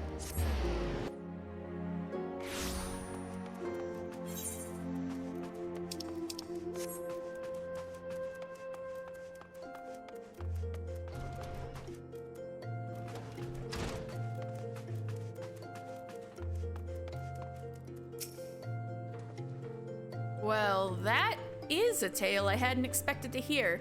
And this girl wants a hat she can wear as easily about town as into battle. This is tricky. I wouldn't expect civilians to commonly wear cavaliers' hats like you're describing.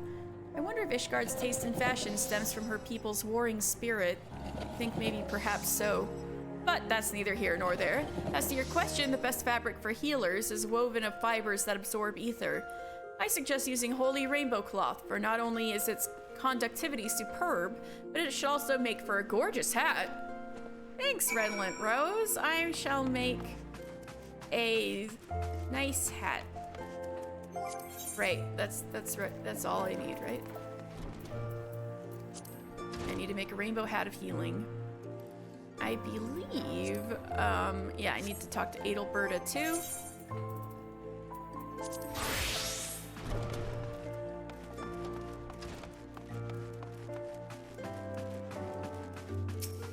Need to go off to the Miners Guild.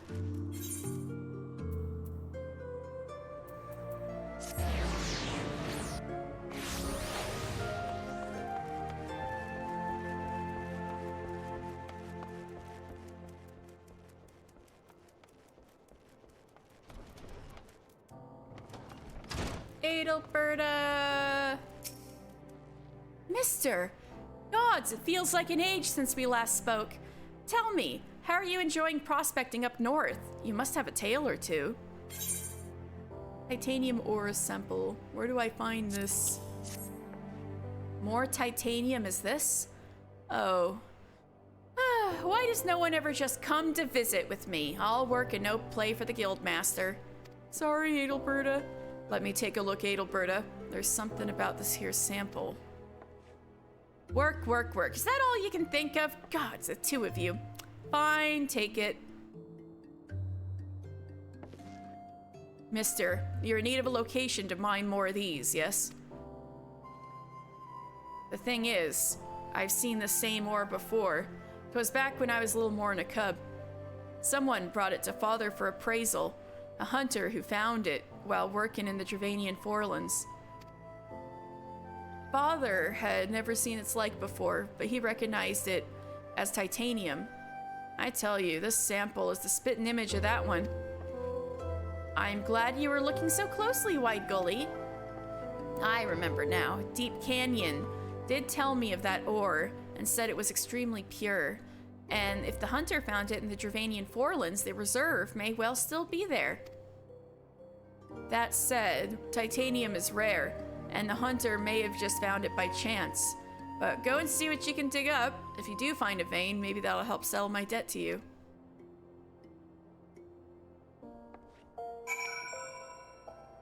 All right.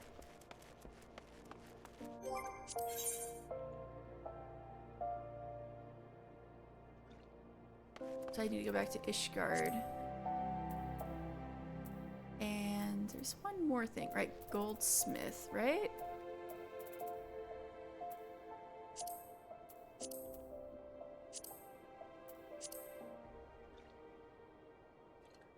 Yeah. I need to talk to Marcel and then I'm done with Ul'dah for a bit.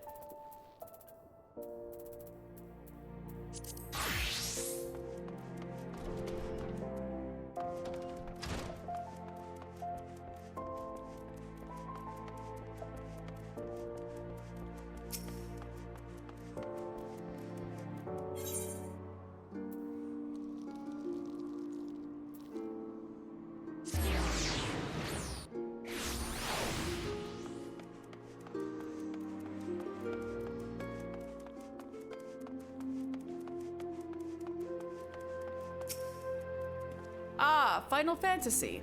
Has inspiration struck you by chance? Yeah, sheet music. Celebrated composer Pierre Yvonne worked on 3 days and nights without sleep to create these modern arrangements inspired by traditional choir chants to go with Flamine's old famous ballads, right? 2 arrangements of the same piece? Brilliant! And you traveled all the way to the Sea of Clouds to procure the sheet music? Your devotion to your craft and to our clients is truly first-rate. I will move forward with our preparations at once. In the meantime, I ask that you continue to refine your technique. We have a true masterpiece in the works, and I'm counting on you to make it a reality.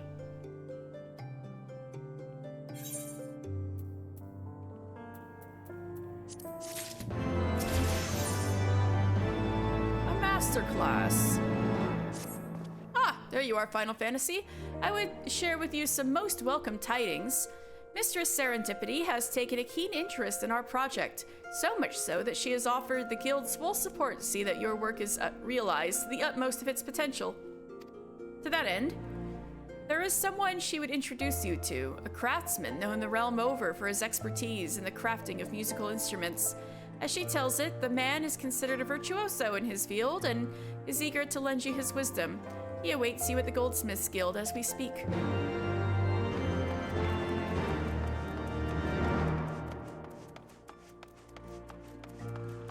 A legend in the field.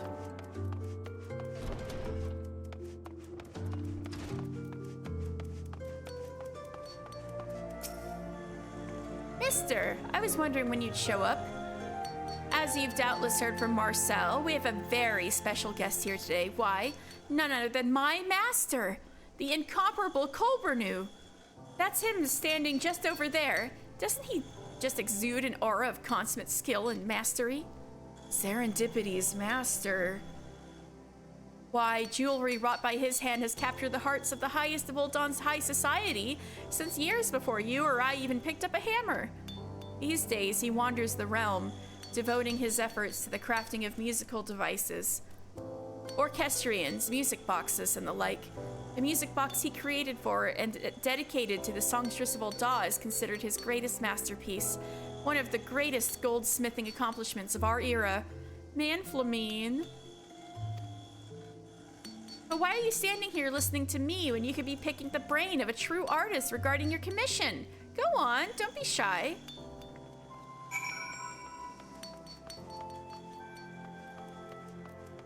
Hi, so you're the legend, huh?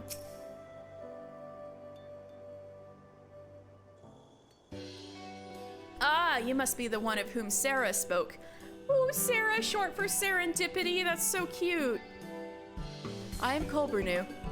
I hear you are working on a music box, and a rather ambitious one at that. Tell me this. What material do you intend to use for the teeth? Hard silver, if I remember correctly.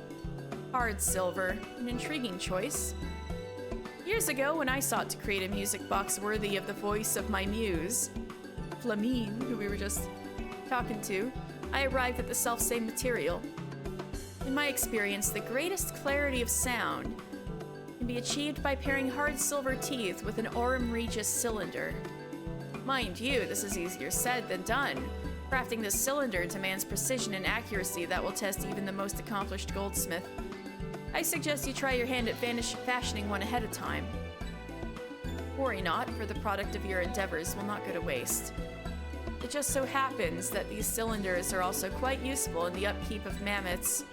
Why, I just overheard Sarah mentioning that she could use one. When you are finished, why not pass it along to her? Man, I could just get lost in this guy's eyes.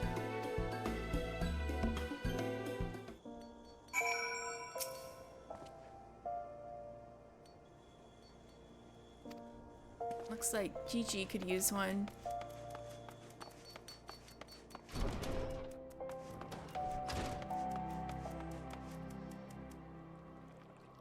You caught me. Anyway, I believe we need to go to Gridania now.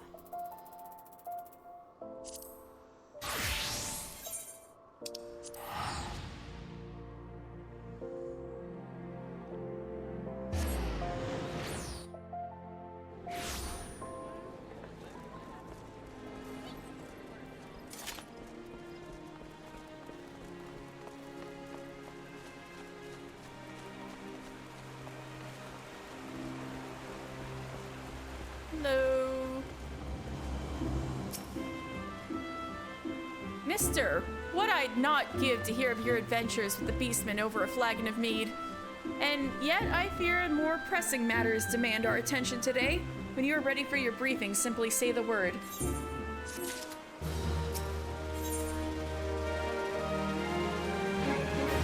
Little sylph's lost. Your zeal is most appreciated, friend. Allow me to delve straight into the matter at hand. We have received a most disturbing report from our contact in Little Solace, the esteemed scholar of Sylphic mysteries by the name of Voice. I don't know if I'd call him esteemed. Hi, Dan. I could not make much sense of his missive. I dare say I have seen chocobos with a better quillmanship, but it would appear that recent events have struck the fear of the gods into the man. What few sentences I could decipher specifically asked us to contact the immortal flames and send for you, mister. It would seem that Master Voice was quite taken with your prior efforts on his behalf. It need not be said that any threat facing our Sylph friends is potentially a threat to Gridania as well. Pray make for little solace and look into the matter that concerns Master Voice so. Well, that man is always concerned, or more like, he should be more concerned. So maybe if he's concerned about something, maybe it's actually important. Okay, I'll talk to him.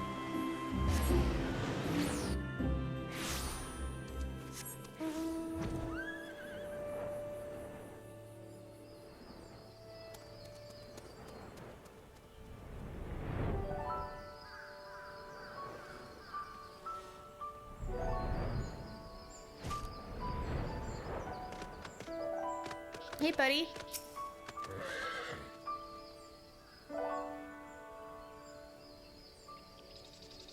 What is this? My copy of A Brief History of the Twelveswood has been replaced by a tome detailing 240 varieties of beastkin feces. Yeah, that sounds like a Sylph prank to me.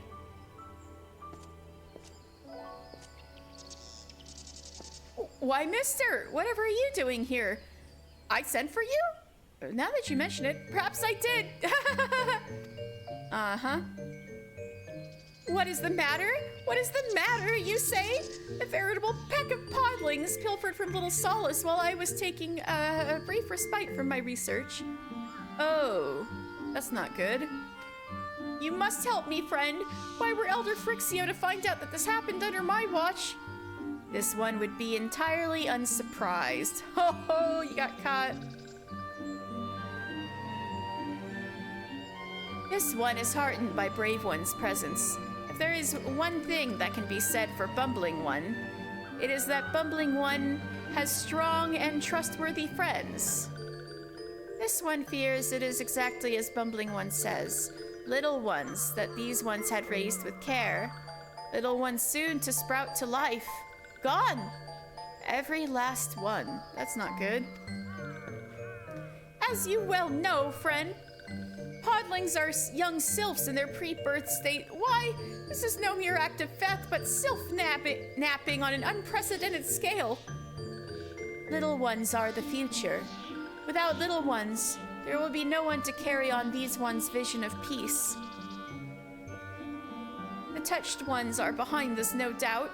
Having failed to capture the chosen one, now they would rear an entire generation of hate-filled, treacherous sylphs. We must stop them. And by we, I mean brave mister here. You will venture into the Sylphlands and rescue the little ones from the hands of their would-be kidnappers, yes? Yes, you must. Wait, that doesn't let you go up in some of the landmarks on the island?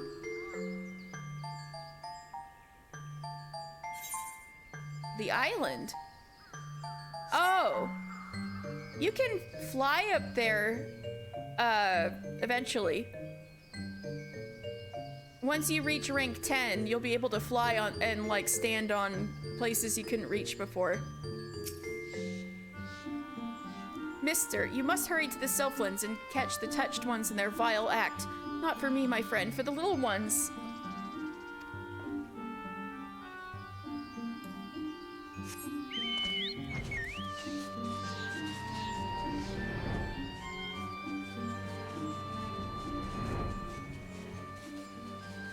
They making you grind for that privilege. Yep. Yep, that's your big reward for rank 10. You hit that grind, you get to rank 10, and then you'll be able to fly everywhere. And it's really fast, too.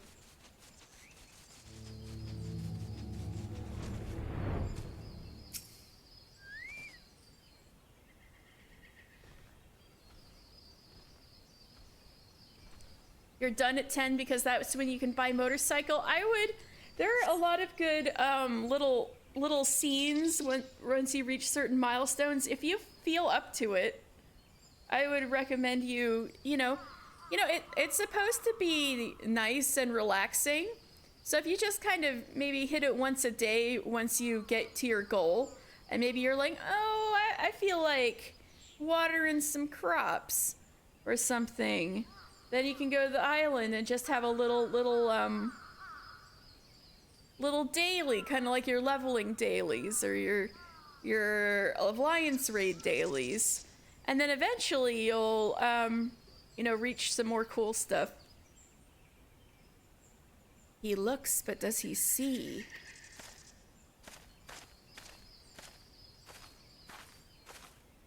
Hello? No, he does not. You're a sylph, aren't you? You've been doing it like that, it's killing you. Oh no! But I mean, then you have no pressure once you're at 10. No, he does not. Otherwise, he would not be looking where he is looking. And that which you seek will not be found here, for this is not the idle mischief of malevolent sylphs. Oh no. This is but the prelude to a dark and dastardly plot that threatens to shake Eorzea to its very core. Oh dear. My name? You could call me Sylvie. Sylvie, okay. But you will have no occasion to do so, for I shall pursue our kidnapper, and you shall return to see to your own concerns. That is, if you know what's good for you. Farewell, friend. Our paths will not cross again. I must hurry. Yes. Hurry to Lenosha before tragedy strikes again. Oh, maybe she's not a sylph.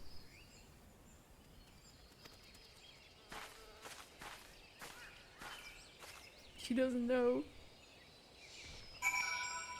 Ruh-roh. Yeah, I think they're long gone. Hey, doggy!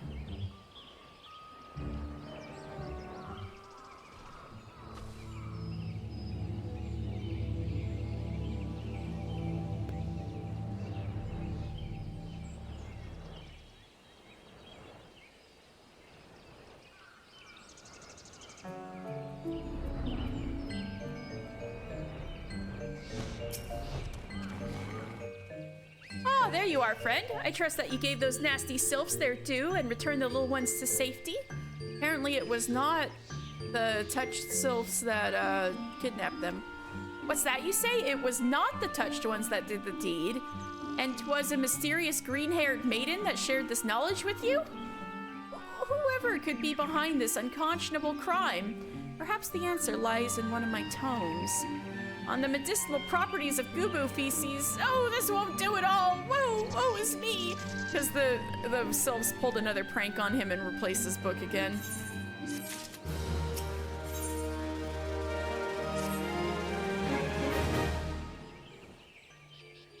You know, even on content, it's a bit weird that this girl wouldn't know who you are at this point. Yeah, true. But also, yeah. Well, I don't know what I don't know, because this is my first time doing the Allied quest, so I'll see what happens. I mean, she looks like she lives in the woods, so she looks like she lives, like, not, the woods isn't right, like, she looks already a bit detached from society. Maybe she didn't hear. It would appear that there is more to the disappearance of the podlings than I originally suspected. But where to turn next? Allow me to apply the scientific method to analyze the situation. Yeah, she's Amish. The girl Sylvie that the touched ones were not The girl Sylvie said that the touched ones were not responsible for the crime. As the sylphs of Little Solace would have no reason to kidnap their own, we can safely deduce that the perpetrator is not a sylph at all. Do you follow me thus far? You also said that the girl mentioned Lenosha and that she must travel there before tragedy strikes again. Good gods, are you thinking what I'm thinking? Pirates! Yes, pirates have stolen the podlings to sell on the black markets, those scurvy, thieving scoundrels. That seems unlikely. Fortunately for us all, I just so happen to have an acquaintance in the area. A colleague, I should say. He is a naturalist specializing in marine life. I'm about to meet evil Meow Meow from a darker timeline. Ooh, exciting. He goes by the name Gaston. Gaston, no. Primarily, I suspect because that's his actual name. You'll find him at the Drowning Wench. He often said his ideas flow most readily after a pint of Baderon's Best. You simply rescue the little ones from the clutches of those dastardly pirates. I assume they wanted to say you simply must rescue them. No one.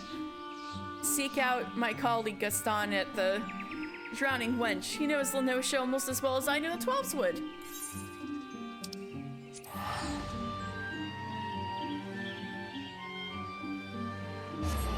We have to see if this guy is roughly the size of a barge. Oh wait, I have a ooh, post-moogle. Might as well pick it up, the letter to drop off later.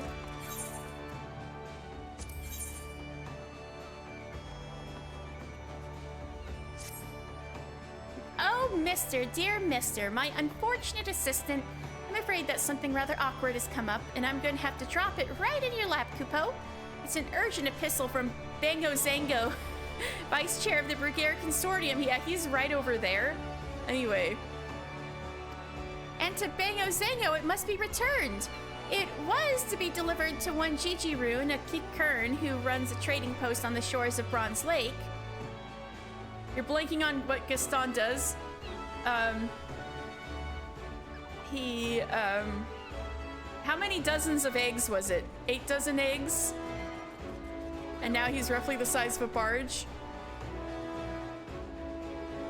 In a spitting match, nobody spits like Gaston, right?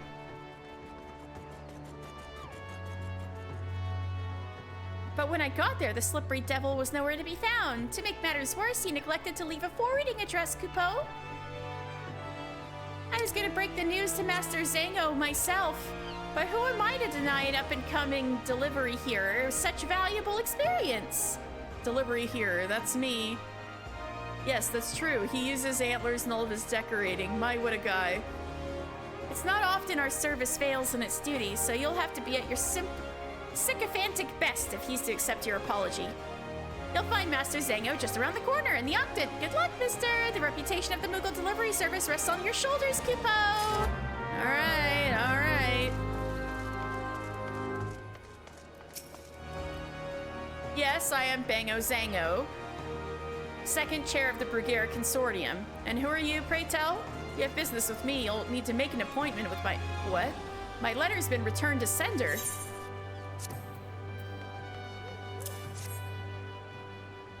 Not known at this address? God damn it, I never should have trusted that double-dealing Kikern. The minute I threaten to call in his debts, the blasted rat does a moonlight flit. Forgive my outburst. It's Gigi Rune I'm angry with, not you. He borrowed a sizable sum from the consortium, but he's fallen behind on his repayments. This letter was to be our final demand. Sad to say, it seems the wretch has taken the money and ran. It's a sorry state for a once shrewd trader to find himself in. He was the first to set up a trading post in Upper Lenosha after the calamity, straddling the fence between everyone from the kobolds to the maelstrom, and raking in a pretty packet from all sides. He ran it with his brother, Mimiroon. I've met Mimiroon. But they had a falling out some years back, a disagreement about the direction of the business, or so they say. Whatever the reason, it led to Mimiroon striking out on his own and setting up his own little trading post in Oakwood. They've been rivals ever since. Perhaps that's when the rot set in. Mimirune's fortunes have gone from strength to strength, but Gigi Rune, well, the only thing he's gained in the past few years in his ever-increasing mountain of debt. Delivery here or here. I had every confidence he would turn it around, but it seems my faith was misplaced. And what faith it was! Were he to default on this loan, it would have serious implications for the consortium's finances. I need you to do me a favor, adventurer. Return to Upper Lenosha and collar this rat for me. Mayhap his brother has some idea where he scurried off to. And another letter to deliver. Ah! I ran out of quests! No!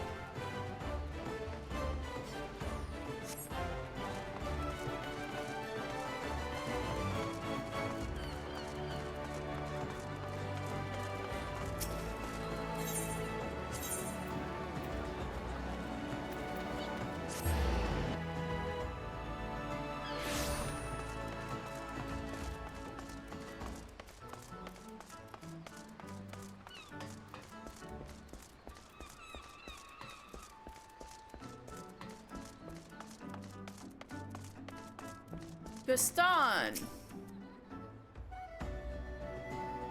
The seas are... Oh, he's not roughly the size of a barge. Damn. The seas are angry today, friend.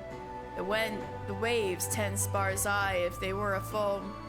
You'll be staying in port if you know what's... Not a sailor, but an adventurer, you say? Oh, I just gotta pop over to a Shadowbringers location real quick. Okay, I'll just pop over there. Chicken nuggets and lore sundae, all is well. Oh, yay, you got nuggies. Oh, Pukie Pie, you're sweet. Sent by voice, you say? Limlane, take me. I journeyed halfway across the realm in the hopes of ridding myself of that barnacle-brained lubber. I guess he is rather barnacle-brained. Fortunately for you and your bungling friend, you've caught old Gaston in a good mood. So entertain me. What's that bloody fool gotten himself into this time? This note penned by the pseudo-scholar voice, scrawled in a hand quite similar to Chocobo's scratch. Oh my god, pseudo-scholar is such a good way to put him. Is this supposed to tell me something? This letter looks like it was penned by an half-drunk Chocobo. You'd be so kind, spare me the headache and give me the details yourself. A mass kidnap and a baby sylphs, and that bloody halfwit thinks it was pirates what done the deed. That sounds, just crazy enough to be true. Oh god, really? I was at the docks not a few bells ago when I spied an unfamiliar face. The man had just acquired a vessel, it seemed, and if ears heard true, was looking to sail for Afstone among a fierce fog. A scholar with a face like mine ain't gonna be one to judge by appearances, but... I didn't like the cut of this man's jib, if you gather my meaning. You didn't have to call yourself ugly. Mind you, I didn't speak to the blighter myself. My son Robin had a few words with him, though, and didn't seem to enjoy the experience none. It sounds like you're having a wonderful afternoon, Pukie Pie. He didn't call himself ugly? If you'd speak with him yourself, you'll find them at the docks. Did he just say that he looks suspicious? Oh, himself who doesn't look like a scholar? Okay, true. I can see that. If you'd speak with him for yourself, you'll find him at the docks. Seems his adventure under the sea hasn't dampened his passion to follow in his old man's footsteps. I need to meet his son at Fisherman's Bottom.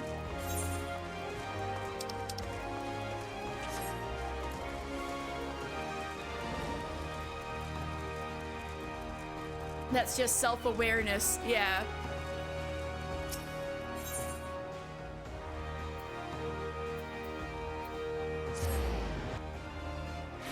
You went to the grass shop?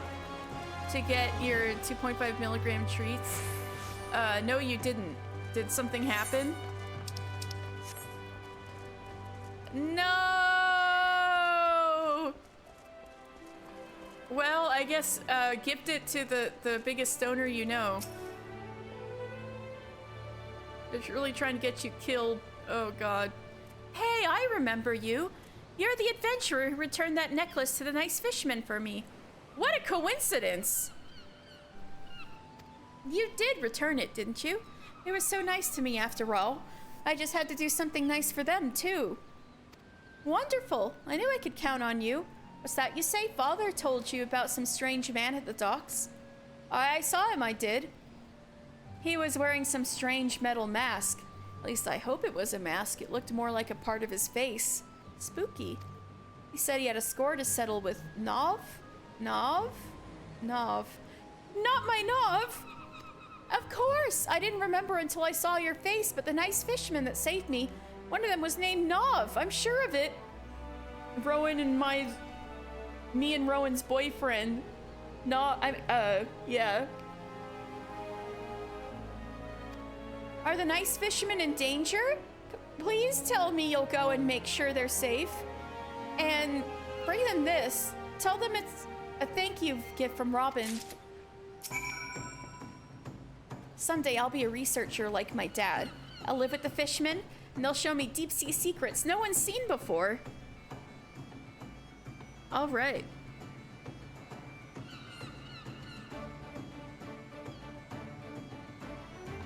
Oh wait, whoops. Okay.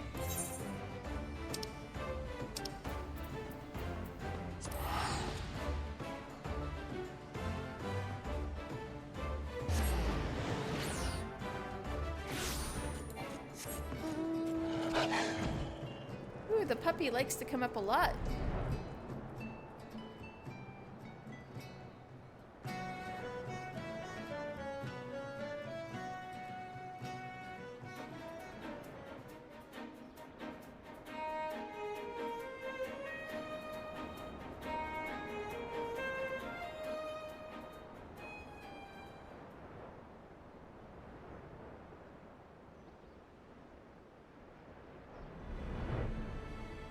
Nav, are y'all okay?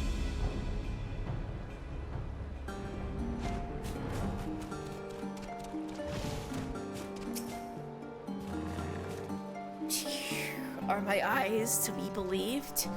Yes! Mr. returns! What brings my shore-walking spawnling back to the clutch? Oh! He's still calling me his son! Ah! I'm his son! He's my dad! Juicy oranges. Oh, that's such a nice gift. How thoughtful.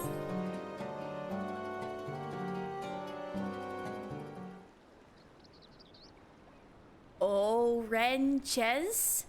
This is a true delight. Ever since the last batch you brought, my spawnlings clamor endlessly for more. They're my dad, boogie woogie woogie. That's Nov. Nov's my dad. Boogie, boogie, boogie. A present from the finless child? This pleases me greater still. Yes, perhaps a new generation brings hope for peace between our peoples. Psh, Clutch Father, I need your counsel. Psh, do you so quickly forgets you? A Sahagin does not thrash against the currents. He is one with the water, flowing as it flows. Forgive me, Clutch Father, Shh! It's Bo, our youngest brother. What of him? He was spearfishing at Moonshade Isle, and then he was gone, spirited away by a shore walker. Why? All I and my spawnlings seek is to live in peace. Oh God, somebody's kidnapping babies from like all the tribes. Mister, you were the first finless one to prove yourself a friend to my clutch. I would ask you to accompany me to Moonshade Isle. I have no desire to turn my spear against the shorewalkers, but I shall defend my spawnlings with my life. Travel on ahead, friend. I shall swim along shortly.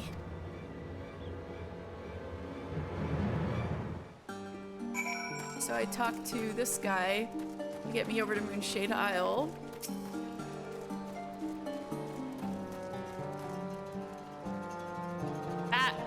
Your concern for our spawn brother is most touching, Finless One. May my finest Alps guide you true.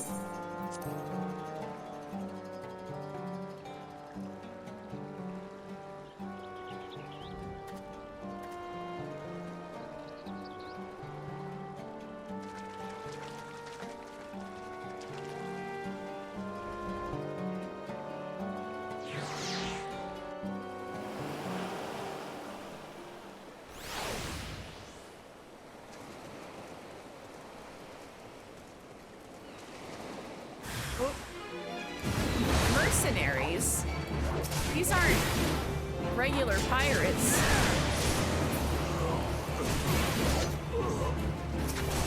They look like they're from everywhere.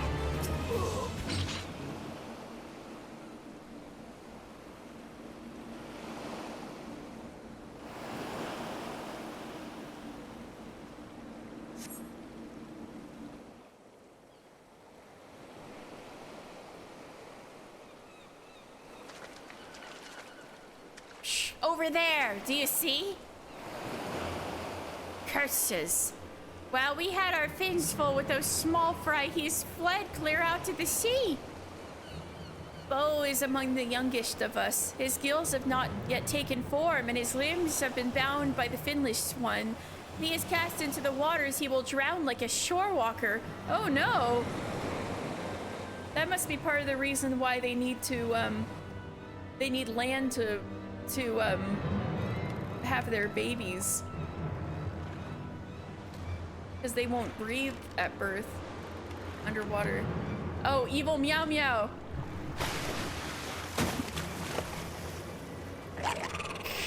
I have come for my child, Finlish One.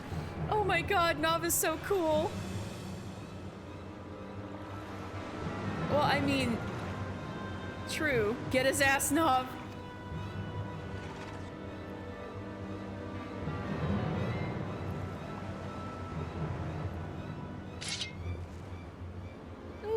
He's okay.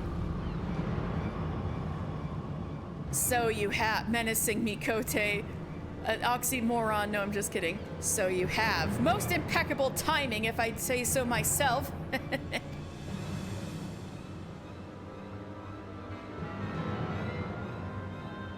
Oh God. Sheesh. Sheesh. Save me, Clutch Father. Oh no, the baby. All too easy. No! No! Clutch Father! No! So much for the mighty Sahagin. For all your prideful posturing, in the end, you are naught but beasts. Know your place and spare yourself any further suffering. Sheesh! Be strong, Clutch Father! Your son comes for you! These waters are too deep for a shore walker. Leave the Clutch Father's rescue to me. Return to the nursery and tell my Schwan brothers to prepare to tend to his wounds. Who is this? I'm gonna get this asshole for stabbing Nav. Holy shit.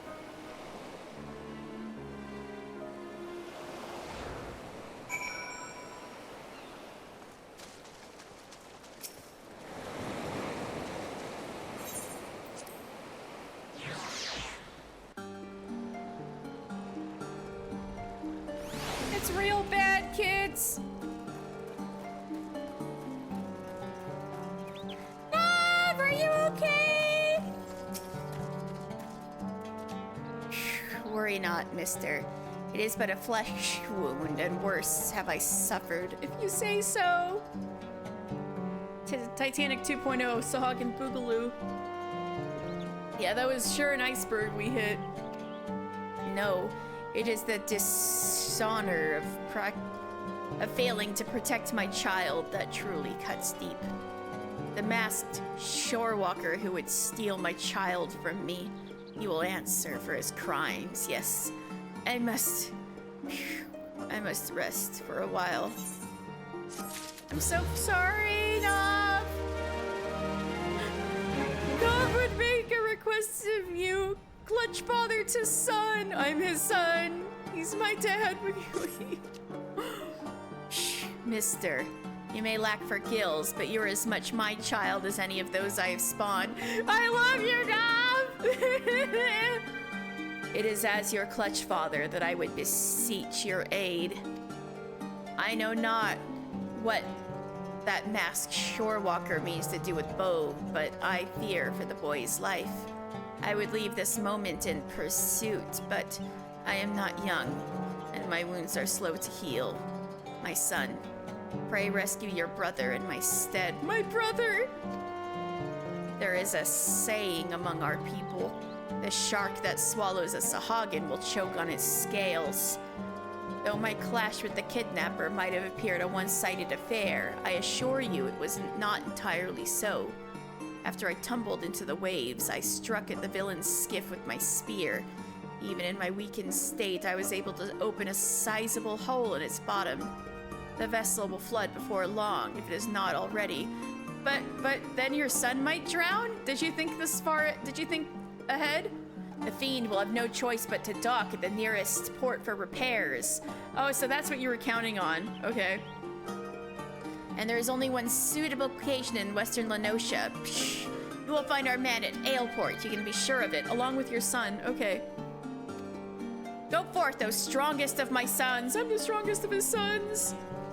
Your spawn brother's life hangs in the balance.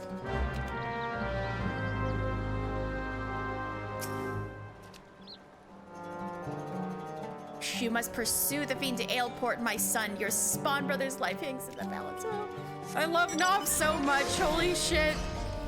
At least he's gonna be okay.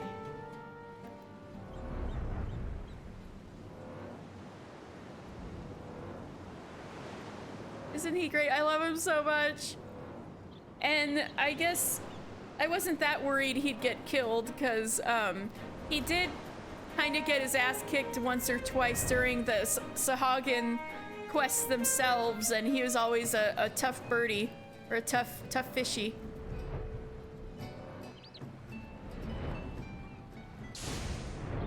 Now look at these skiffs. Does one have a hole?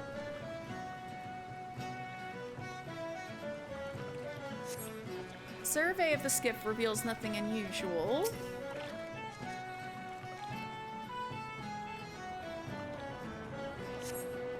Nothing unusual.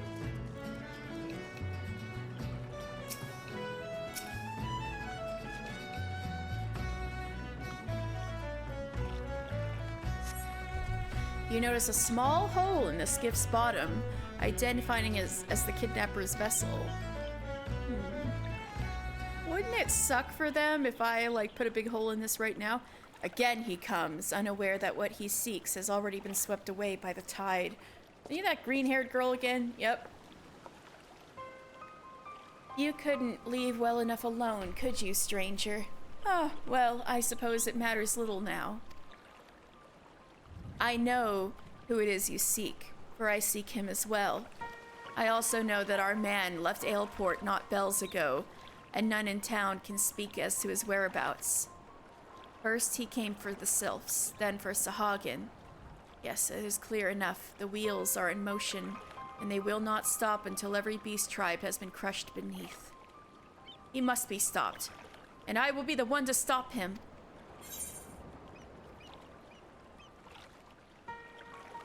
Who is that masked Mikote? So you saw him as well, clad all in black with a face of metal and that red eye burning in the darkness. They call him the Ebon Claw, as those who speak his birth name are said to not be long for the world. To what dark end he preys upon the beast tribes I cannot say, only that he cannot be allowed to continue. If you would know more of our quarry, seek out Baderon at the Drowning Wench. Baderon always knows everything. I must move quickly, before tragedy strikes again.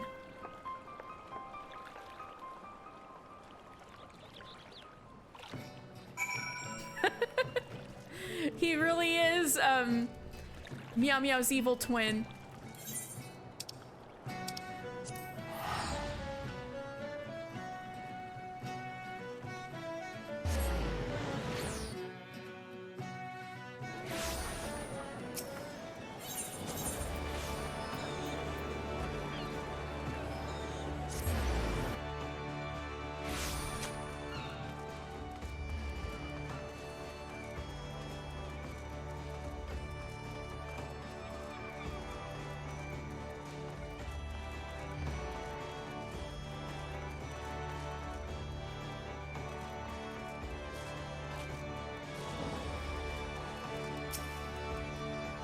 Well, if it ain't me favorite regular, mister, have you come for a pint or a tail? Mayhap both?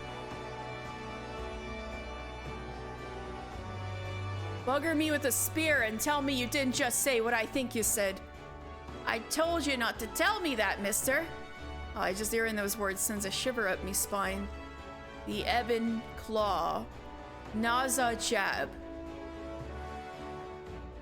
Though, I suggest you avoid speaking that name if you prefer your head attached to your body. Wow, we're meeting all sorts of Keepers of the Moon today. Including, this is the second evil, Keeper man we've met today. So, since we haven't met very many named male Keeper of the Moon Mikote, I will say that, that apostrophe at the end denotes which order that the son was born in. So means that so Naza Job is he's Naza, the first son of Job, who is his mother. Baderon, you know who you're talking to, right? I always have bad news. So if he was the second son of Job, he would be Nazato Job. And then there's like other ones going down the line for which son they were.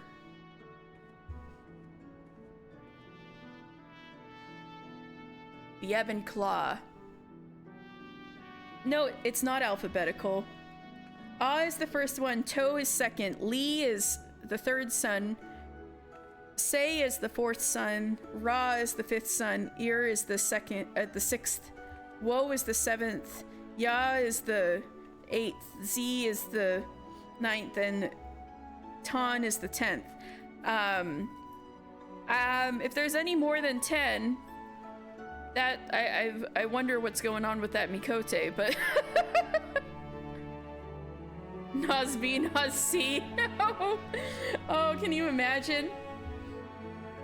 But since most Mikote, I think, will not have that many sons,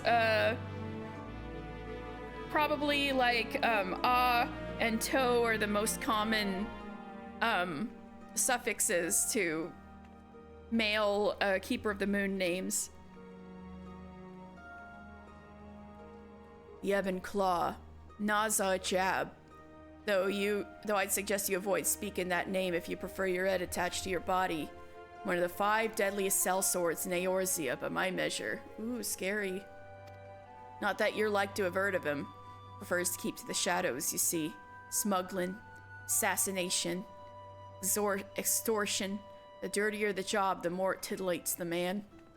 Believe it or not, he started out as an adventurer, not unlike yourself. The dark adventurer. Some reckon he'd be just the hero the realm was looking for. But doing good ain't seemed to satisfy him none. And it didn't take him long to turn to the dark side. You're as strong and sure a lad as I know. And that's why I give you this advice. Keep a wide berth of that man. I'd hate to see you end up like... Who? Dark side of the Force, yeah. I suggest you X if you want to keep your head attached to your body. Baderon, you're talking to the hero of the realm. He's just worried for me. He remembers when I was a little fresh-faced lad with like these big hair boots up to my crotch and not knowing where the fuck I was going in Limsa. He sees that little level 1 marauder guy. Which reminds me, mister. Someone stopped by the wench not long ago asking if I'd seen you about. An officer of the Maelstrom, no less. Believe he said his name was Tractrite. The burly bloke didn't share any details, but it seemed a matter of some urgency. You'd best get along to Maelstrom Command and see what the fuss is. Hey, I talked to him earlier today.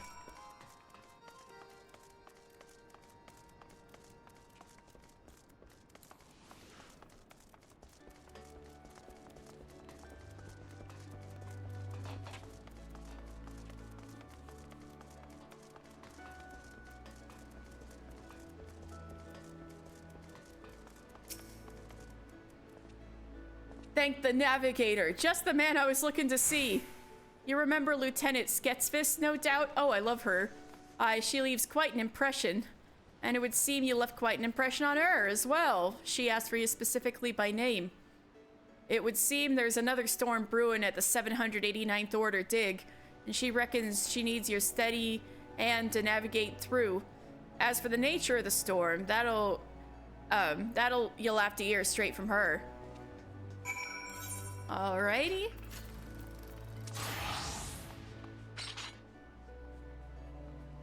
We're getting everybody together.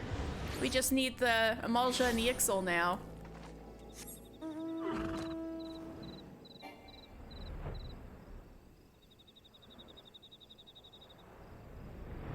You guys aren't losing babies too. Do you guys even have babies? I feel like this is like the order of incels, except for Gigoose somehow. Gigoose somehow gets bitches. I don't know how, but Mister, I thought you'd never come. We've got a crisis on our hands here, and I ain't just talking about this oversized bilge rat's aversion to anything resembling honest work. Gabu is also a baby.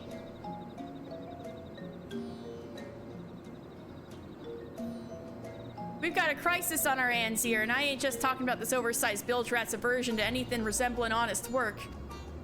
I tell you, after all you and I did to end Zogaz's reign of terror, you'd think he'd have made the slightest effort to raise his order from the Arsene to Kobold Society, wouldn't you? Well, you'd be wrong. His parents did get some, that's true.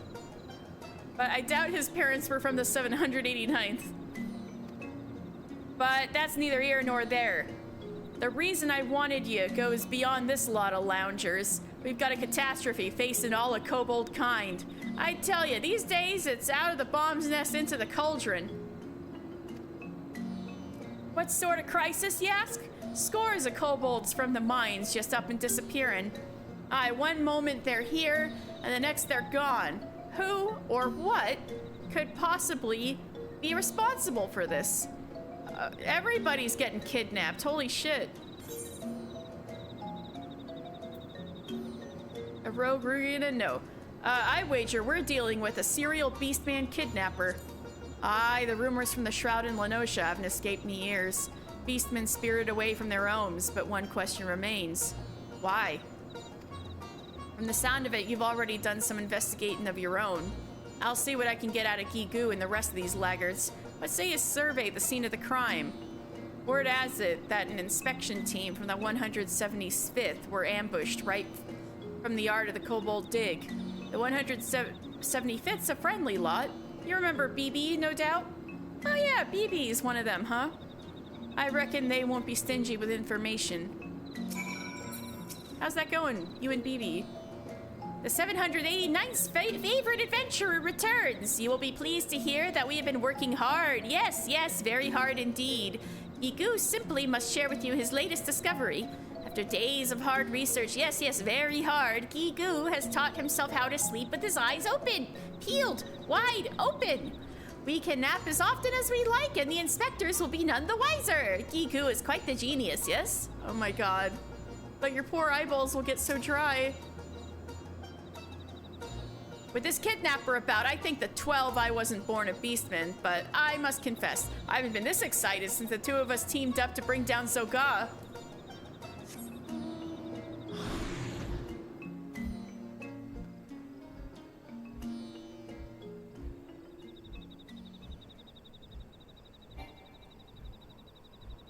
Scene of the crime, eh? BB! Where did he take BB? Where? Oh, instead of babies, this time it's Gigu's girlfriend. Oh no. Where did he take BB? Where? BB got kidnapped. Gigu seems rather cheery. Maybe he's not aware yet that it's his girl that got kidnapped.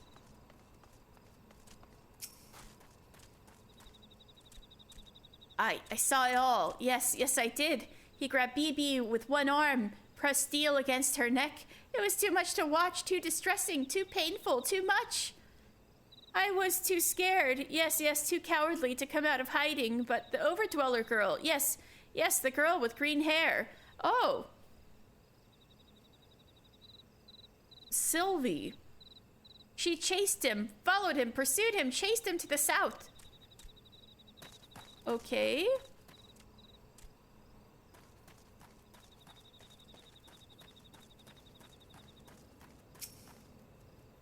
It stings. Burns, sears, stings. I set my strongest bombs against him, but they could do nothing. No, nothing. Oh dear.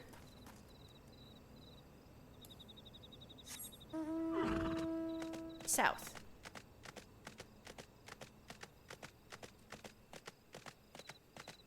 Oh shit, girl, you good?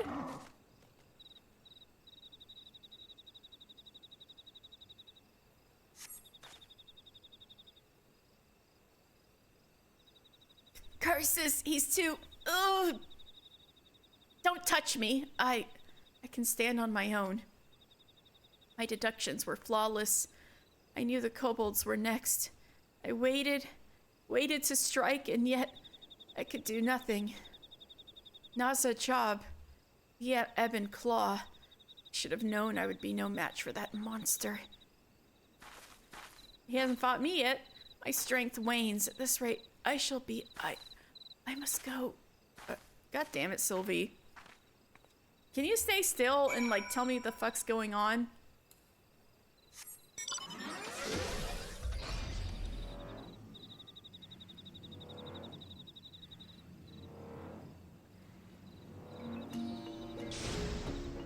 Oh, she came back here, all right.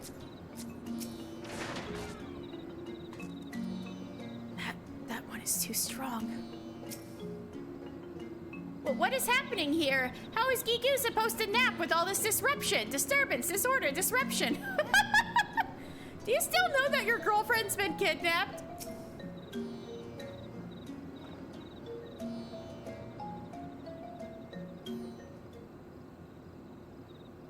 Who is this Overdweller girl? What is she doing here?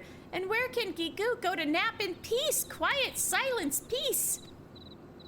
Ugh, how in the bloody hell should I know? Now quit your blathering. The poor lass is wounded.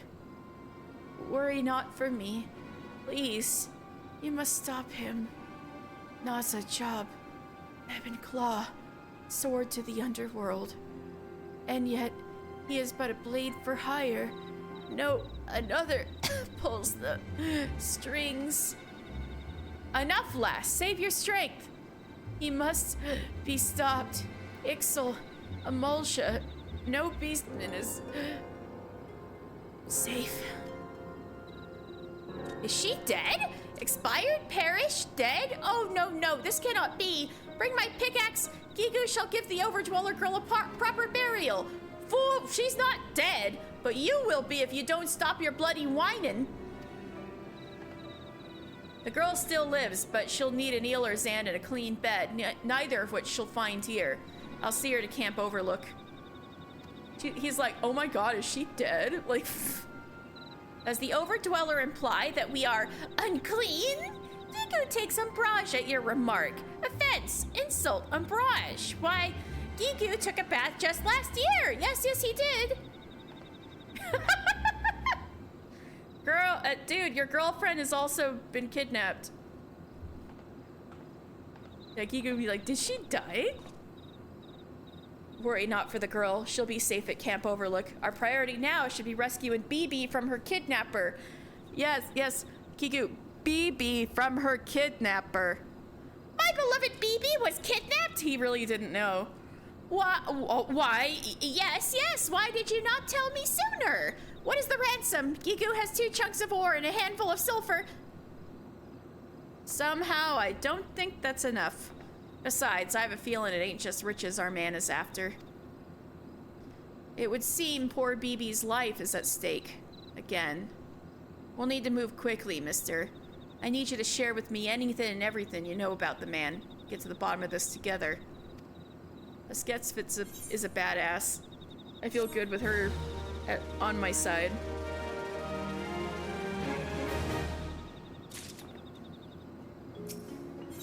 Wait, I just hear what he's saying. My poor, poor BB kidnapped, abducted, snatched, kidnapped. Whatever is Gigu to do? I know. Gigu will give you gold and squiggly squirmies if you say BB. This is a good deal, yes? Yes, yes, it is. Right, I have so much. Maybe I'll make good fish bait. Who knows? If we're to have any hope of saving poor BB, we have to move quickly. Let's put our minds together, mister. What can we deduce about the kidnapper's means of escape? You found poor Sylvie collapsed in front of a sheer cliff face with no way out save that which you came. It was there that the scoundrel's footprints led you, and that was where they ended. Yeah, that was rather like, how do you get out of here? Does he have an airship? There's only one direction our man could fled, and that's up, which leads us to our next question. Just how? I've got my theory. What about you? He's a Rugada? No. By airship. Yeah, that's what I thought. Airship? Aye, it's the most logical conclusion. Access to an airship would have afforded our man a quick and easy escape route. If any suspicious vessels took off from the Kobold dig, I can promise you it wouldn't escape the eye of Commander Bluidin. To Camp Overlook, mister, quickly. While you're there, might you pay a visit to that last Sylvie as well? Loath as I am to disturb her rest, I reckon she too might have some knowledge to share. You thought she died. I was on the fence. I was like, did she really? Nah. There's one thing I know about airships. It's that they cost a fair bit of coin. Whoever hired our man, it would seem he's rather generous. Wait, does Gigu say the same thing? I haven't slept a wink since I heard about BB. No, not a wink. Work? How am I supposed to work when I'm so drowsy? Sleepy, somnolent, drowsy? So can you sleep or can't?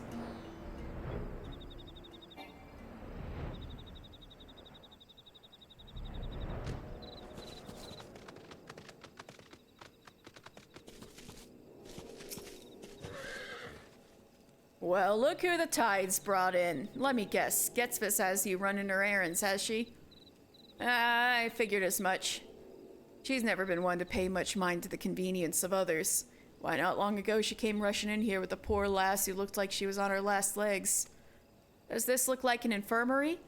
I've barely enough beds for my own wounded. She's lucky we had an empty tent.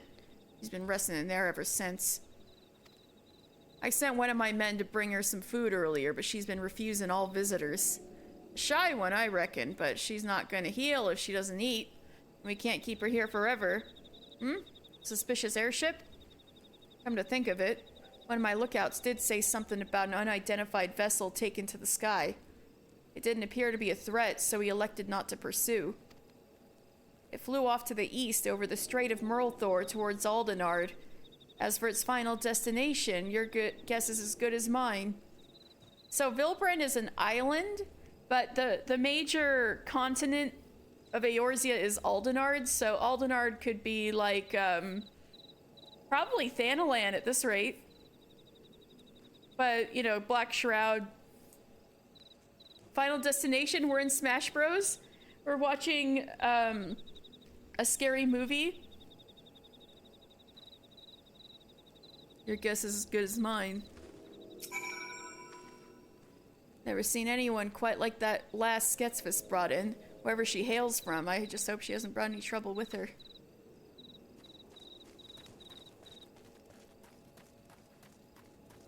Knock, knock. Can you talk to me at least? Knocks on the curtains. Sylvie speaks from within the tent, her voice faint. Please, no one must enter. No one. Mister? Is that you? Do not worry. My wounds already heal. Girl, eat at least. Forgive me. When we first met, I dismissed your aid. I was a fool. For I am weak. You are strong, but it is more than strength. Your heart is full of acceptance and understanding. It is this that has won you the trust of beastmen the realm over. Yes, there can be no doubt now. You are the champion we seek. Champion we need. Unless she is a sylph. Like I thought originally. In which case she wouldn't need food. We are no match for the Ebon Claw. But you are. You must put an end to his plot before everything is lost. He will strike at the Ixal next. I'm certain of it, so he must have been going towards the shroud then. He must hurry to a coddle, and lend Chief Totolok your aid.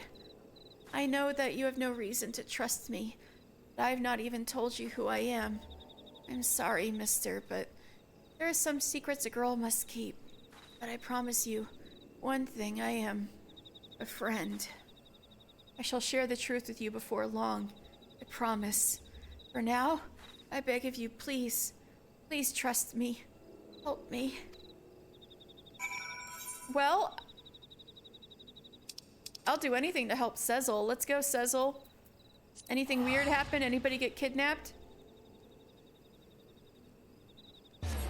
It would be so fucked up if Cecil was the one who got kidnapped.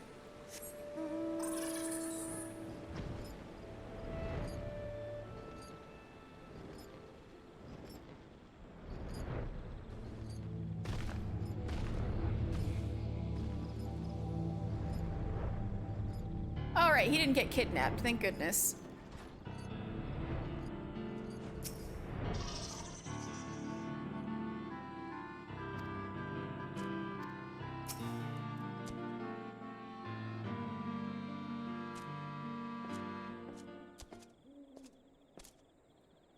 Who is this? Cecil wonders. And then Cecil sees. Return to us, Mr. Does. Enjoy does Cecil squawk. Squawk! Now there's a sight for sore eyes and tired hands. What brings you back to the humble environs of a coddle? Keen to get back to the forge, are you? As you know, an engineer's work is never done. Even though the Dezel Qualan is yet breaking her own records, I'd wager my latest propulsion designs will send her higher still. What? Cecil! What?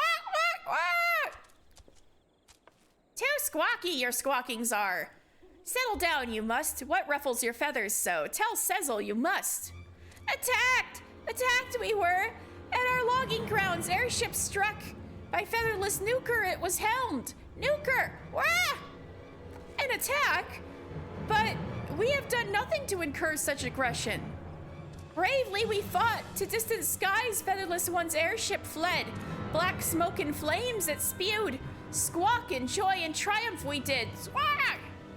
Sneaking around our logging grounds, featherless Nuker was. Peeping and prying and peeping. Driving back we did. Wah! A raid on Ixali logging grounds. Under normal circumstances, I would suspect the God's Quiver responsible, but I've never known them to come by sky. If not the Gridanians, then who? The abductor of the Beastmen. It must be the man I'm after. Did I hear you right, mister? You're in pursuit of a dangerous criminal who has been traveling the realm, abducting beastmen wherever he goes. Abductions, you say? Wah! By featherless Nuker, proud Ixali wings bound? Pay for this dishonor, he will. Wah! Our first step is to find the kidnapper, a process in which my expertise should serve us well. The rogue airship was damaged in battle, yes? If you could recover even the smallest fragment from the vessel, mister, I'm quite confident that I could use it to track our foe. Okay. What? Not far from Hurstmill, battle was fought. Any nuker droppings, there you will find. Pluck nuker hair feathers, one by one we will. Rah! Hair feathers. Ah! Sealed as fate our enemy has. If single feather is plucked from fledglings, much vengeance we shall have. An attack by an unidentified airship. Mister, you must travel to the scene of the battle in my stead. Even the smallest fragment of the vessel you could find would go far in deducing our foe's destination.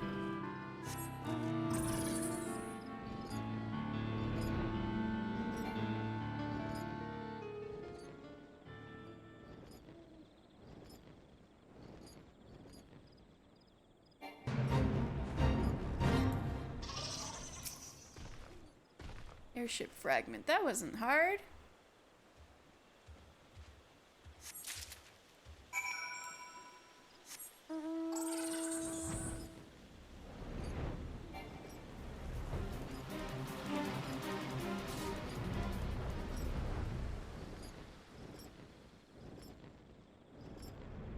I wonder if he picked up a airship in Limsa. What news, mister? Were you able to find aught of the assailant's vessel?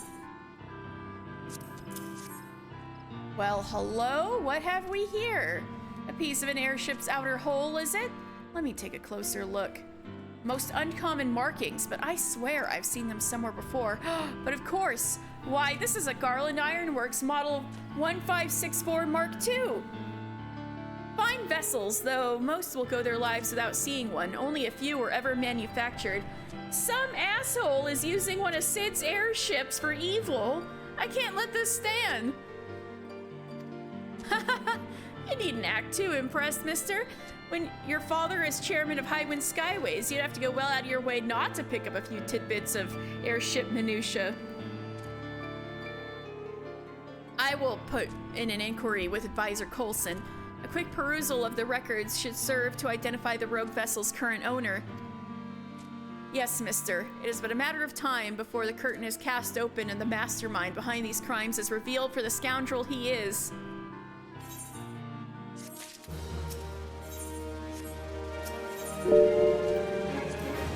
Stretch, thank you. Steel Exali young, featherless nuker wood. Fly away to airship, flaunt wings we have not. Pay, nuker will, and pay in blood. Wah! Wah! Okay. Oh, stretch. I definitely needed that. Ooh, thank you.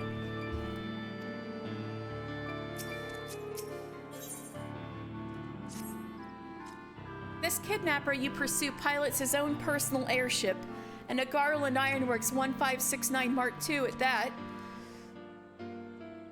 Is fascinating. And more than a bit frightening. It hardly needs to be said that such a vessel would be beyond the purchasing power of all but the wealthiest Eorzeans. Feel your bones writhe in protest as your muscles contract. It's good, yeah. Your quarry, or whoever is paying for his services, likely has nigh limitless riches at his disposal. But have faith, mister. Some of the most capable men in the employ of Highwind Skyways are tracking the rogue vessel as we speak. Whoever is behind these abductions, his identity will not remain secret much longer. I've arranged for Advisor Coulson to meet you at the airship landing in Ul'dah. Whatever knowledge my colleagues have gleaned in the meantime, it will be yours. Your foe is backed by the power of coin, but you have something much stronger on your side. The power of justice! Thanks, Tadaramu. Safe travels, and may you serve that beastman napping scoundrel his due. Suffer the same as Ixol others do? Spirited away by airship?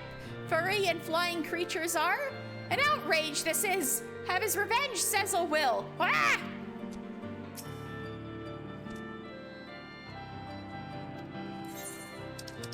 Alright, time to go to Ul'dah.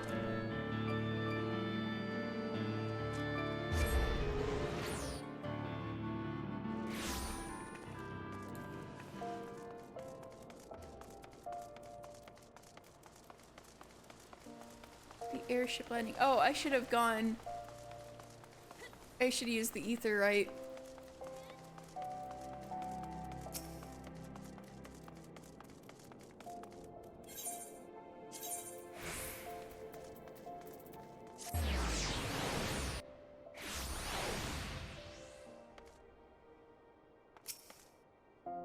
Olsen, I remember you. Ah, 'tis a pleasure to see you again, lad. Master Tataramu told me you would be coming. I am pleased to inform you that we were able to retrieve the records requested by the young master with a minimum of trouble. I've taken the liberty of compiling the relevant findings. Ahem. Yes, the Garland Ironworks Model 1569 Mark II. According to the records, only 4 were ever produced. A shame, really. It was a marvel of airship design. Unfortunately, unrelenting attacks from Garlean forces that year made for less than ideal manufacturing conditions. What do you mean, Dan? Also, I just realized that the 1569 might be the year. Hold on.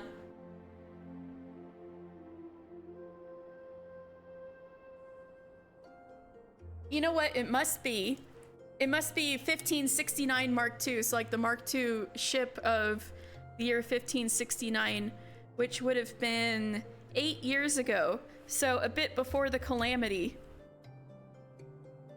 And I think Sid was already, you know, working for Eorzea by then, probably. You spent 2 hours trying to brainstorm an aesthetic and got like less than a half page of ideas. Oh no. You know what? I kind of struggle with decoration type things and aesthetic too. You know what might help is going on, I think, is it Pinterest?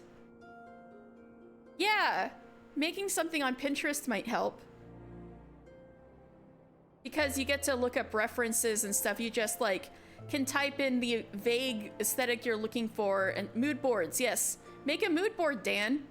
It's like type in stuff, start scrolling, and start slapping things together.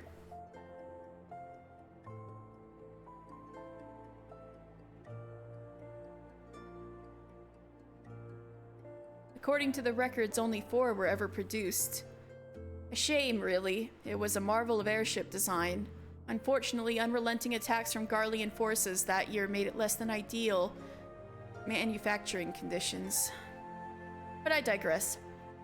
At the time, 2 of the vessels were purchased by the Sultanate, while the other 2 entered Highwind Skyway's own fleet.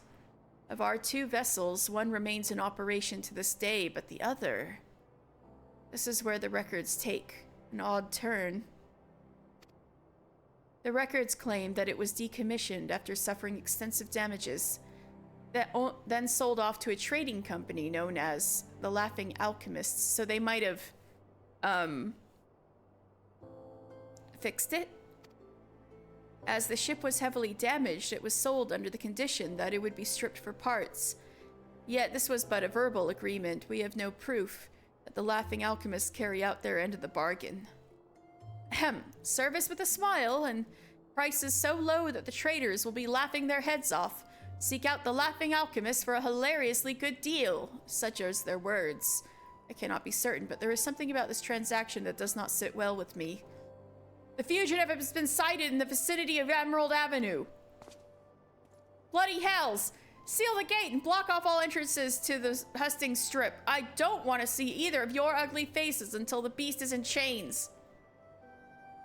Sir, yes, sir! What is this? A fugitive in the streets? You there! We've received reports that a beastman has breached the city gates and prowls the streets, thirsting for blood.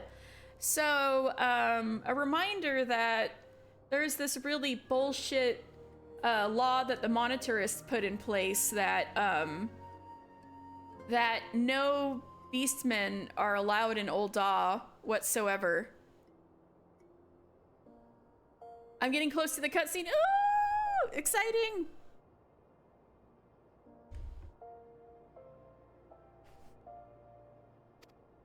All civilians are encouraged to seek shelter indoors until we bring the fugitive to justice. Venture outside at your own peril.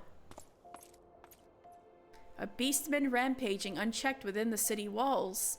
That is a frightful prospect indeed. In any event, I have shared all that I have to share, and should be returning to my duties.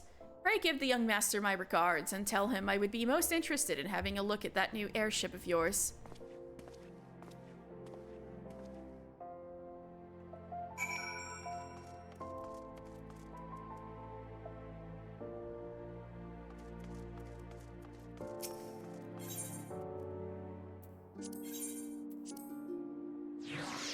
Here's the Sapphire Avenue, right? Oh no, this is it.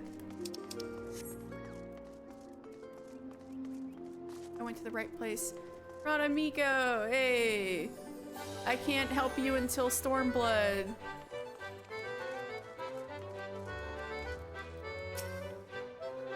Oh, this is for the gold saucer.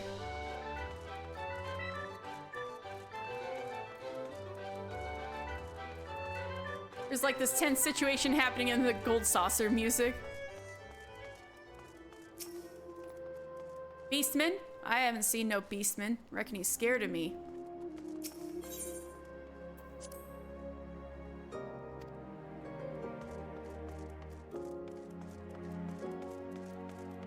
Hello? Oh, you must be it. Mind if I crowd you in?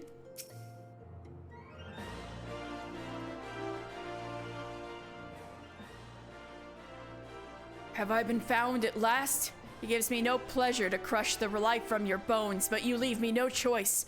Say farewell to your loved ones, slavering cur, for your next breath shall be your...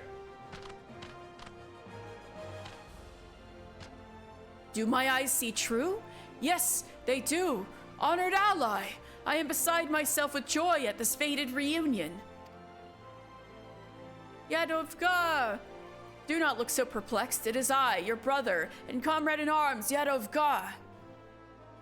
I can see the doubt in your eyes. You wonder what brings me so far from the Ring of Ash.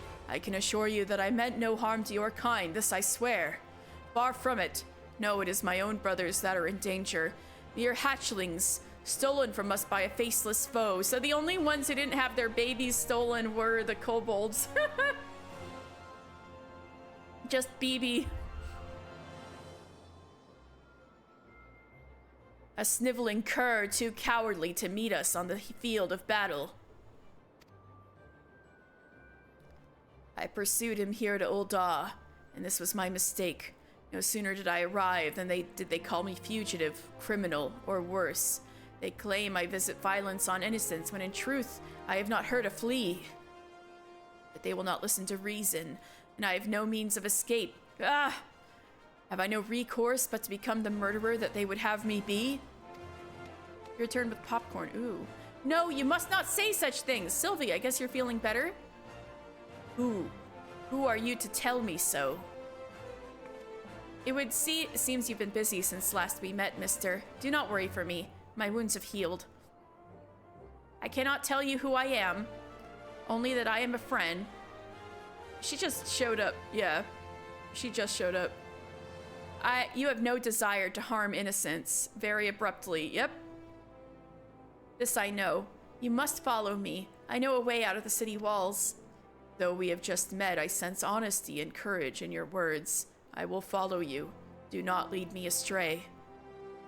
The fates have reunited us for a reason, honored ally. There can be no doubt of it. The war leader awaits you at the Ring of Ash. Pray honor us with your presence again. Yes, of course. I love the Brotherhood of Ash. You guys are so cool.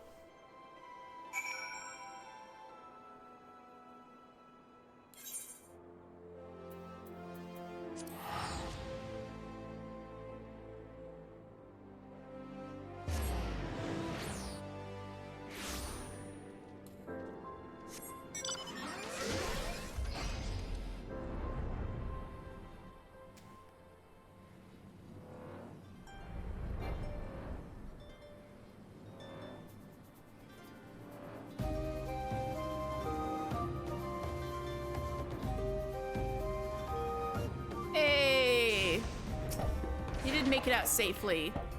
The Brotherhood of Ash welcomes your return, honored ally.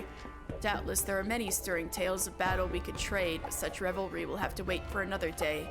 The war leader would speak with you at once.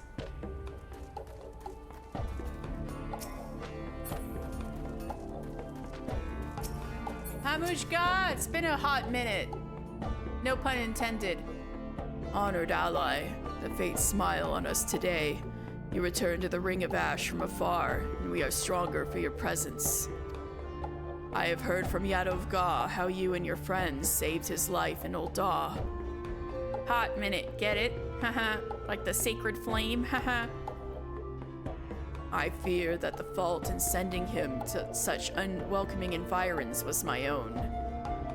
The Brotherhood is in your debt once more.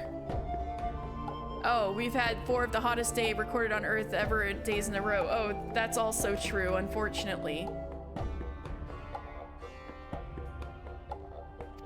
When the threat of our mortal foe, the Flame Fangs, was quenched by your hand, Zonrock regained a measure of peace. And yet I fear that these halcyon days were short-lived. Not days ago, an uninvited guest came to the Ring of Ash from the skies, bearing a fearsome blade and ill intentions. Fighting with a fury that belied his slight frame, he quickly subdued the strongest of our kin and absconded with a bevy of hatchlings. The shame, the dishonor. Have the proud Amalja fallen so far that they allow their young to be stolen from them like a sack of papotos? My kin are shocked and shamed by this loss, but we are still Amalja. Unlike Ifrit's addled slaves, we have not forgotten how to fight for ourselves.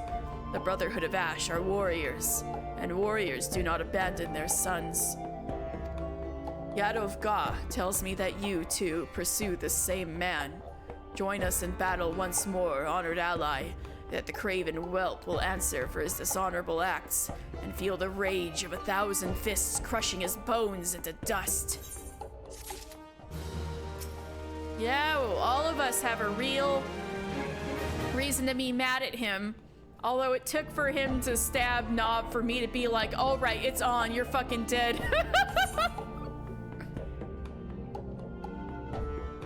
How much God would make a plea to a fellow seeker of absolute martial perfection?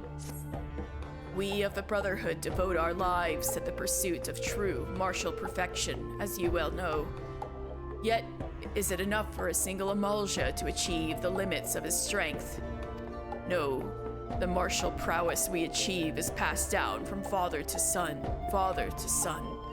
So does our strength grow through generations, those that follow reaching heights of puissance their forefathers never knew. The sniveling cur that would break this chain does us the ultimate dishonor. He will answer for the abduction of our young, and he will answer in blood. Honored ally, you and Yadov Ga must go forth and find this wretch. Go forth in courage, and know that when the time comes, your war leader will fight at your side, and our strength will be as one, a towering fist of rage to crush the life from our foe.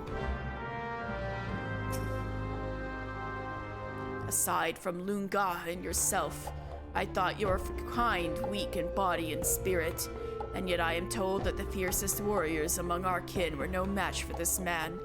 Is the peak of martial perfection yet so far from our grasp? It'd be funny if I was a Mikote, then it's like, yeah, y'all just keep getting your asses kicked by Mikote. Lunga, how are you? Adventurer, I did not expect to see you again so soon. What cause brings you back to Thanalan? Oh, well, we don't have time for that. All right, let's go talk to Yadov Ga.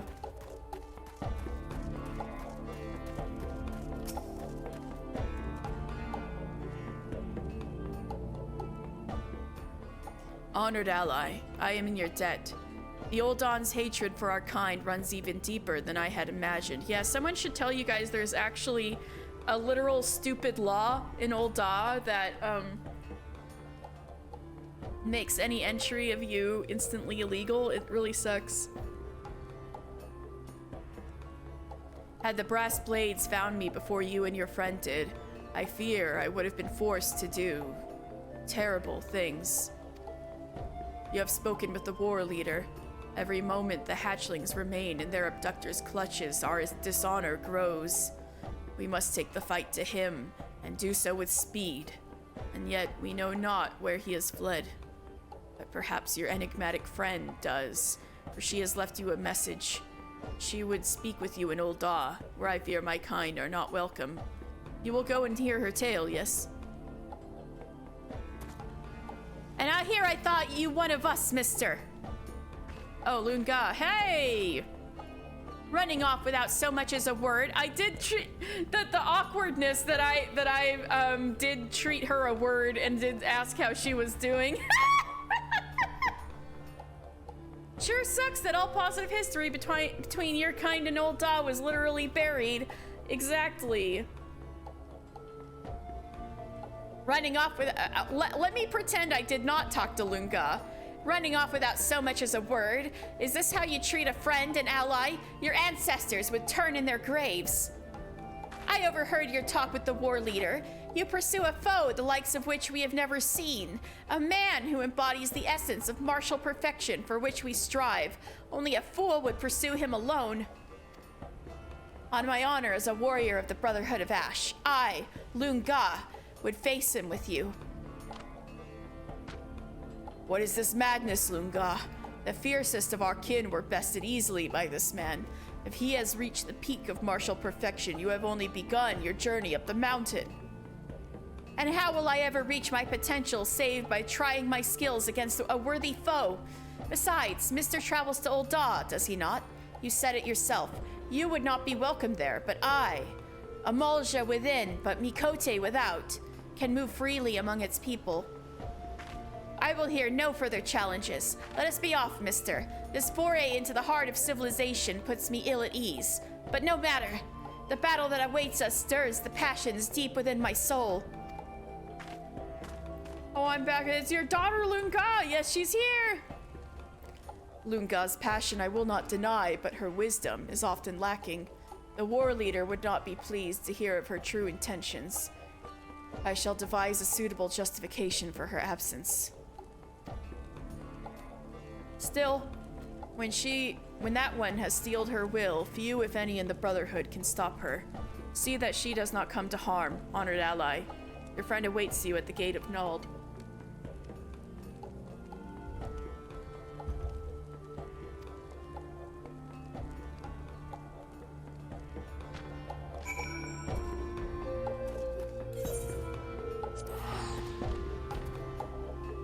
Lying so she can sneak out. Love that. Yes. What a good friend.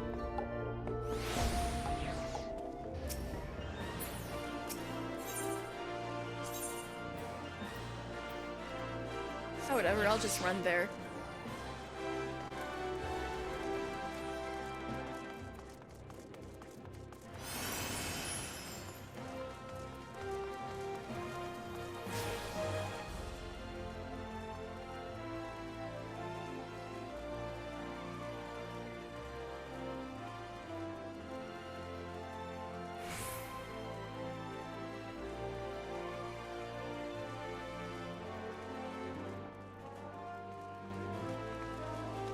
Alright. Lunga! So this is Ul'dah. Truly, every ilm is gorgeous, as the stories say. Though these walls are so high, I must confess to be feeling a bit closed in. You come, and you bring a strong ally. This is inspiriting indeed. The Sylphs, the Sahagin, the Kobolds, the Ixal, and now the Amalja. Our best efforts could not thwart the tragedy that strikes at each of Eorzea's beast tribes. And yet all is not lost. For with each heinous act, the shadow that conceals our villains is lifted. Naza Job, the Ebon Claw, the Laughing Alchemists, the mastermind behind this dark plot will elude us no longer. But first, mister, there is something I must tell you, and someone you must meet. When you are ready, come to the Gate of Thal.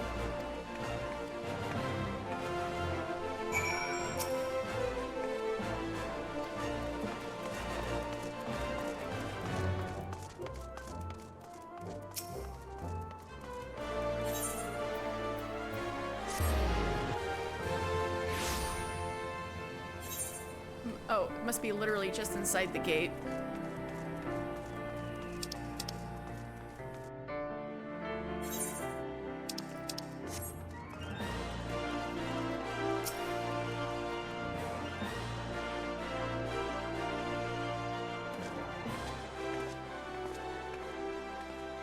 Mister, doubtless you wonder what this place is, who I am.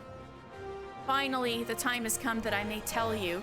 Allow me to welcome you to the head offices of the Ash Crown Consortium, Eorzea's greatest purveyor of all things crystal. What? Shanga Mishanga? I have the pleasure of being Shanga Mishanga, chairman and president of said consortium, and I have the honor of making your acquaintance. 'Tis rare that I am so blessed to meet a like-minded soul. Our dear Sylvie has told us all about your efforts to build trust and goodwill between Eorzeans and the 5 beast tribes. An admirable aim, and one I share. The beastmen may be fearsome of appearance and eccentric in character, but are they so truly different from you and I? This is why I founded the consortium. In purchasing crystals from amiable tribes in return for vital resources they require, I aim to aid them in becoming self-sufficient and helping with the primal problem. You know, this is actually a pretty good idea. In this way, I hope to foster a lasting friendship between our peoples. It does not hurt that this arrangement has proved quite profitable as well. If I perform these acts simply out of the goodness of my heart, I'm like to see my old Dawn's citizenship revoked. All jesting aside, it goes without saying that few in the Sultanate share my fondness for beastmen, and so I keep up appearances as a common trader. I would ask that you keep all that I've told you in the closest of confidence. Forgive me for having kept you in the dark, mister. As a humble assistant to Master Shanga, I did not feel it was my place to speak of the consortium's true aims. I would not have thought you were from Ul'dah. I'm just saying. A bit too humble, I say. Though Miss Sylvie joined our ranks only recently. Oh, so she is mysterious. Okay. She has shown a remarkable commitment to the ideals we espouse. I consider her among the consortium's most valuable members. She has proven particularly capable in the investigation of the Beastman abductions. If you would know the truth, these crimes are nothing new. The consortium has been investigating similar reports from beast tribes for some time, but to no avail.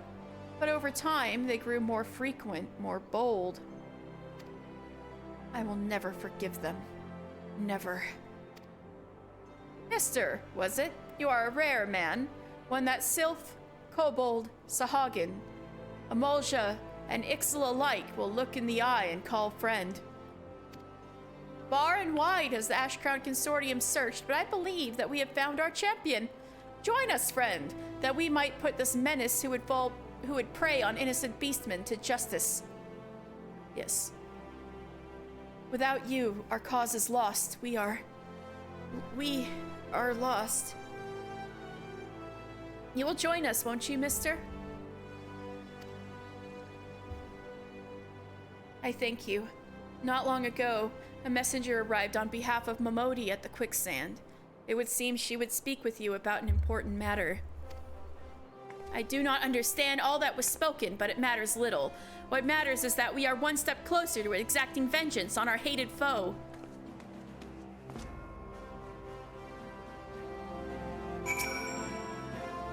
Pray forgive me for treating you so coldly when we first met, mister. I am slow to trust others, but you have proven yourself a true friend. Master Shanga speaks true, I am sure of it. You will be the champion of the consortium. The consortium has long sought, and together we will save the beast tribes of Eorzea from a grim fate.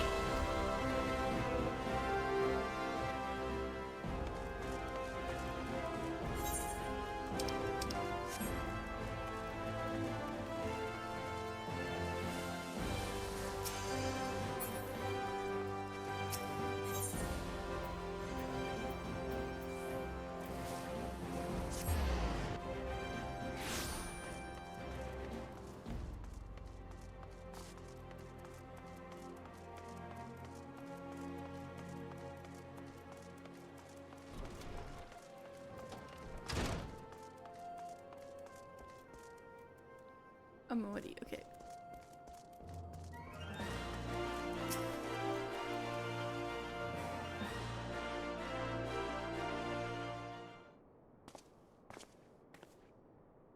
There you are, mister. These three have been asking all over for you.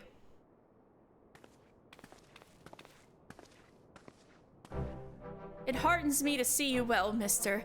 I was afraid the kidnapper had stowed you away on an airship somewhere. Lieutenant Sketsvis of the Maelstrom, reporting for duty. I meant to bring Gigu along, but he gave me some excuse about having lost his walking shoes.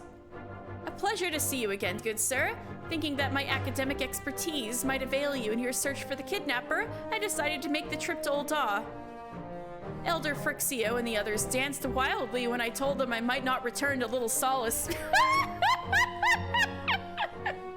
I fear the overwhelming sorrow and loss at my departure has driven the poor things to madness. And yet, I know it was my calling to join you.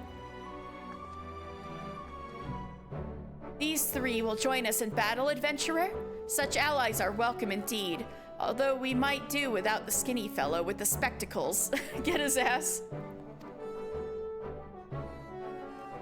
Since we last met, I did my own research into the Laughing Alchemists of whom Advisor Coulson spoke. Sadly, reliable information on this organization is not easily come by. What would they stand to gain from a mass abduction of the realm's beastmen? Their motives are a mystery wrapped in an enigma. As are the current whereabouts of their iron blade. I've got a feeling that whatever they're plotting, we've got precious little time to put a stop to it. Yes, it is clear that time is of the essence. In my estimation, the best course of action would be for us to split up and pursue different angles that might afford us further clues. Would we all be in agreement?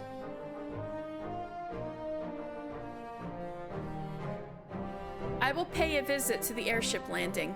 By speaking to the deckhands and examining the records, perhaps I can ascertain the destination of the Laughing Alchemist's vessel. I heard from my superiors of beastman abductions reported last year. No one thought much of them at the time, but in light of recent events, I reckon they warrant closer investigation. I have a friend or two at the Alchemist Guild. Perhaps they might be able to shed light on the Laughing Alchemists and their shady dealings. I shall pursue this man they call the Ebon Claw. He is hiding right under my nose. I can smell it and feel it in my bones. Excellent, my friends. Whatever information we come upon, we will share with Mr. here. Now, let us get to work. Our beastmen friends are counting on us. Yeah! Let's help them!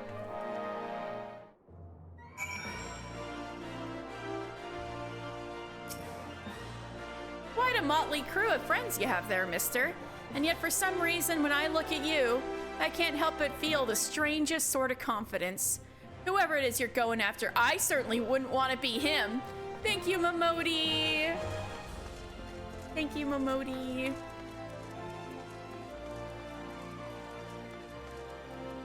All right, I need to go to...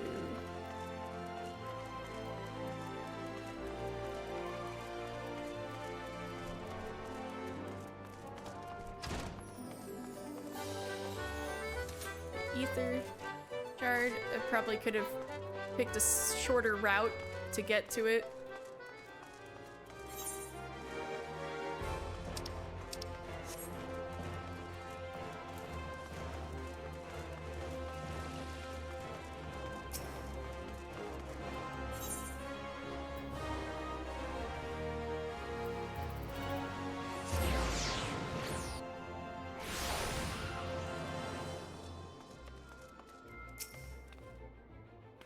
You couldn't have come at a better time. I was just perusing the arrival and departure records, and sure enough, a series of entries quickly caught my eye.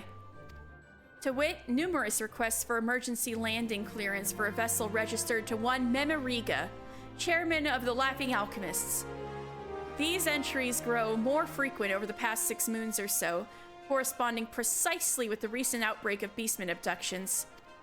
Memoriga. I've heard the name before, and heard things I would rather forget. A man of great wealth, few can or are willing to say how he came by his fortunes.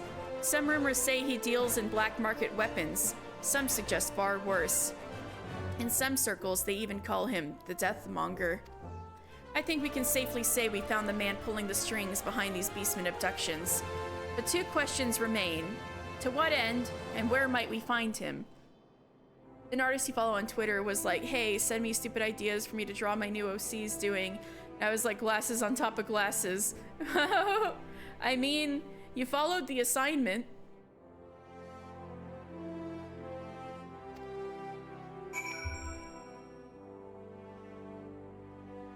And someone else also asked for draw them wearing sunglasses. So sunglasses on top of glasses? They make sunglasses like that.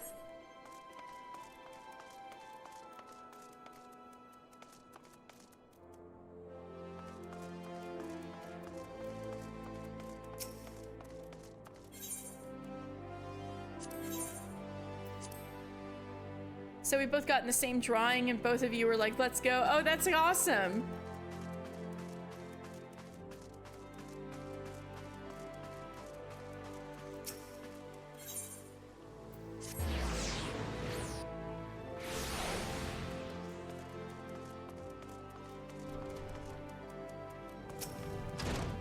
Oh, adventurer. I was wondering when you might show up. I've been perusing the pages of the guild ledger for all purchases made by the Laughing Alchemists. Quite an assortment of rare and curious ingredients, I must say. 80 hunks of rotted void scent flesh, 20 bulbs of the Narcissus Phantasmus, 50 ponzas of lost soul entrails. As much as this may shock you, friend, the alchemical arts fall somewhat outside my otherwise extensive area of expertise. An alchemist acquaintance of mine, however, informed me that the sale of such items on the open market is strictly prohibited. Oh!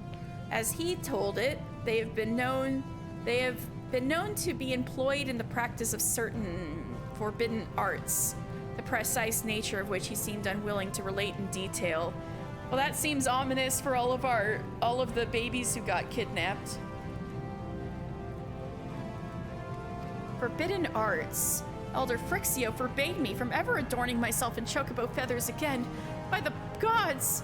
Have the Laughing Alchemists devised an elixir to turn beastmen into beast birds? Voice, I swear to God. If so, I dare say we have a crisis of colossal proportions on our hands, bro. It could be worse, much worse than that.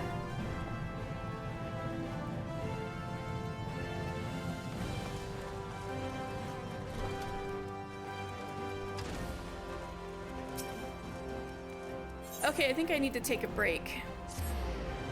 But when I come back, I will get the last two of, check in with the last two of our friends, and then see if we can't get these babies back. So stay tuned. I have a feeling it's gonna be action-packed.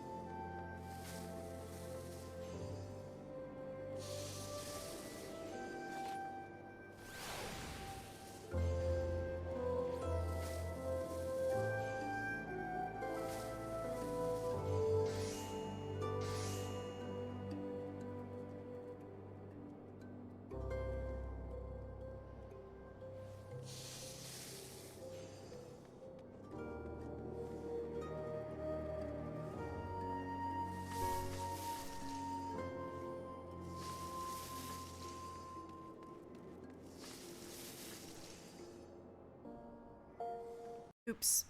There we go. Thank you for your patience. I'm back.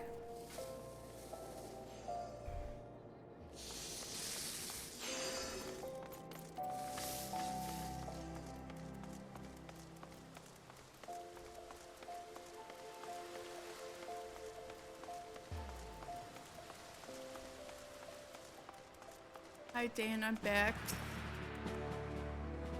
There you are, mister. You'll be happy to hear that I was able to acquire the records of all reported cases of Beastman's disappearances over the past year. How, you ask? Let's just say that Sketsmith has more than a few friends, and not all of them are as worthless as Gigu and his sorry lot. Anyhow, here's the one case that caught my eye. It dated 6 moons ago or thereabout. An 100-odd sylph corpses unearthed in northern Thanaland caused a death unknown. That's fucking awful! What the fuck? Also, 6 months? That can't be a coincidence. Had the bodies belonged to Old Dawn's citizens, you can bet your bottom gill this story would have graced the front page of the Mithril Eye, but Beastmen? Doubtless they'd earned hostile and were dispatched by some well-meaning adventurers. Or so was the reasoning at the time. But recent events have put this incident in a whole new light. Sylphs in Thanaland. Aye, that's more than a mite suspicious. As with the state of the bodies, not a single external wound. Poison, perhaps? I'm no agent of inquiry, Hildebrand, but I'd wager there's more than a passing connection between this and the recent Beastman abductions. We'll just have to see what clues the others turn up and work from there. We don't see too many sylphs where I come from, but what I hear, they're fun-loving and hard-working folk. Surely they deserve better than to die forgotten in a faraway land. Yeah.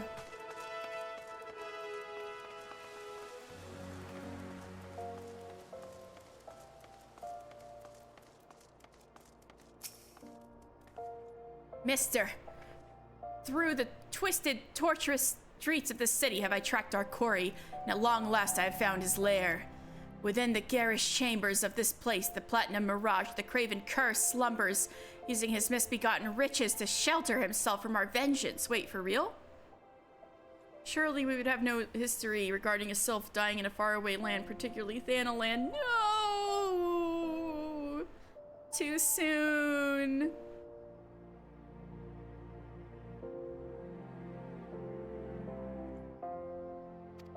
I demanded entrance so that I might meet the fiend in single combat, but that fool child over there had the gall to refuse me entry.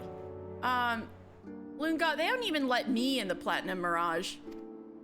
We cannot confirm your membership without looking upon your face, milady, she said. Do come back when you have removed that ridiculous costume and dressed a bit more formally. How rude. Costume! This battle mask is a symbol of my rebirth and resolve. It represents my transformation into an emulsious soldier, ever strong and proud. I would die before removing it from my face for so petty a reason. Besides, these are the only garments I own. Well, mister, you are more familiar with civilized life than I. How might I best approach this? You have spoken to all the others. Excellent. We should return to the Ash Crown Consortium and plot our next course of action. Is my appearance truly so unusual to the people of this nation? Do they not know a true warrior when they see one? Poor Lunga. I had a feeling.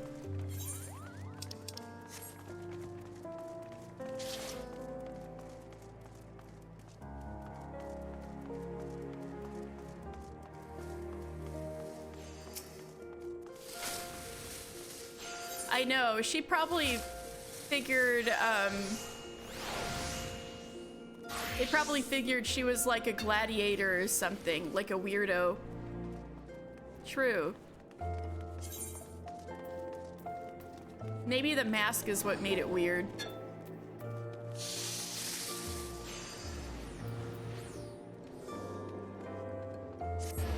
Maybe it's also because it's like, it's the fancy casino and they're like, don't dress like a fucking gladiator at the fancy casino.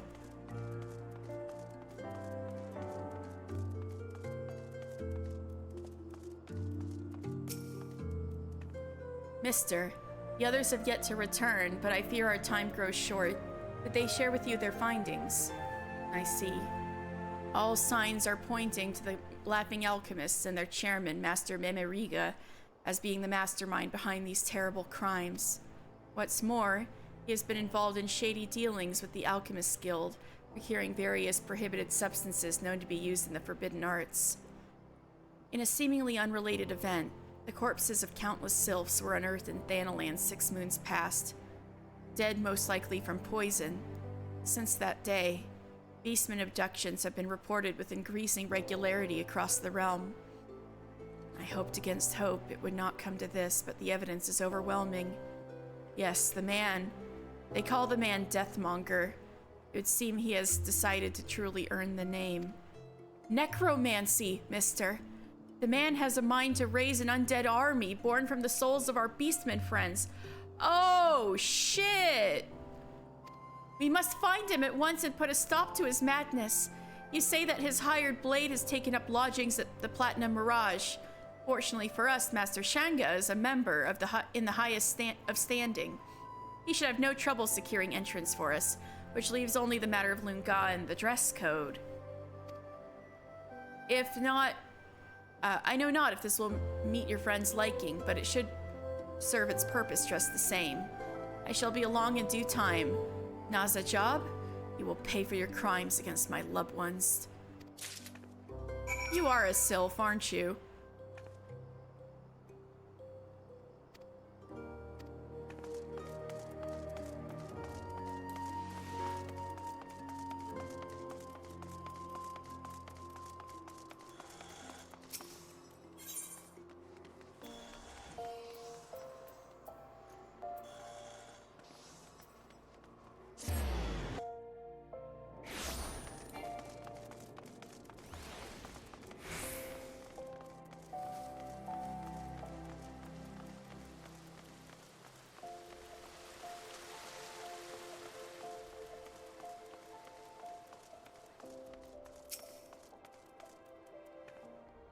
Mister, I have been keeping close watch on the entrance to this place.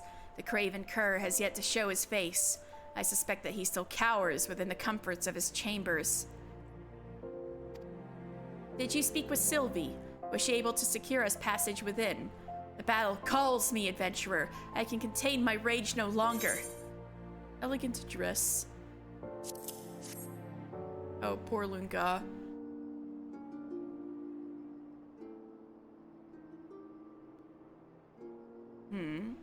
What are these flimsy rags, and why do you show them to me? Surely you jest, mister. I am a warrior of the Emulsia. I would sooner see the flesh rent from my bones than clothe myself in these soft, supple fabrics. I truly must wear them. Many moons have I lived, and never have I suffered such dishonor. Were the lives of my brothers not at stake, I would rend these rags in my hands and leave this dreadful place in an instant. Very well, adventurer, I will wear these cowards' tatters, but you must swear on your life that none back at home shall hear word of this madness. Don't worry, I don't think they'd care either, like... Her body language is real good. Must you gape at me so? As if my shame did not cut deep enough already. I think they'll probably want your mask off. There had best not be anything else. There is something else, isn't there? Yeah, the mask. You cannot possibly mean my face. This battle mask was bestowed to me by the war leader himself. It is a symbol of my passion and pride. It marks me as a brother of Ash. You may just as well ask me to rip the very flesh off my face. On this, I shall not yield. The battle mask stays. Lunga, I've literally seen your face before. I know, Mr. Slow Nod. Oh. Ah! The shame. The indignity. Forgive me, war leader. It is for the lives of my brothers, for vengeance against our foe, and for the pursuit of martial perfection that I subject myself to this dishonor.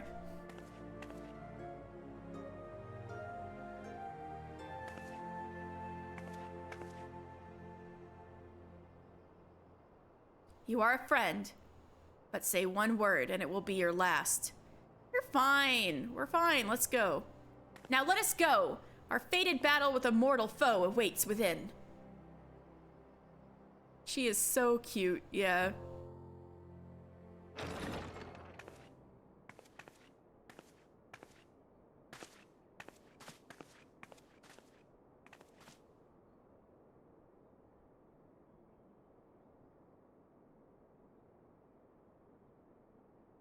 A lot of musical instruments.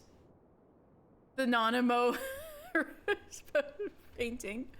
I have never seen anything like this. It is a veritable palace.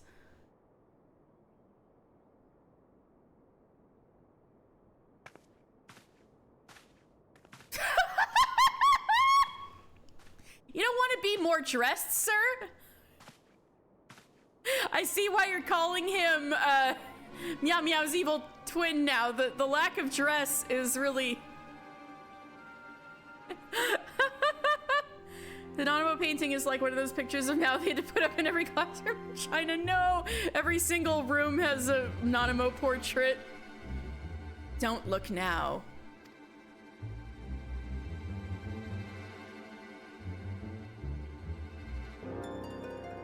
I do not recall summoning whores. Old Dawn customs are so crude. Bro. Silence, fiend. You will pay for your crimes. No hesitation. Oh, fuck. Such strength. I'll get you myself. Naza Job, we have uncovered your master's dark plot. The Deathmonger would slay beastmen en masse to raise an army of the dead, and you lend your strength to this heinous cause. Wait, I shouldn't be happy for this. Oh, that nonsense? Yes, now that you mention it, I do believe that was his silly little plot. Have you come here to stop me? Nonsense? Silly? Is the mass murder of thousands of innocent beastmen so humorous to you? I know your type too well. You see beastmen as little more than feral savages. I do? Well, this is quite a surprise. I have always strived to maintain equal disdain for all beings weaker than myself.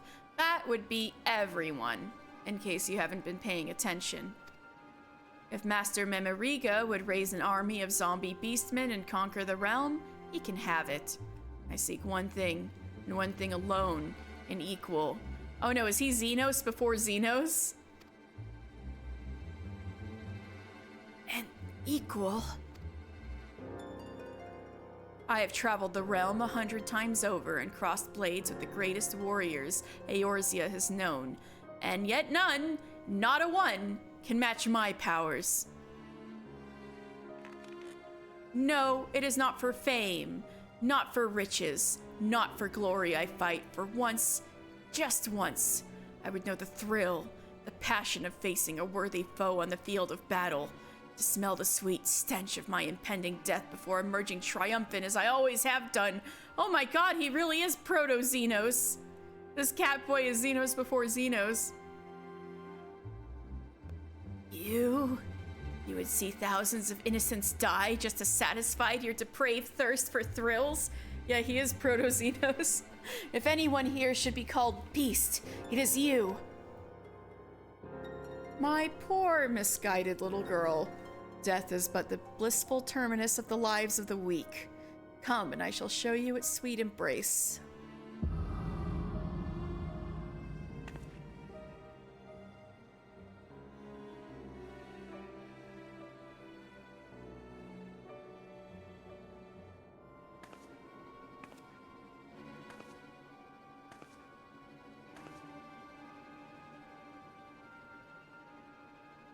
Mr. just kind of standing there.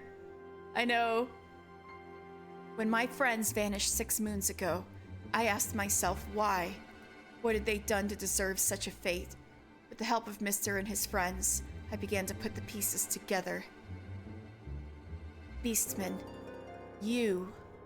Memoriga would raise a legion of the undead, a limitless supply of deathless warriors that he could auction off to the highest bidder. Why, it's a veritable license to mid-gill. But where would he find his dead? Exhuming bodies of Eorzeans would quickly attract unwanted attention. But beastmen, seen by so many as a scourge to the realm, yes, who would miss a beastman or two, or 200, or 2,000?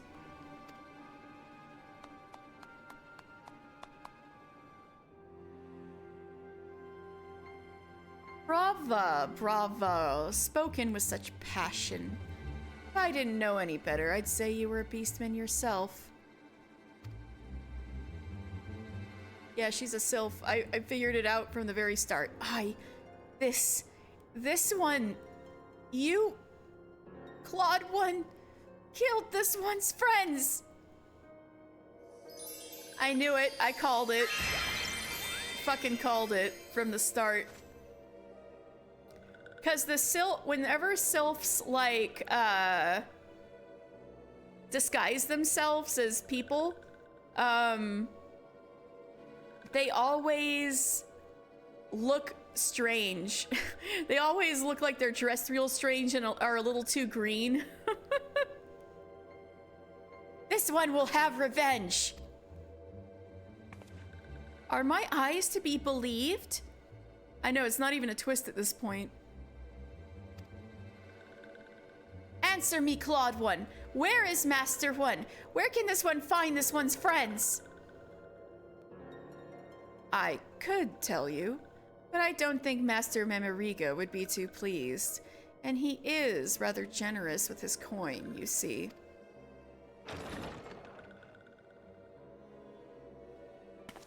Whatever the Deathmonger is paying you, we'll double it.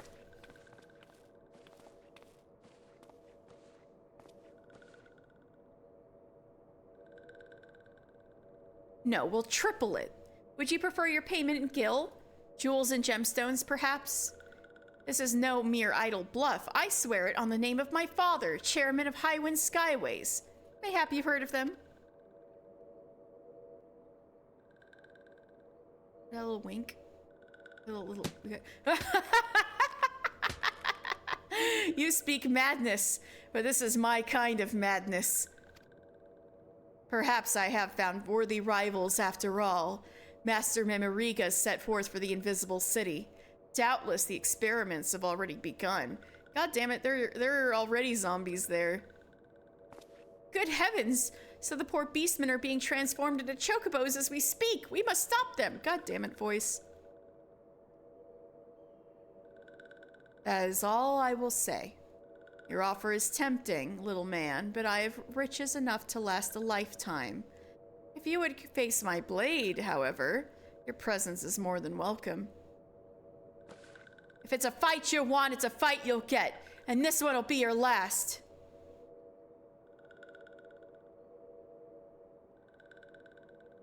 Yes, that's the spirit. I expect nothing less than a bloody feast for the soul and senses. Do try not to disappoint me now. I believe our business is done here. Let us leave this place. This isn't much of a battlefield. Plus the Platinum Mirage would probably be real pissed at us.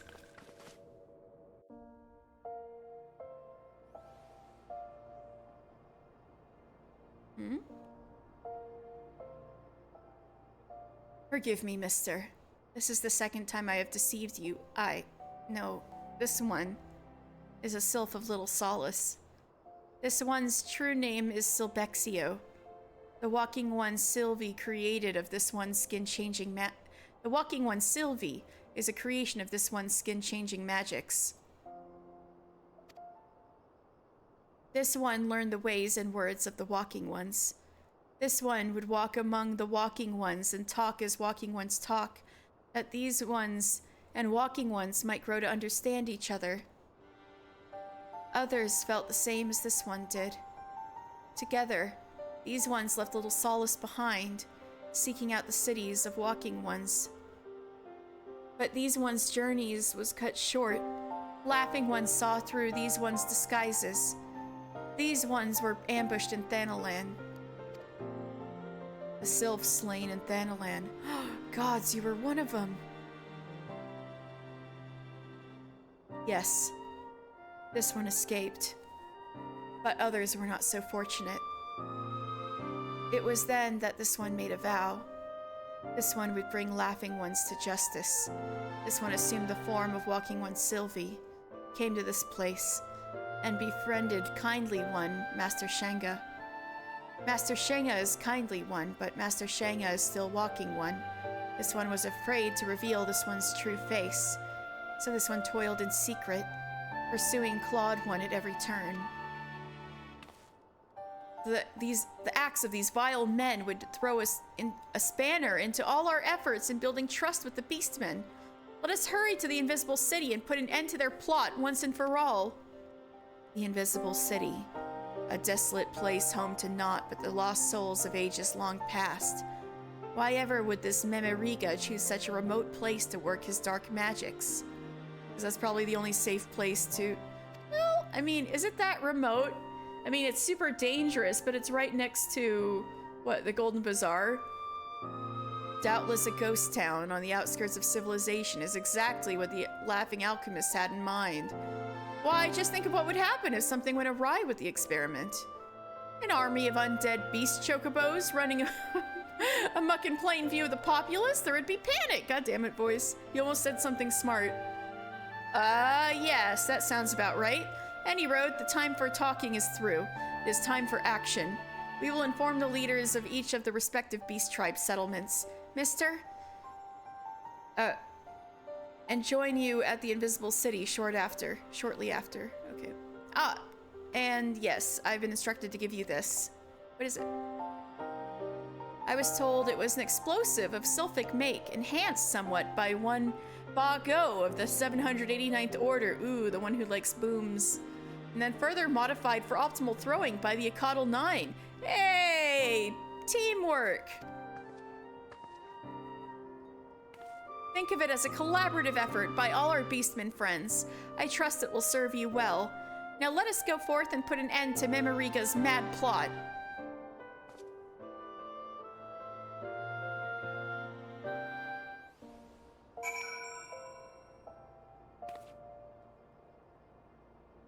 Okay.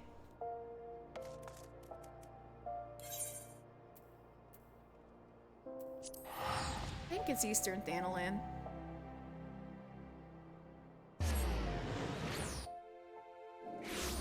Yep.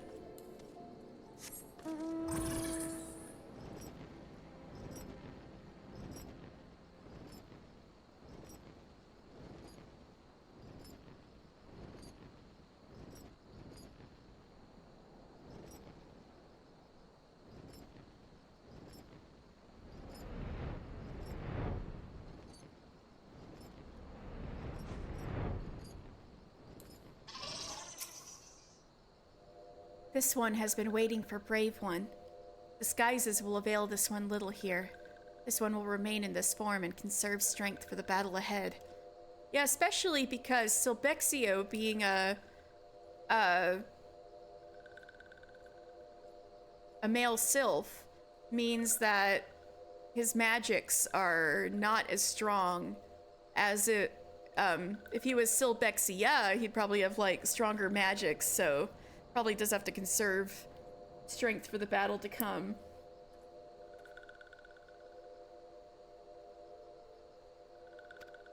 Walking Ones who guard this place are some of the deadliest swords in the realm, hired by Laughing One at great cost. This will not be an easy fight, not even for Brave One. Is Brave One ready to do battle? And ARR content? Yeah. To battle. This one is ever heartened by Brave One's resolve. Quietly now, that Laughing Ones might be caught by surprise.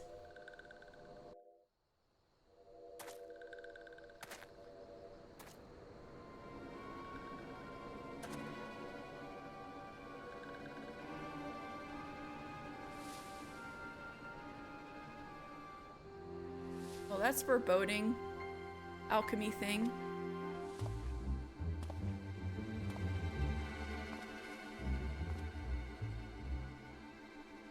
Oh no, BB! And the baby!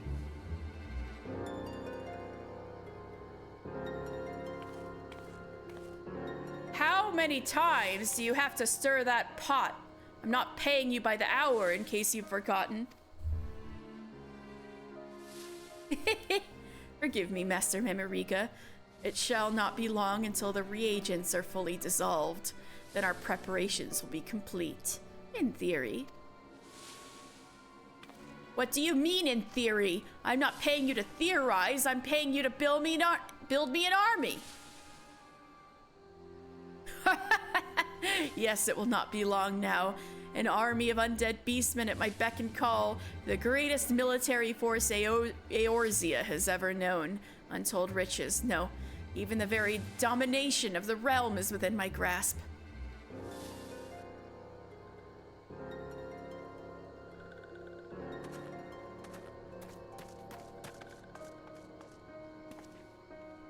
Who goes there?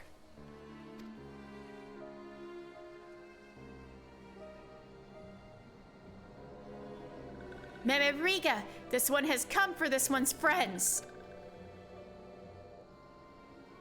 Well, look who's here. But isn't the little girl who's been fluttering about the realm poking her nose into my business? Or did you think you could fool me with your silly little disguises?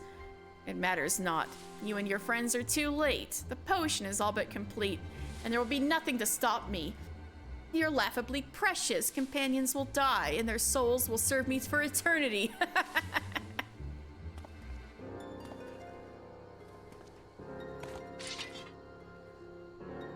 But do not mourn their fate, little girl, for you shall join them. Kill them all, but do try to be gentle about it. What the? Treacherous fiends, purveyors of villainy. Oh, is this how much got? Treacherous fiends, purveyors of villainy. The vengeance of heaven is slow, but certain. You shall answer for your treachery this day. Who is this that dares oppose me? Yeah, let's go! I am the flame that quenches the shadow, the fist that crushes villainy. I am the war leader of the Brotherhood of Ash, Hamujga, and my name shall be the last you utter with your dying screams. I am Noth, the spear from the dark depths, Clutch Father first, and Warrior second. Wah! Cecil Totolock of a Coddle 9 I am. How to count a Coddle 9 know not. How to fight a Coddle 9 know well. Forfeit your life is. This one is Phrixio, elder of Little Solace. Laughing one's crimes against little ones not be forgiven. Pickman Gigu of the 789th is here, and Gigu has, forgot his lines, slipped his mind, drew a blank, forgot.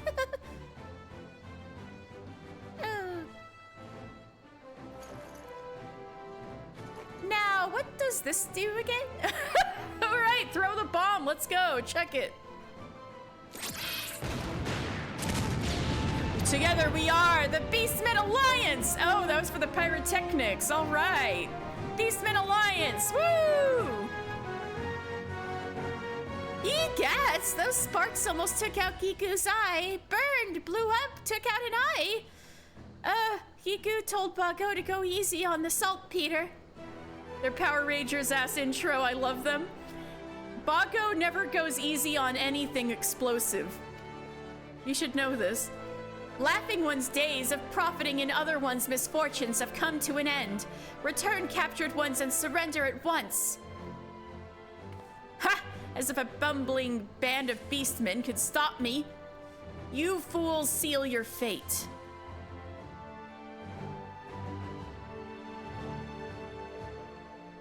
Ah?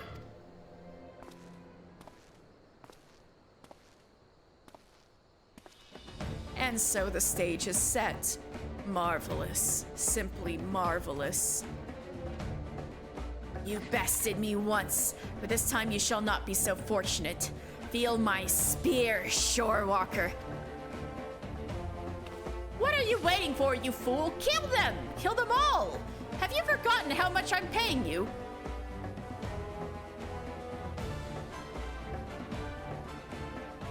Keep your riches, Memorika. I fight, but not for you. Yes, let hatred and fear consume you. Come at me, and let me taste the thrill of battle, and I will treat you to death's sweet embrace. I gotta help them. Come on, mister, get in there.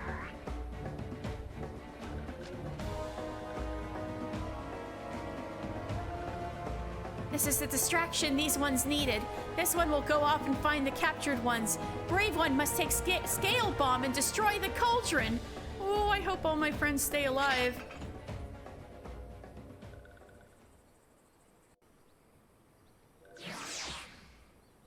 Good night, Katie. Hope you have a good break. Thank you so much, PewDiePie.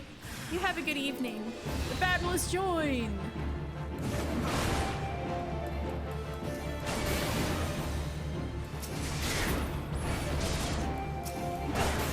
Look at that, like, that zombie just standing there like a standing emoji.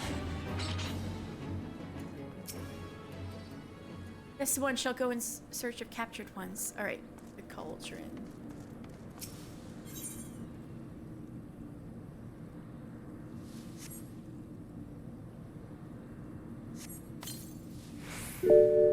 Hydrate, thank you. A parting hydrate.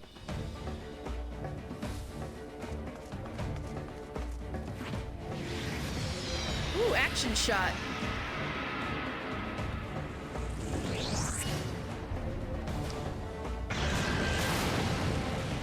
Woo! That's some good explosives.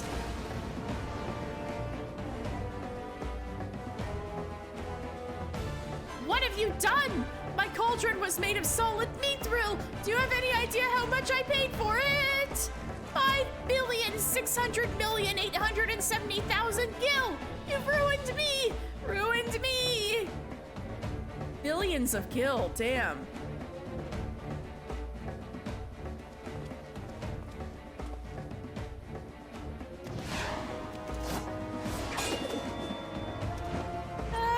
Nov, be okay. Nov, your spear! Yes. Yes, let your hatred fuel you. Let me taste the rage that burns within you. Thrill me, excite me, delight me. I'm like trying so hard not to talk like Xenos. And in return, I shall see your death is all the sweeter. Your overconfidence will be your downfall, Shorewalker. The battle drums pound, calling me to the fray. Lend me your strength, Elder.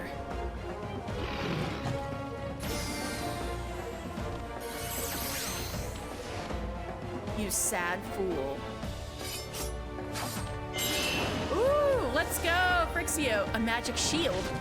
You didn't expect that, did you? What? Now the time is. This you must take. I never seen Cecil fight. Or, oh, he's just throwing a sword. All right, Nob, get him! Get him! And here's an extra boost. A push, a shove, a boost. Don't blow up my dad. Oh. Nob! Nob, let's fucking go! This feeling. Grow weak. The world around me grows dark.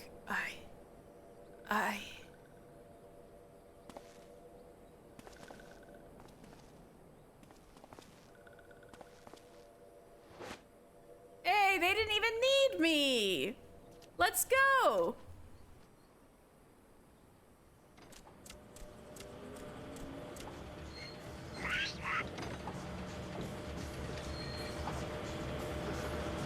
Oh, motherfucker! We need to get him. Where do you think you're going? That's my airship, you fool!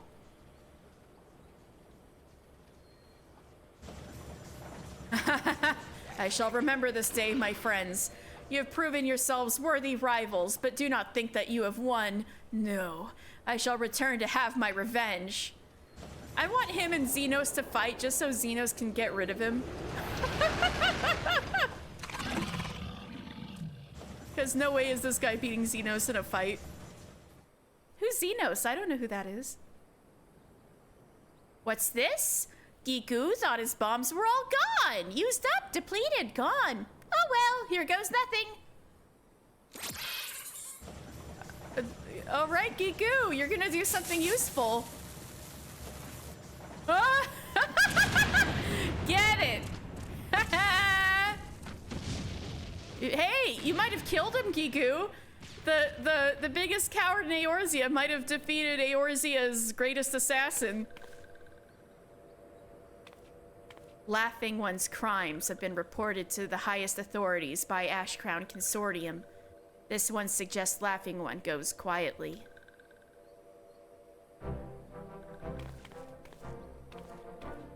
Laughing One's crimes are grave, and riches will not save Laughing One this time. Laughing One will have much time to reflect on one's misdeeds as one rots in jail. My army, my fortunes, everything gone.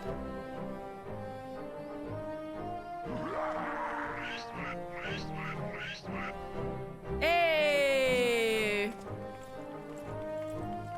I can't believe Giku killed that guy. That's amazing. Hey, and you got BB back? Sizzle, that was some great sword throwing.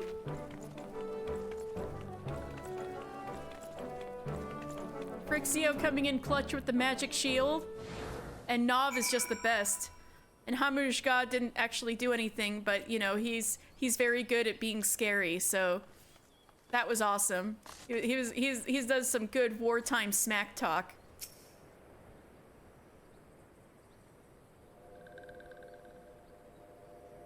Brave One, no, brave Mister.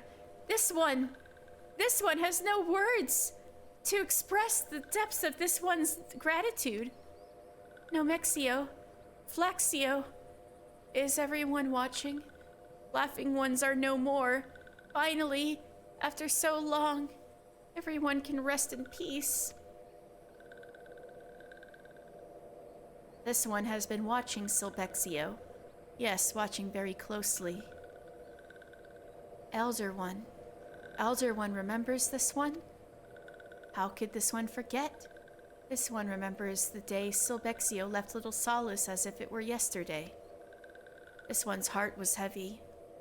Yet deep down, this one knew, if anyone could survive the harsh world outside the forest and build peace with Walking Ones, it is Silbexio, strong of will and pure of heart.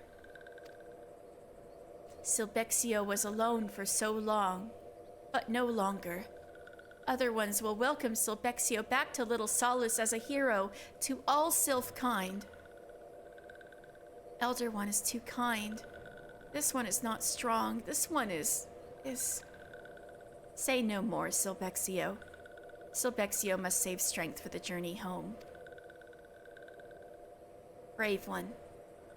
Brave One is friend not only to these ones, but to Guild Ones, and Winged Ones, and Scaled Ones, and Furry Ones too. It is Brave One that has brought all ones together. This one will always remember this day. This day, this one learned what can be accomplished when ones of all shapes and sizes come together as one.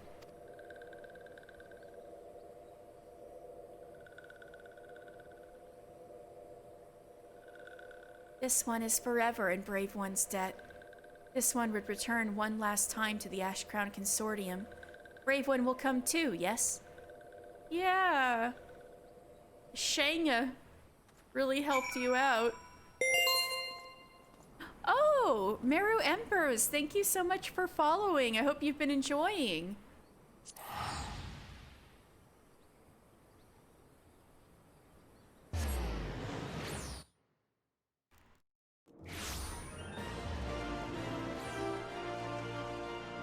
I think that was the gate of Nald, right? Or Thal.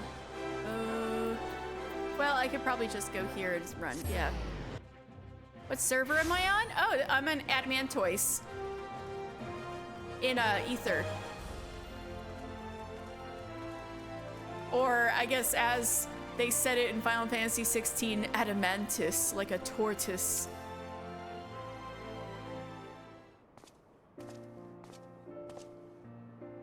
Welcome back, mister. I was Sylvie when we first met, and it is as Sylvie I would express my gratitude to you now. When I left little Solace behind, I was a wide-eyed child, my mind and heart filled with wild fancies. Your people and ours are not so different. We have our differences, but with time and open dialogue, yes, it is only a matter of time before we can all live in harmony. Then my friends and I were captured. Murdered in cold blood by Memoriga's lackeys. I saw the meaningless hurt and hatred directed at beastmen here in Ul'dah. The depths of hatred I felt for your kind. Could not put them into words. Then I met people like Master Shenga, and you. I saw man and beastman working, fighting together for the greater good. Slowly but surely, it all came back to me. It would not be easy, but perhaps my dream could still be achieved. Observing the battle at the Invisible City, I now know more than ever that this is true. The bonds forged today will burn strong, a beacon of hope for all that would look beyond their differences to join their neighbor in the fight for a better tomorrow. I know not if our paths will cross again, but I know this. Eorzea is a better place for your presence. Farewell, mister, and thank you. And I get that guy's mask, his little metal eyeball. Maybe, oh god, what if it's actually the one that was on his face and was like blown up? I've retrieved allied reputation with the Brotherhood of Ash, the Sylphs of Little Solace, Knob's Clutch, the 789th Order, and the Acatl 9. Through your efforts, your allies of all shapes and sizes have forged bonds of friendship that promise to remain strong through the years. You are truly a hero to tribes across the realm! Wah! They barely even needed me, but I'm glad I could band everybody together. So that's it. We are officially finished with... Ooh, what did I get? The Negotiator. Let's put that on. It's a hard-won title.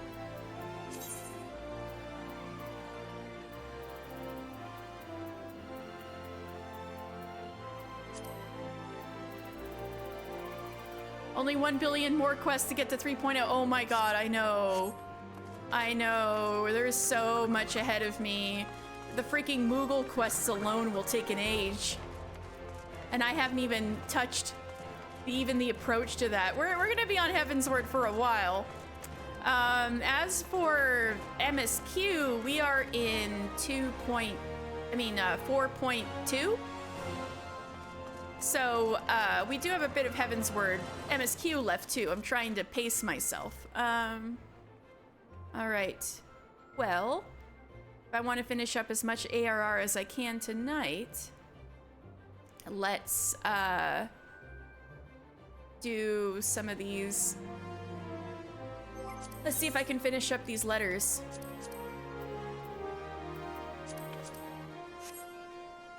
Okay.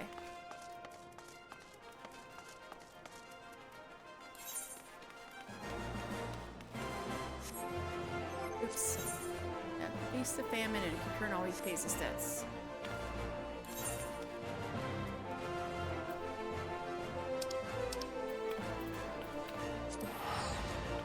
Actually, since I'm at Camp Bronze Lake, I might as well continue with Warrior Quest, especially— oh, shit! I'm so sorry! Panda! Is that you, Murrumbers? I got so distracted.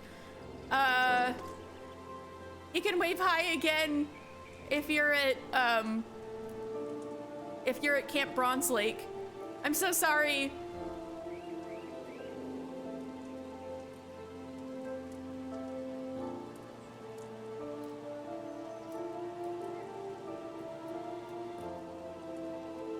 was that you?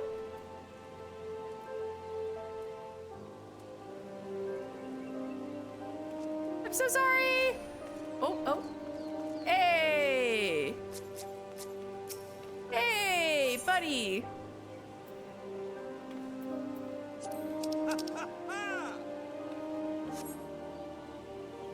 Oh God, you're so cute. Awesome. I love it. I think my Lalafell has that same voice. That's awesome.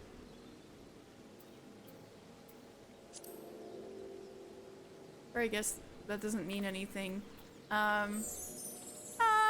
Thank you.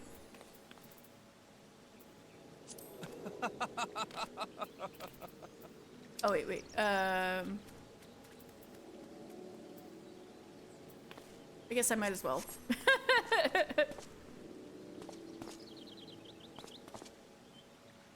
So yeah, oh God, Manderville quests. I don't know if I have it in me to do one of the episodes tonight, but maybe next time. Trying to complete MSQ again. So, what I'm doing is, you're my remembers, right? So I am, this is my lore stream. So what I'm doing is I am going through MSQ again, but I'm also picking up a whole bunch of quests to oh wait, I'm on 3.2, not 4.2. I just realized. All right, let me try this again. So this is Lore Sunday. So every Sunday we're trying to get as nitty-gritty into the lore as possible. I've got the encyclopedias and stuff. And we're going through doing, oh my God, I need to get the pantomime. Yeah, lore stream, yeah. So, we got through, I started, oh my God, it would have been almost a year ago now. I think I started in August or September, something like that, of last year. And so in almost a year, we've gotten through all of ARR. I just had a few lingering quests that I was finishing up. But, so this is my ARR mister. Yeah, right after you started subscribing. Oh, so how long has it been? And then, I'm going through Heaven's Word like this. So I'm playing the guy in the trailers, like, and I'll do all of the canon jobs to the expansions and stuff like that.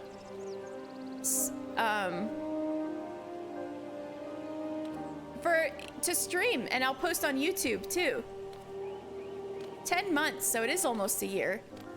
So what I wanted to do is, I know people like kind of blast through this when they're first doing MSQ because they want to, oh, thank you so much. So I know people blast through this, especially ARR, when they're first playing the game and they want to catch up and things like that. And so there's so much that gets lost. Like 8 of those were in ARR, I know.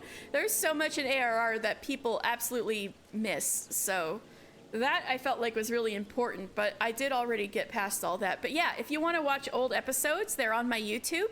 Unedited though. I do want to go back and edit them properly sometime, but it's gonna be like a lot of work. It's a lot. You run 14 D&D, says Helpalock. That's so cool. How does that work? You create characters and do you play it in the game or do you like tabletop with other people but it's Final Fantasy 14 themed? Oh, that's so cool. What the heck? Man, I know Pleasant Possum here took their like D&D or Pathfinder character and made them a Warrior of Light. But that's so cool, kind of introducing this to your friends that way. Yeah, I hope this is helpful then. And that's really cool. Yeah. Well, so nice to meet you. They just got to level 30. Ooh. In D&D, that's kind of a lot, isn't it? I haven't played D&D in a while, but I just remember levels taking forever. Oh, in D&D level, they're level 4. Oh, but your friends got to level 30 in here. Oh, what just a baby. Max in D&D is 20. Okay, that's what I thought. I was like, that's gotta be, that sounded like a lot, yeah. So, yeah, so that's what I've been doing. And, it's usually every Sunday. You actually caught me on my last episode for a while because I'm about to go on vacation. But in August, definitely I'll be doing this every Sunday again. And just, yeah, trying to get through all of this lore content in Heaven's Word I can before moving on to Stormblood. Thank you so much.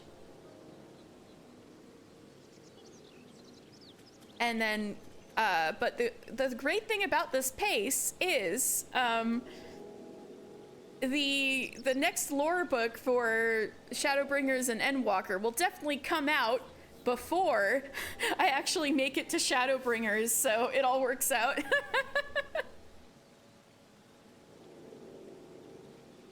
So yeah, it's so nice to meet you. You follow along if you want. Post your videos on the FF14 Discords to get some traffic. Oh, I never thought of that before. Ooh. Hey, that might be, I mean, I'm not gonna lie, my VODs are probably a lot to comb through. If I end up on the huge project of trying to edit these things, I feel like I totally should. I never thought about it before. That's a fantastic idea. Thank you so much. Yeah. What do we got? There we go.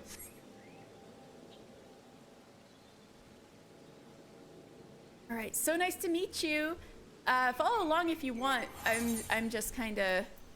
All right, I'll see you. Thank you so much for visiting.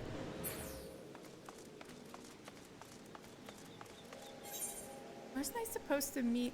Oh, I should boost it.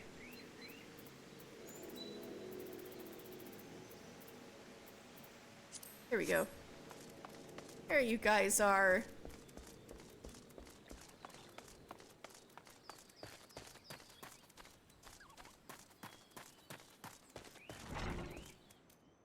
Furious Gorge, Broken Mountain. What's up, guys? I knew a true warrior like you would never pass up an opportunity like this. Broken Mountain, you feeling better?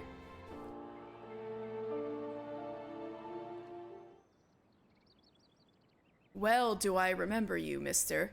The sole warrior to tame his inner beast. I shudder to think what might have happened had you not been there to save us from ourselves.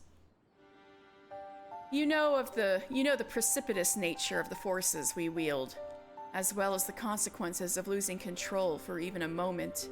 The beast does not scruple to discriminate between friend or foe, and if given free rein, will lash out at both. Oh yeah! I try to be as thorough as possible in checking out what NPCs say, too. Especially, like, in the middle of quests.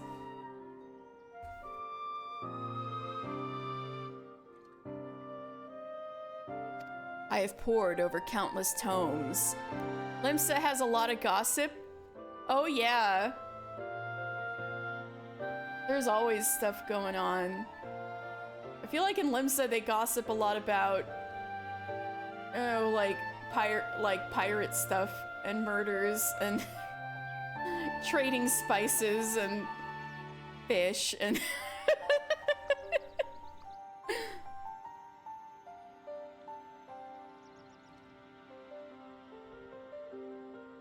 I have pored over countless tomes in search of knowledge of how to tame the beast within, as you did, but my efforts have thus far proven fruitless.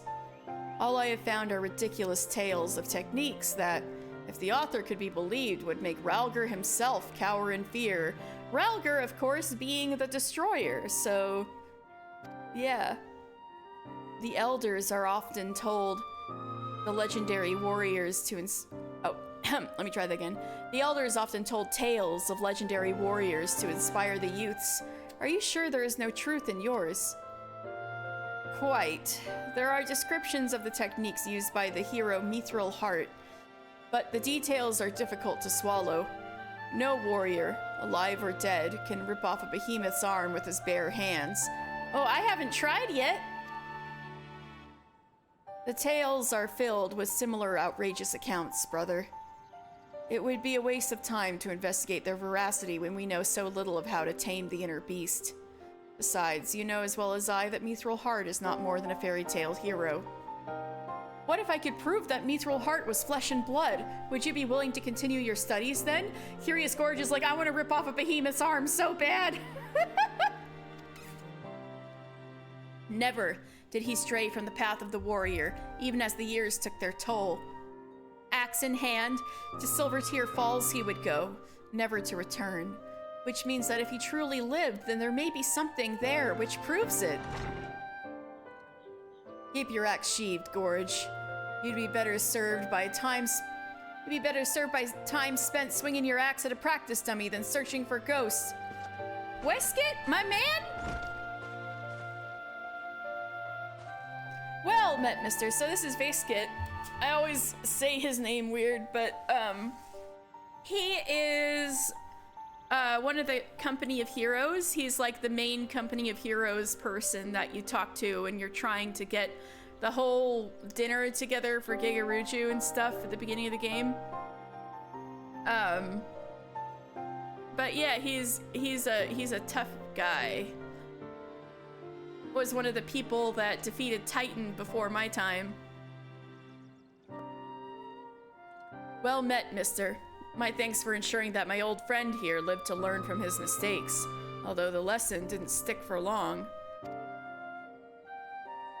Veskit here has been kind enough to keep my brother busy with work and assist me during my recovery.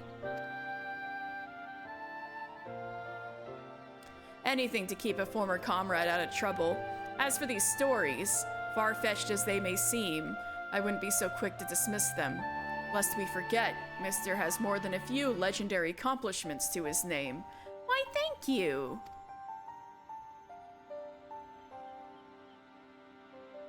Well, if by chance he found proof of Mithril Heart's existence, I would reconsider, but leave my brother out of it. You know, you're wise. You can't trust Curious Gorge with anything like that. You know, honestly, he knows. I may not be ready to accompany you, but I can give you advice on where to start. Seek out the Sons of St. Koinach. I'm sure they know of something of Mithril Heart's final journey. Good luck. Alright, I'll get to that sometime. This is very not urgent. Okay.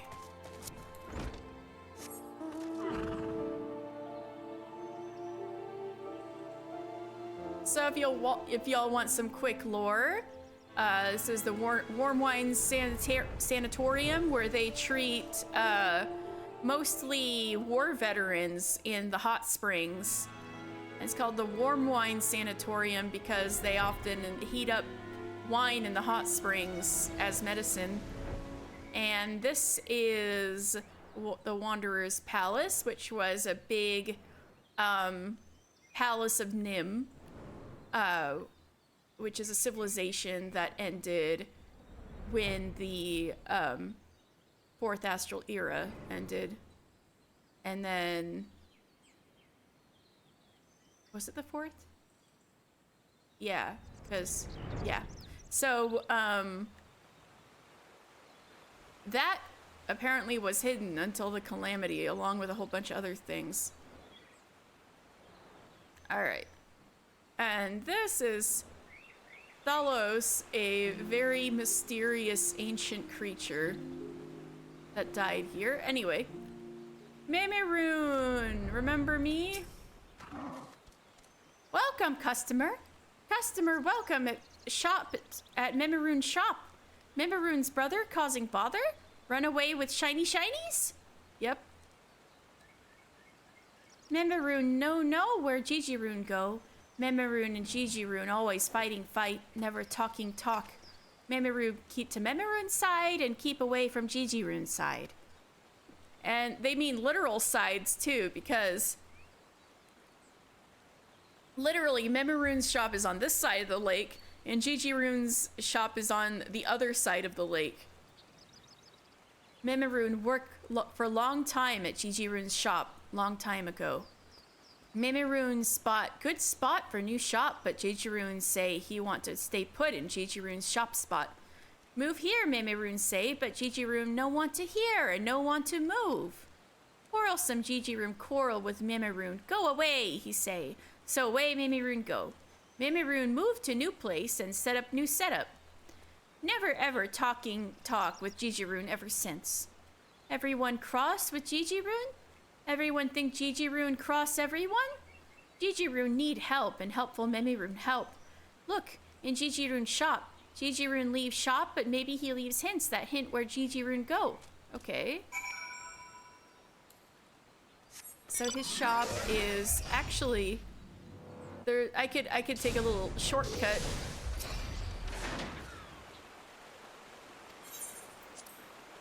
There's a boat that goes straight to Gigiroon's trading post.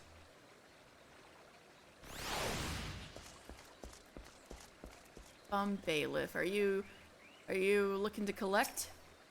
What's your business here, matey? Bango Zango sent you to look for a missing trader.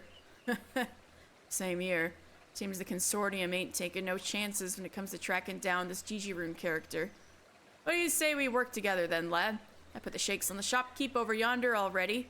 You don't got a glimmer of where the old boy's got to. Says this pile over here is Gigiroon's stash. But it ain't nothing but chocobo feed. Hardly worth filching when it comes down to it. Oh, you gotta go? All right. Maru, so nice to meet you. I hope I see you again down the line.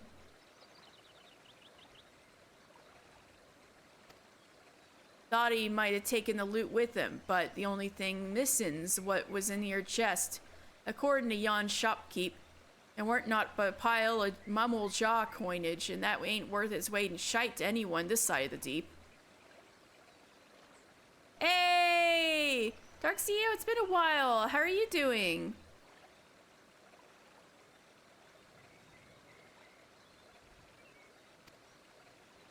Except in the mummel jaw, that is.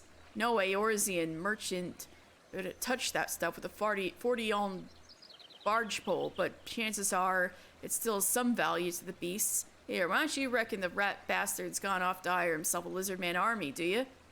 How am I? I guess a little stressed because I've got so much happening this month. There's like my birthday, and I'm about to go on vacation to see my dad because it's both his birthday and mine. And then when I come back, it's the Final Fantasy XIV Fan Fest that I'm going to. So I'm stealing myself up for that. So you actually caught me on my happy birthday, nice. Thank you. So you actually caught me on my last stream for a bit because I'm about to go on vacation. So I'm glad you caught me.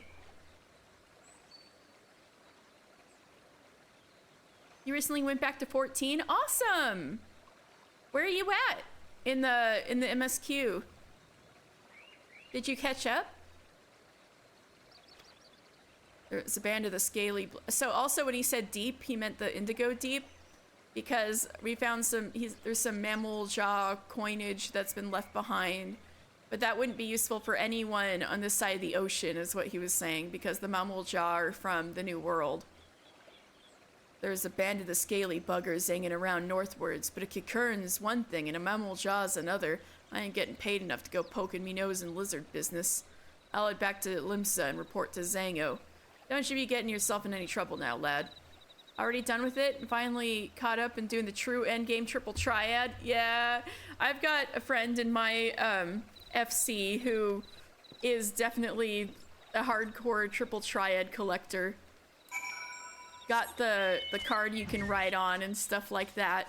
But every time there's a new patch, there's more triple triad to collect. So it never ends. It's horrible. Oh god.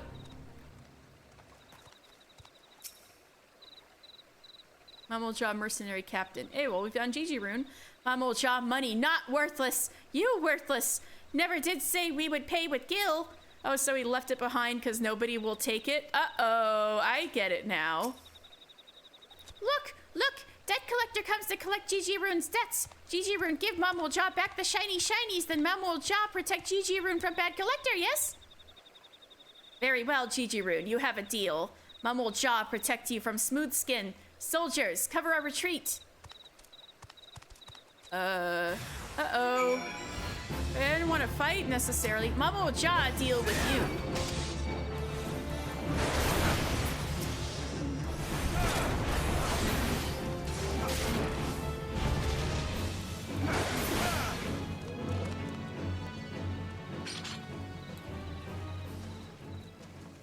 I think the yellow jacket can handle it, probably.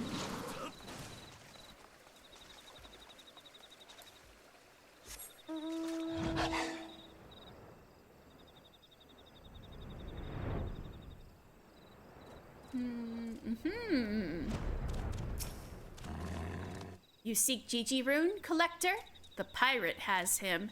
Mamo Jaw make deal to protect Gigi Rune from you, and you alone. He say nothing about the pirate. Oh my god. Gigi Rune's just had it bad lately, huh? You are not collector? Then Mamo Jaw work is done. Gigi Rune make another bad deal. No wonder collectors are after him. Mamo Jaw make good deal with Gigi Rune, buy many items and pay fair price. But when we pay, Gigi Rune say our money no good and ask for Gil. If Gigi Rune want Gil, he need to say so at the start. Mamo Jaw proud warriors, not mind readers. You want find Gigi Rune? Speak with Rat Brother. Maybe he knows where the pirate take him. He's the guy who sent me over here in the first place trying to find him.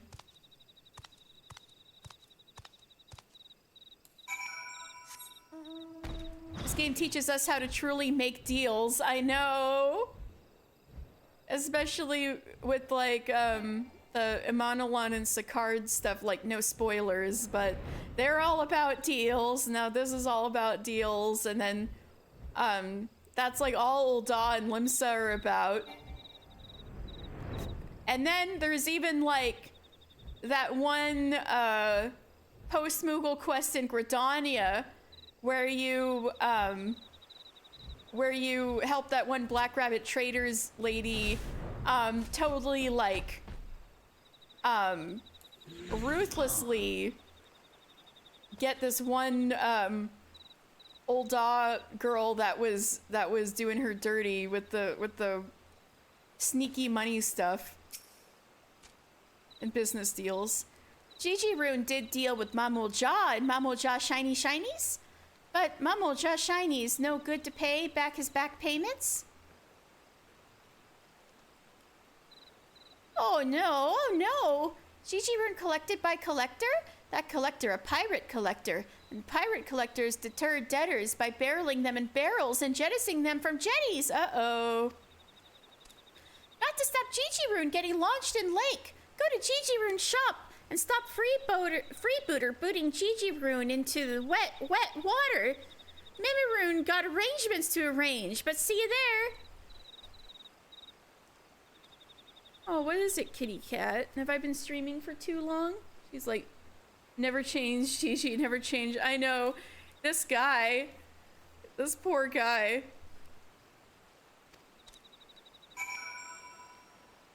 Okay, so he's at... Great. So I'll just take the boat over again. I can spare 40 gil. It's a lot less annoying than flying across the lake. Where's the boat? There we go.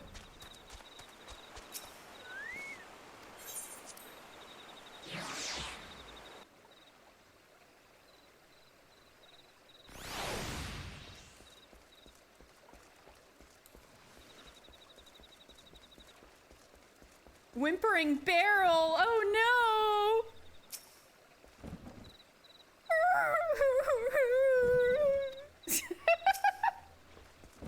You're that guy from before. Well, if it ain't me old matey. Look here, lad. I finally got me mitts on this shirkin' wretch, and he's about to take the plunge. Seems he'd be making merry with the mammal job, but he never counted on him trying to lumber him with their own dodgy lucre. And you can't pay your debts with lizard coin, can you, Gigi Rune? Poor old bugger ain't a bad sort, really.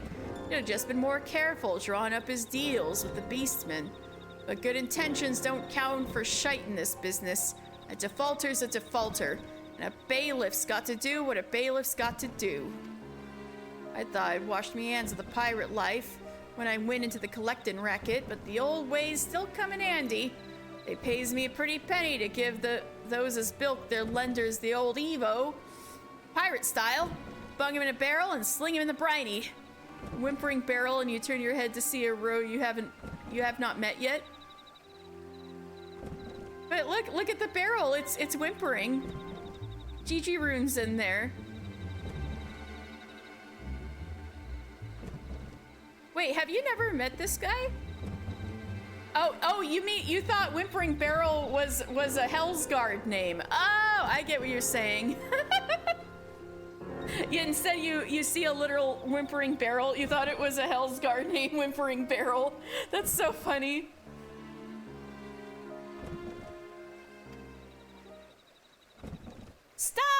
Stop! Memory give you shinies! Many shinies to repay repayments! You've never been so disappointed. Oh no. Really? You think there's ARR content that I've found that you haven't played yet? Here, what's with all the up, Whiskers? You saying you'll pay off Gigi Rune's debt for him?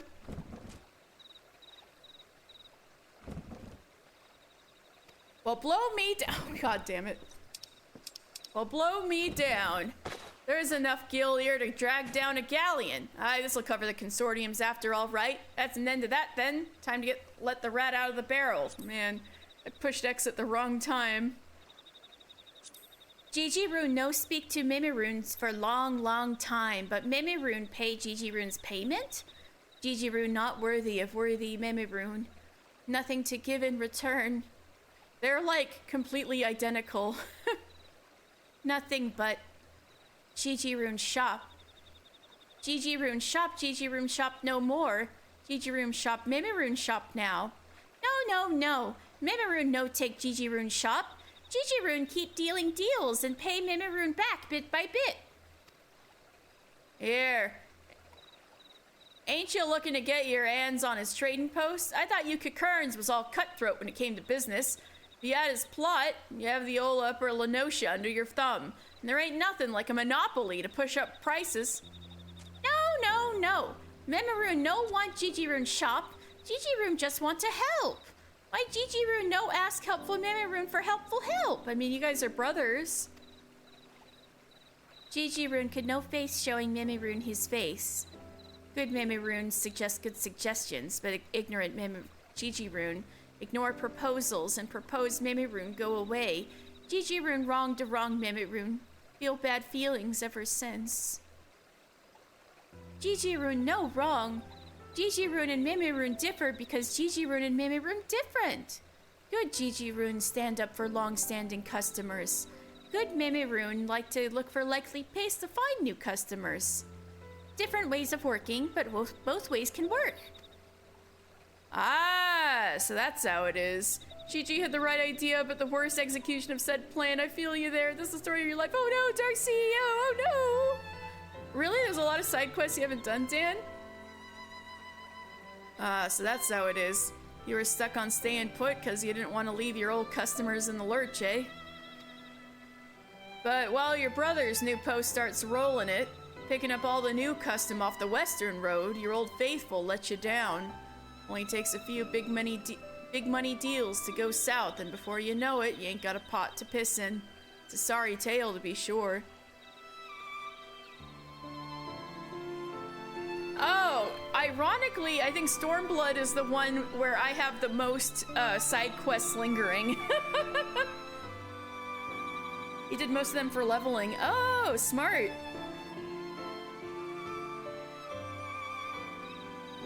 But I'm trying to, like, lay the tracks down in front of the trains, so to speak. I'm trying to, I got all the ARR quests done in my main character before Mr.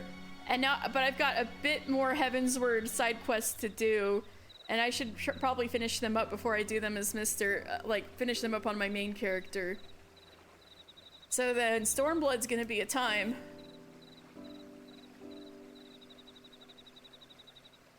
But while your brother's new post starts rolling in, picking up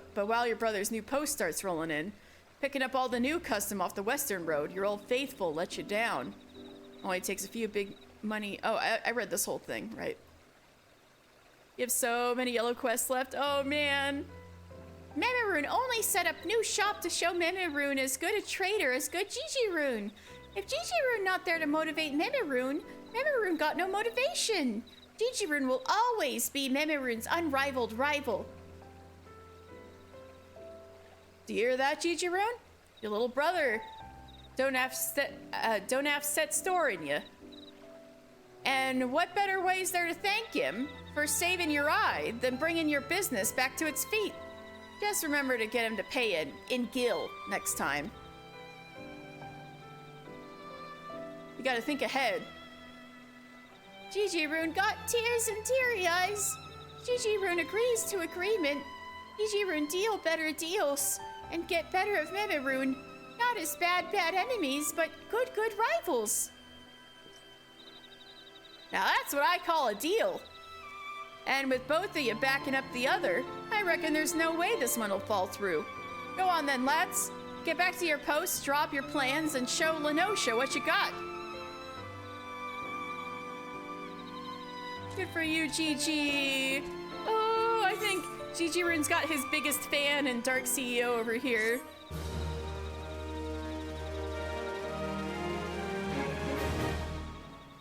Gigi-Rune, #1 fan.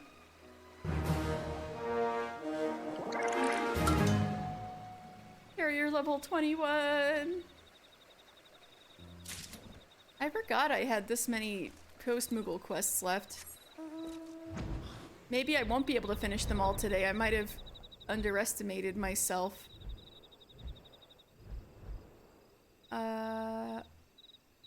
We have another one.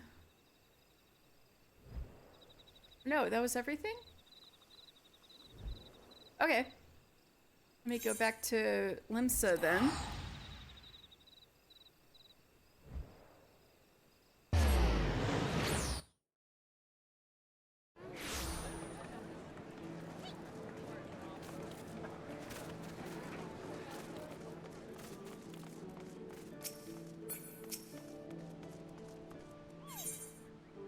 The Hazy Professor. Oh, right! I couldn't pick this one up before because I ran out of spaces in my quests. Knowledge, my dear assistant, is the gift that keeps on giving. I've got letters today for a fellow who embodies that notion. Professor Lambertin, Coupeau? That freaking guy. He's an authority on ether, known for his passion and absent-mindedness. I'm sure you've heard of him. Lately, everyone is talking about his theories. Yeah, there was a bit of MSQ involving that guy. Now, such a renowned scholar has many students, and these letters come from his best and brightest. Yet I had to go meet all of them to get on a wild goose chase about corrupted crystals. So your task, my friend, is to deliver the bale to Labertin and Camp Drybone. Make sure to get it there promptly, as a good postman should, Coupeau. Okay.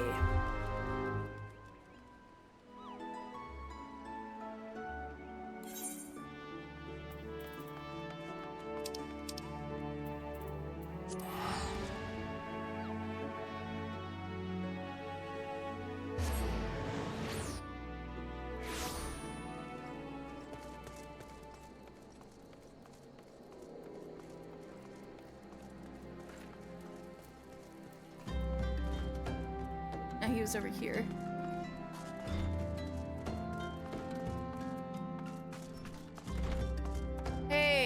remember me?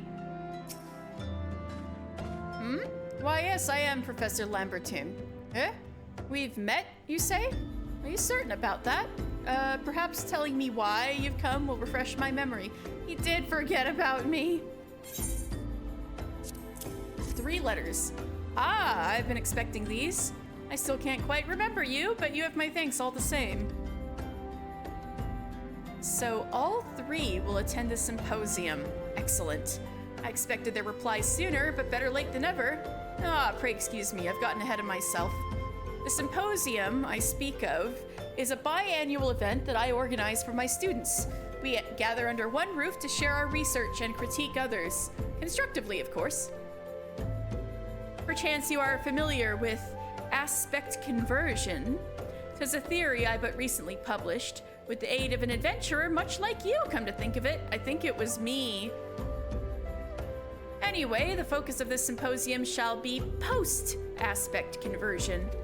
Speaking of which, the hour is nearly upon us, though it seems my pupils have yet to arrive. Oh well, there are papers I can attend to while I wait. Since you have proven yourself as an able courier, would you mind taking these flowers to the tavern for me? 'Tis the venue for the symposium, and I fear it wants for decoration. Okay. Yes, you can put those flowers on the table in the tavern. Discourse flows where liquor runs free, and I suspect blossoms will stimulate discussion even more. Okay, okay.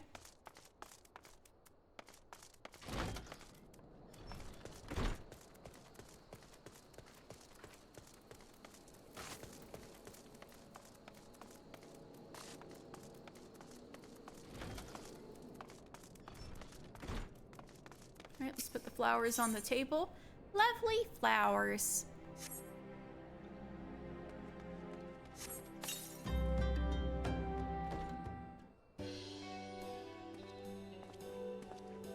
Mister, I think you're supposed to put them in the middle of the table.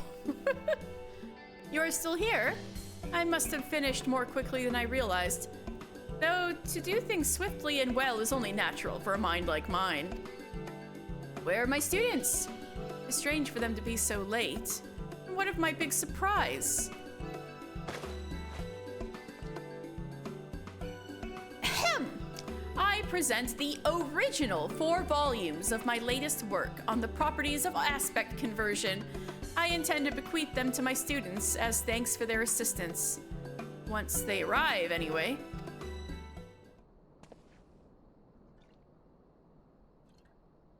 Well, I guess they're not showing up. I guess, don't tell me, I have to go get them.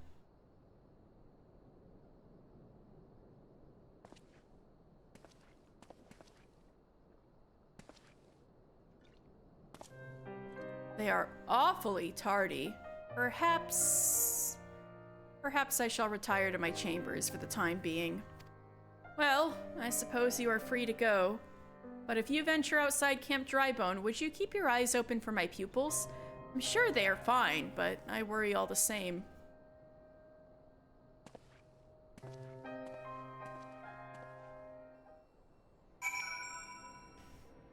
Alright, well, let's see if I can find them.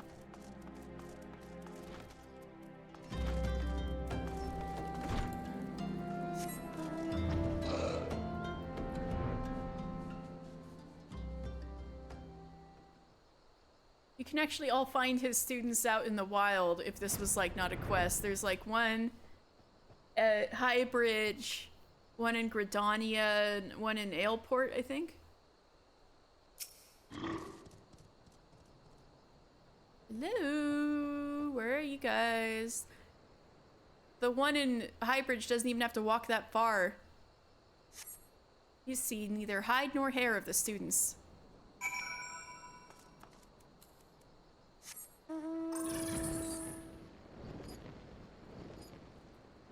I see nothing on the road, although I didn't look very hard.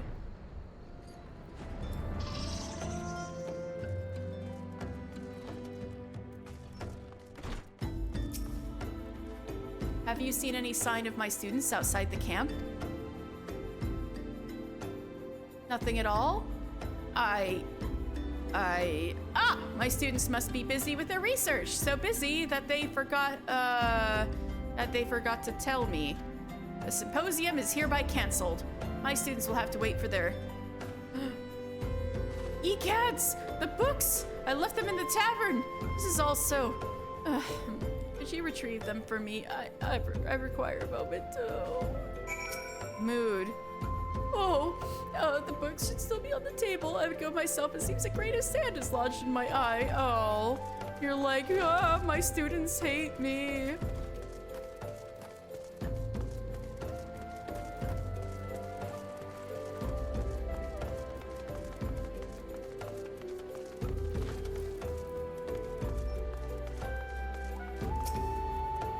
Yeah, nobody stole them. Poor flowers, though. Oh hey, y'all are here, finally. Do mine eyes mislead me? 'Tis the adventurer who came in search of corrupted crystals. Yep.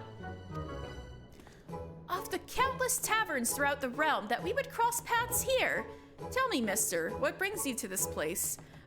In the middle of the cutscene, I sense the presence of a powerful mark.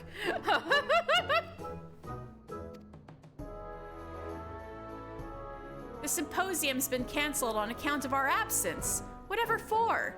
It's to be held tomorrow, not today. Evidently, the professor mixed up the date. Hence why he fears we have forgotten all about it. The professor can be ever so slightly scatterbrained, though a genius when it comes to ethereal studies. As if worse hasn't been said of us, Hahasako. People would still think us lunatics if we had not come to study under the professor. Indeed, whatever his failings, none of us would be where we are without him. I say we surprise him with a gift of our own, something to show our thanks for all that he has done and to commemorate his latest publication. Oh, hey, should I help you guys? Hold on, I can sense a mark. I know, skip cut scene, go to get the S rank.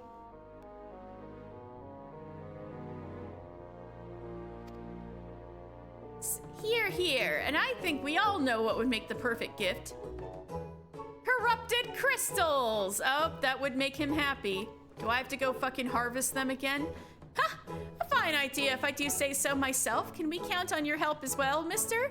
Well, if I'm in this deep. I must return to Highbridge and prepare a containment vessel for the crystals. You may come and collect anon. Of course I have to collect the goddamn crystals again.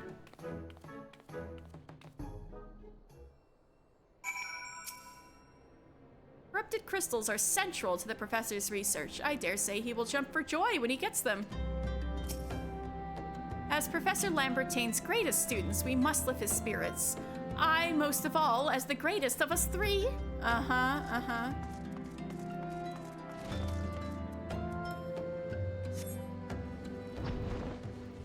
Hey, Daddy! Dragon Dad's gonna get me on a very short trip to Highbridge.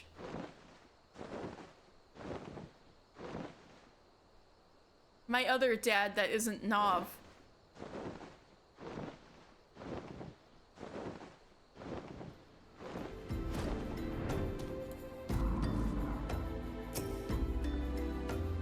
"'Tis high time you arrived. I completed my preparations a long while ago. We seek crystals marred by nary a single mark. Make your way to the center of the burning wall, where stands the finest of formations. Here's a sledgehammer you can use to fracture a cluster once there.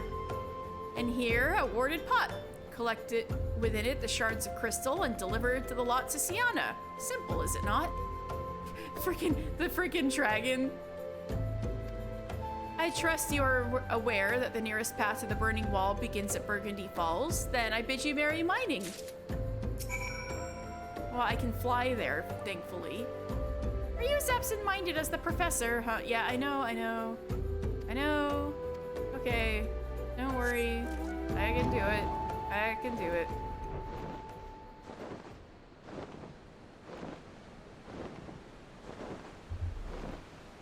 I think the burning wall always looks so cool at night.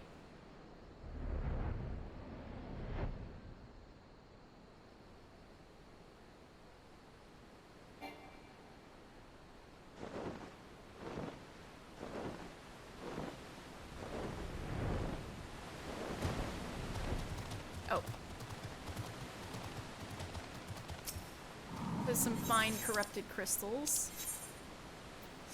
Sledgehammer. You fracture the corrupted crystal. Place the crystals within the warded pot.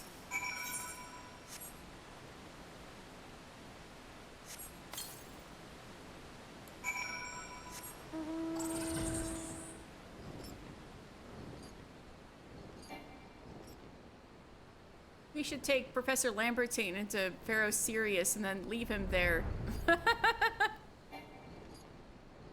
All the corrupted crystals he could ever want. And also deadly horrors.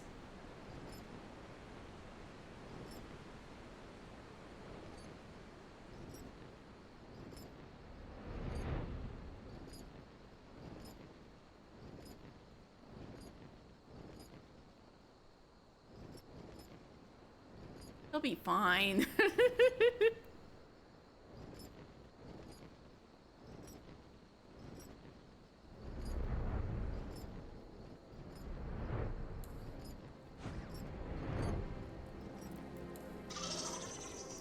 Oh wait, I should go in here, right? Or not. No, Sienna's standing out in the tavern. Right.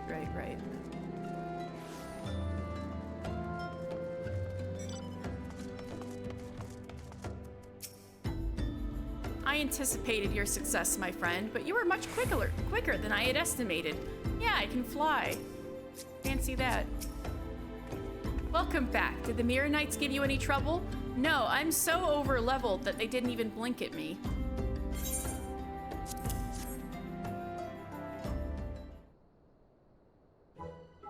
Aha! An exquisite pot full of corrupted crystals, if I ever saw one.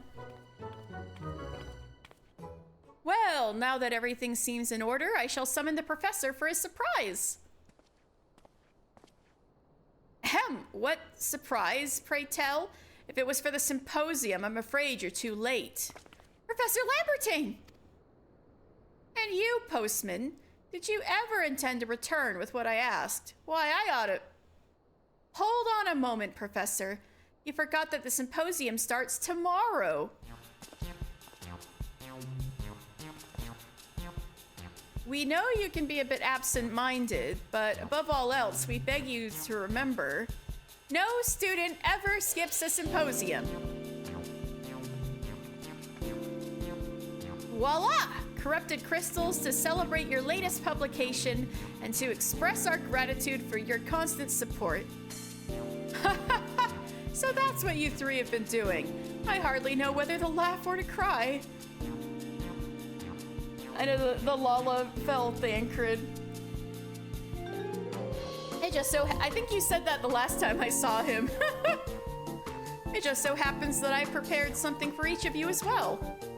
On the properties of aspect conversion would not exist if it were not for you all, so I thought to divide the volumes between the four of us. That the set would be complete whenever we meet. Your questions, your contributions, your very presence drives me onwards as quickly as a corrupted crystal can change aspects. Yeah, the store brand Thancred and Kugane that takes you to Eureka. Oh, what's Kugane? What's Eureka? This is Thancred. It matters not where our research takes us, so long as we are of one mind and one purpose. Oh, speaking of Thancred, I need to show you guys. I saw an MSQ scene at the beginning of the stream that I do not remember. And it's something I felt like was missing when I first played the game. And I wonder if they added it in later, or if I'm just insane or accidentally skipped the cutscene or something.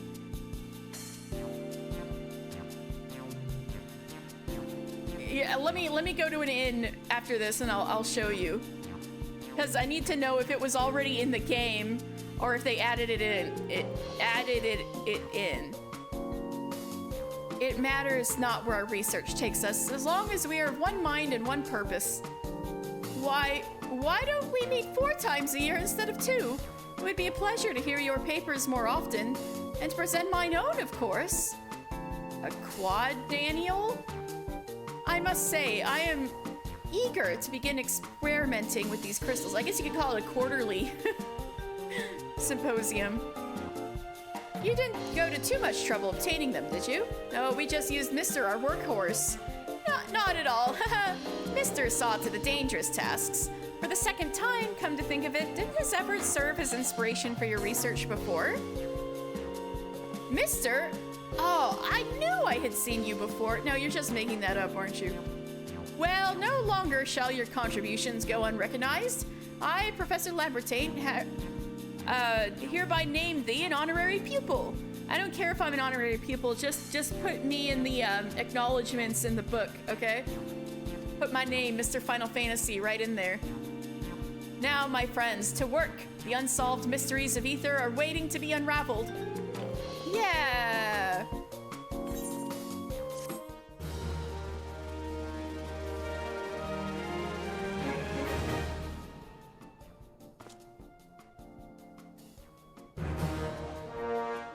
Yay!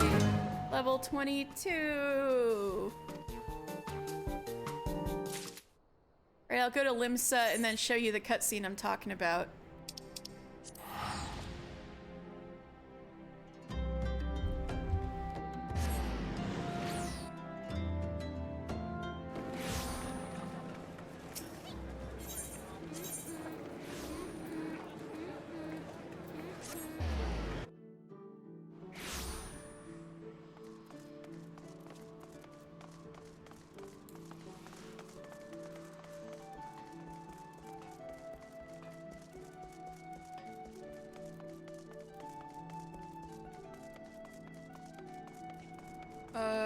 Where are you?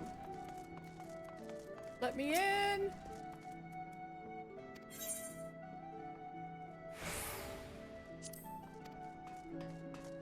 Alright, so this is the cutscene I was talking about. It should be the latest one. Oops.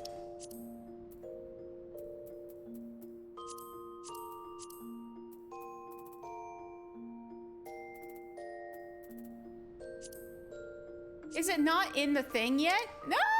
I have to get to the end of the... No! I have to get to the end of the patch in order to replay the cutscene. Sad.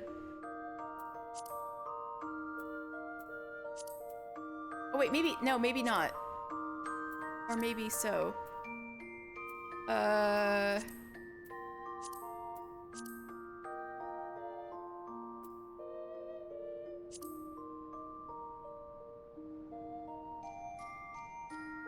Yeah, this is from the last patch. Shit.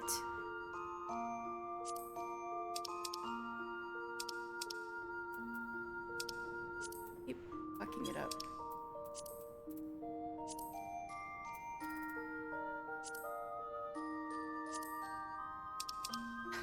Whatever. It's in the VOD. I'll link a timestamp later. I think it won't be in the book until I finish the patch, MSQ. Which sucks, but anyway.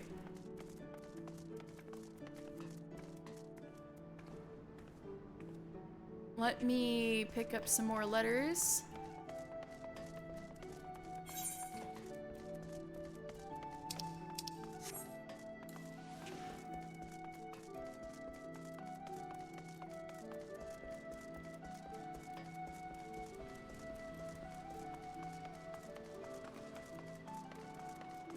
Or maybe I can show it to you guys when I finish the MSQ patch, and then I can go back and watch it.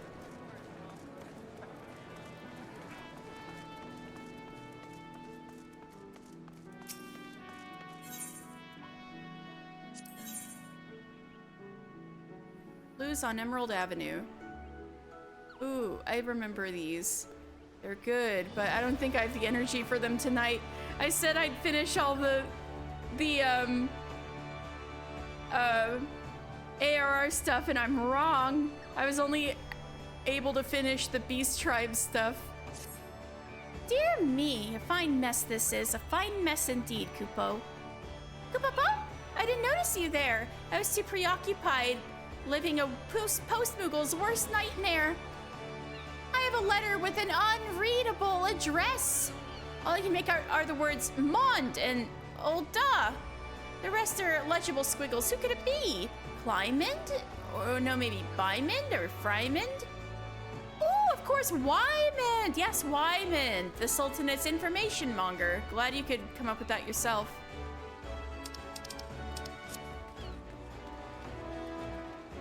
Not a single doubt about it, my assistant. Wyman and Old Daw is our recipient. Now, take this letter to him. I believe he can be found on Emerald Avenue most days. I'll rest easy knowing it's in your experienced hands, Kupo. Make sure I have this one in the mix. Yes! Ah, mister! You've come not a moment too soon, Kupo. I have a letter addressed to Landonell over in Camp Tranquil. I love Landonell. That wants for immediate delivery. I hope he isn't inclined to send a reply, though, because there's no return address to be seen. But one task at a time, Kupo. First of all, we, and by that I mean you, must see the letter safely to Landonell's hands. I must warn you, though, rumor has it that the good captain of the Sixth Spear has been acting strange of late. He's always strange. Perhaps this letter has something to do with it. At any rate, best not to keep him waiting. Now, off you go, Kupo. Next week. Because I am tired. I don't think I have it in me to do 2 more post-Moogle quests. Is there... Now that I've got 30 out of 30 done, I wonder if there's anything super lingering that I might as well just finish. Oh,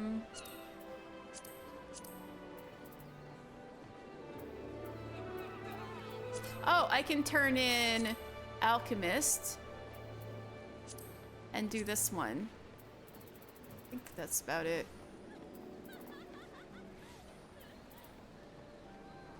Yeah. Let's do that.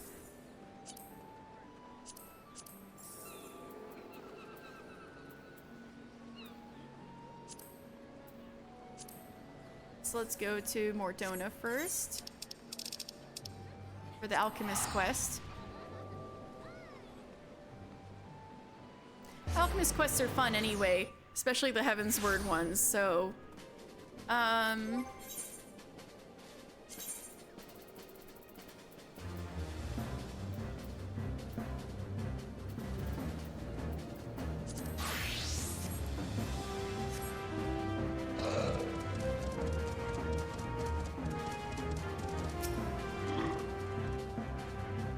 I know I asked for enchanted Mithrite, but I've since been informed it's a tricky recipe. Are you up to the task? I made it! I made it, man!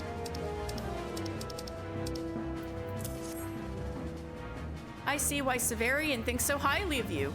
We'll be able to lure our criminals out into the open with this ink and a little luck. Now, Chinene and I have chosen St. Coinoch's Find. It'll be damn difficult to miss our suspect there. Come with us, mister. It's safer to have an alchemist on hand than not. I thank you. This is a good ruse, but I wonder if it'll actually draw out our criminals to St. Coinoch's Find. I think I had business in St. Coinoch's Find anyway.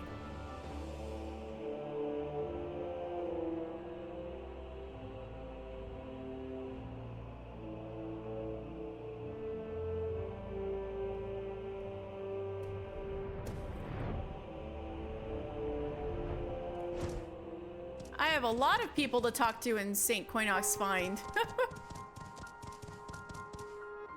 Near Eastern Youth. Chinene? Well, this is the rat caught in our trap, but he's a bit off. Viltwig?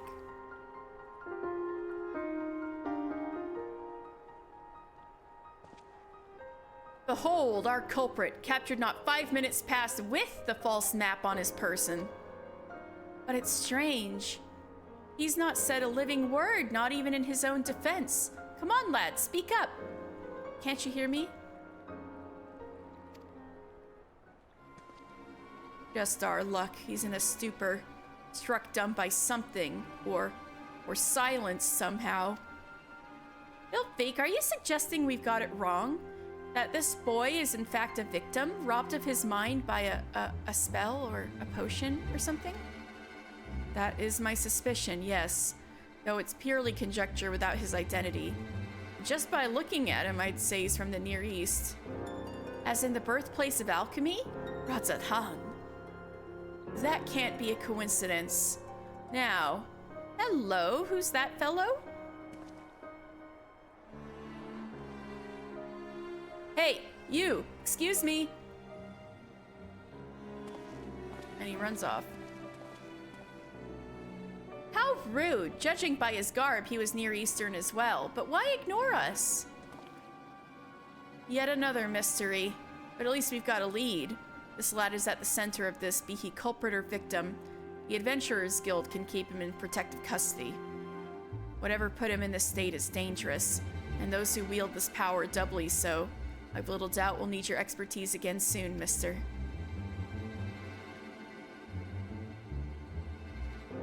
There's crimes happening in Mordona.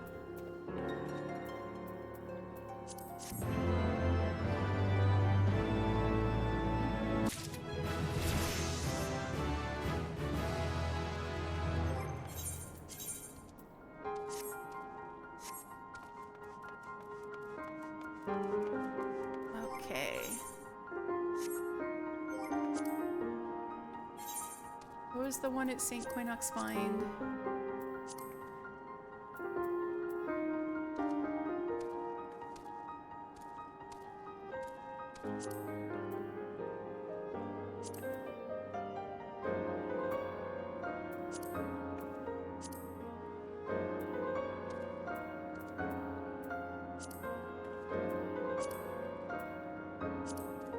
Stella.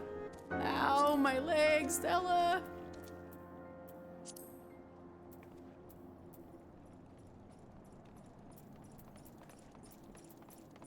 Oh, right. Warrior.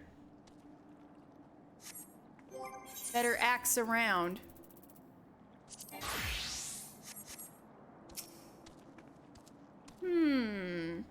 Well, when the waters of Silvertear Falls receded 15 years ago, they revealed a treasure trove of artifacts spanning eras, many of which have yet to be recovered. Right, we're looking for details of Mithril Heart.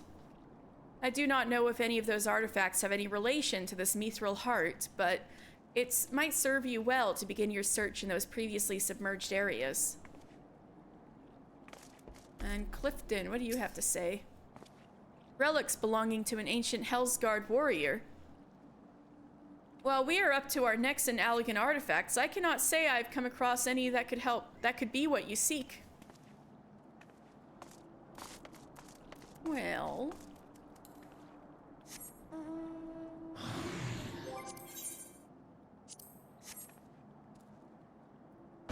another person to ask.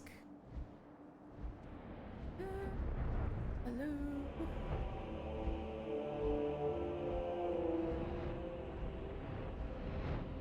There you are.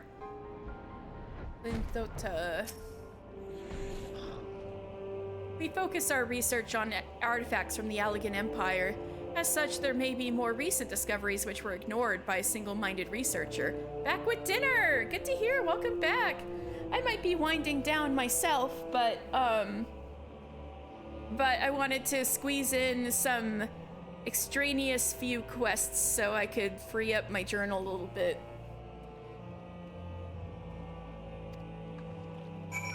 Alright, so I better look along the shore of Silvertear. Whoop, whoop.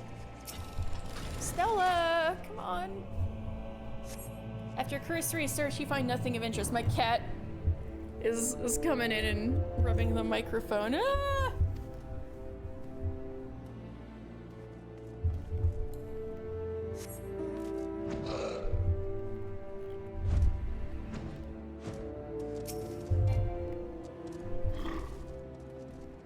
Kato demands attention. You've been telling yourself to stream some more Lobocorp instead, but you've just been brainstorming. You know what? Some days it's like that, man. But what I feel like is when inspiration strikes, you can't, like, waste it, or else when it's gone, you can't get back what you were cooking right then. So I feel like that's probably more important. You said it before, it's less of a storm, more of a light drizzle. Well, still. After a cursory search, you find nothing of interest. I feel like for quite a few years, I've kind of lost my creativity, so whenever, you know, something strikes me, it feels extra important. So I'm all for, like, being like, if you feel inspired, go for it. Ooh, I got an ancient axe.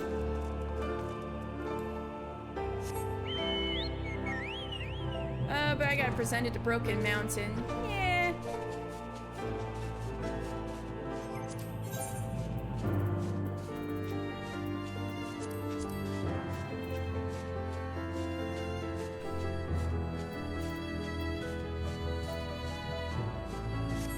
I might as well pick up the next, well, no, maybe I should leave it be. I don't need to pick up the next alchemist quest right away. But I should finish this in, the Western Highlands.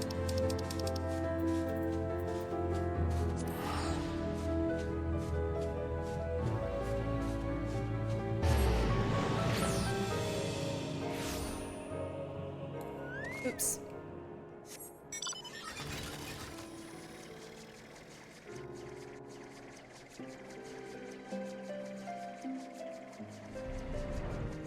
Oops, wrong way. Psh. Yeah, maybe I am tired.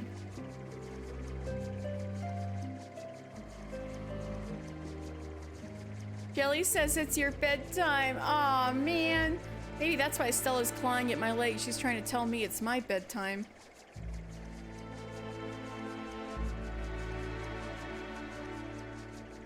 I need to cut her nails before I leave.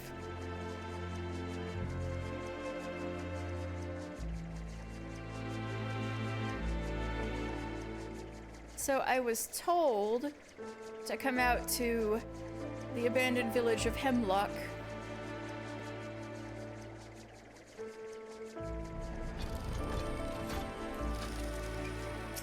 How stern dare knight. So you are the man Sir Redwald sent? Very good. We have received word that there are a number of heretics hiding in the ruins here. We suspect they are planning to establish a base of operations. Obviously, we cannot let that happen. We need you to infiltrate the ruins and confirm if the heretics are indeed hiding there. If they are, eliminate them. There should be 4 of them. Good luck. I'm sorry, Azael.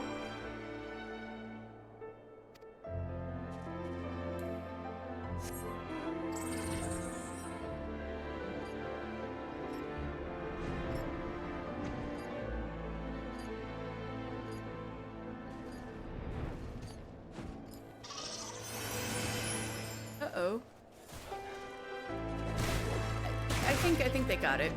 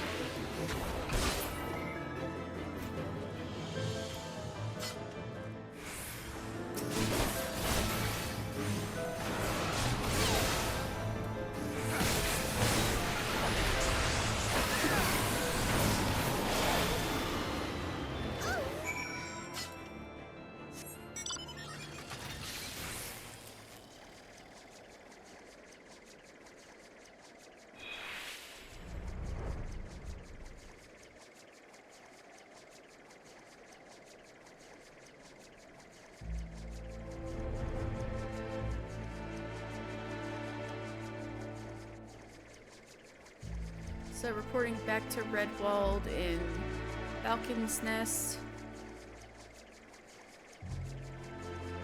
Although, what's there at Falcon's Nest is just barracks. There used to be a whole village here, but it's totally buried under the snow.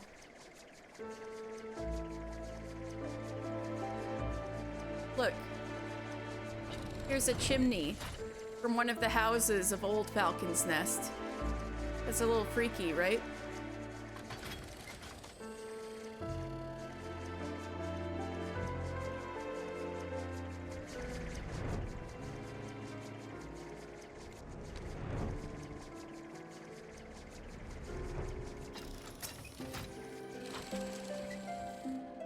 Thank you, Master Final Fantasy.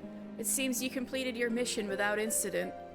Unfortunately, with each passing day, the heretics recruit more poor pawns to their contemptible cause. There are many forms of heretic. While some are men of true conviction devoted to the Dravanian horde, others are simply criminals who banded together and decided they have no choice, no place in Ishgard. Whatever their reasons may be, I cannot condone their actions. Though there is no denying that life in Ishgard can be hard. Yeah, no shit.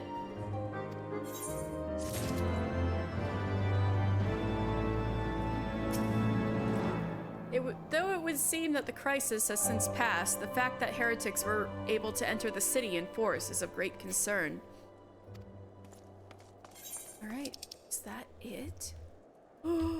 I finished every single quest in the Western Highlands. Alright. Alright, and with that, I think I might call it quits for the night. Stella is gonna knock over everything I love pretty soon if I don't attend to her. So thank you guys so much for making this a great last lore Sunday for a while. More than likely I'll be gone for 2 weeks, but it might be a little shorter, a little longer, depending on if I can swing some streams or if my friends want me to stream while they're here for FanFest. Thank you for the stream, enjoy your trip. Thank you for stopping by, Dark CEO.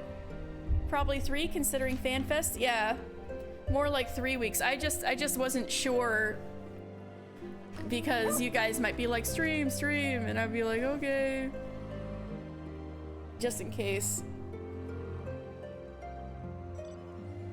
Anyway, let's see who's on. Oh my god! Adelin's playing Final Fantasy X! If we have time. No, of course. That's why I was unsure. I have to rate Owlin. She's playing Final Fantasy X. This is super duper important. Yes, exactly. The ha ha ha game. Precisely. Exactly. All right. The raid is going out. We're gonna see Owlin play the beginning of Final Fantasy X. I'm so excited. All right. I'll see you guys on the flip side. See you guys in a few weeks. Thank you so much, everybody. Good night.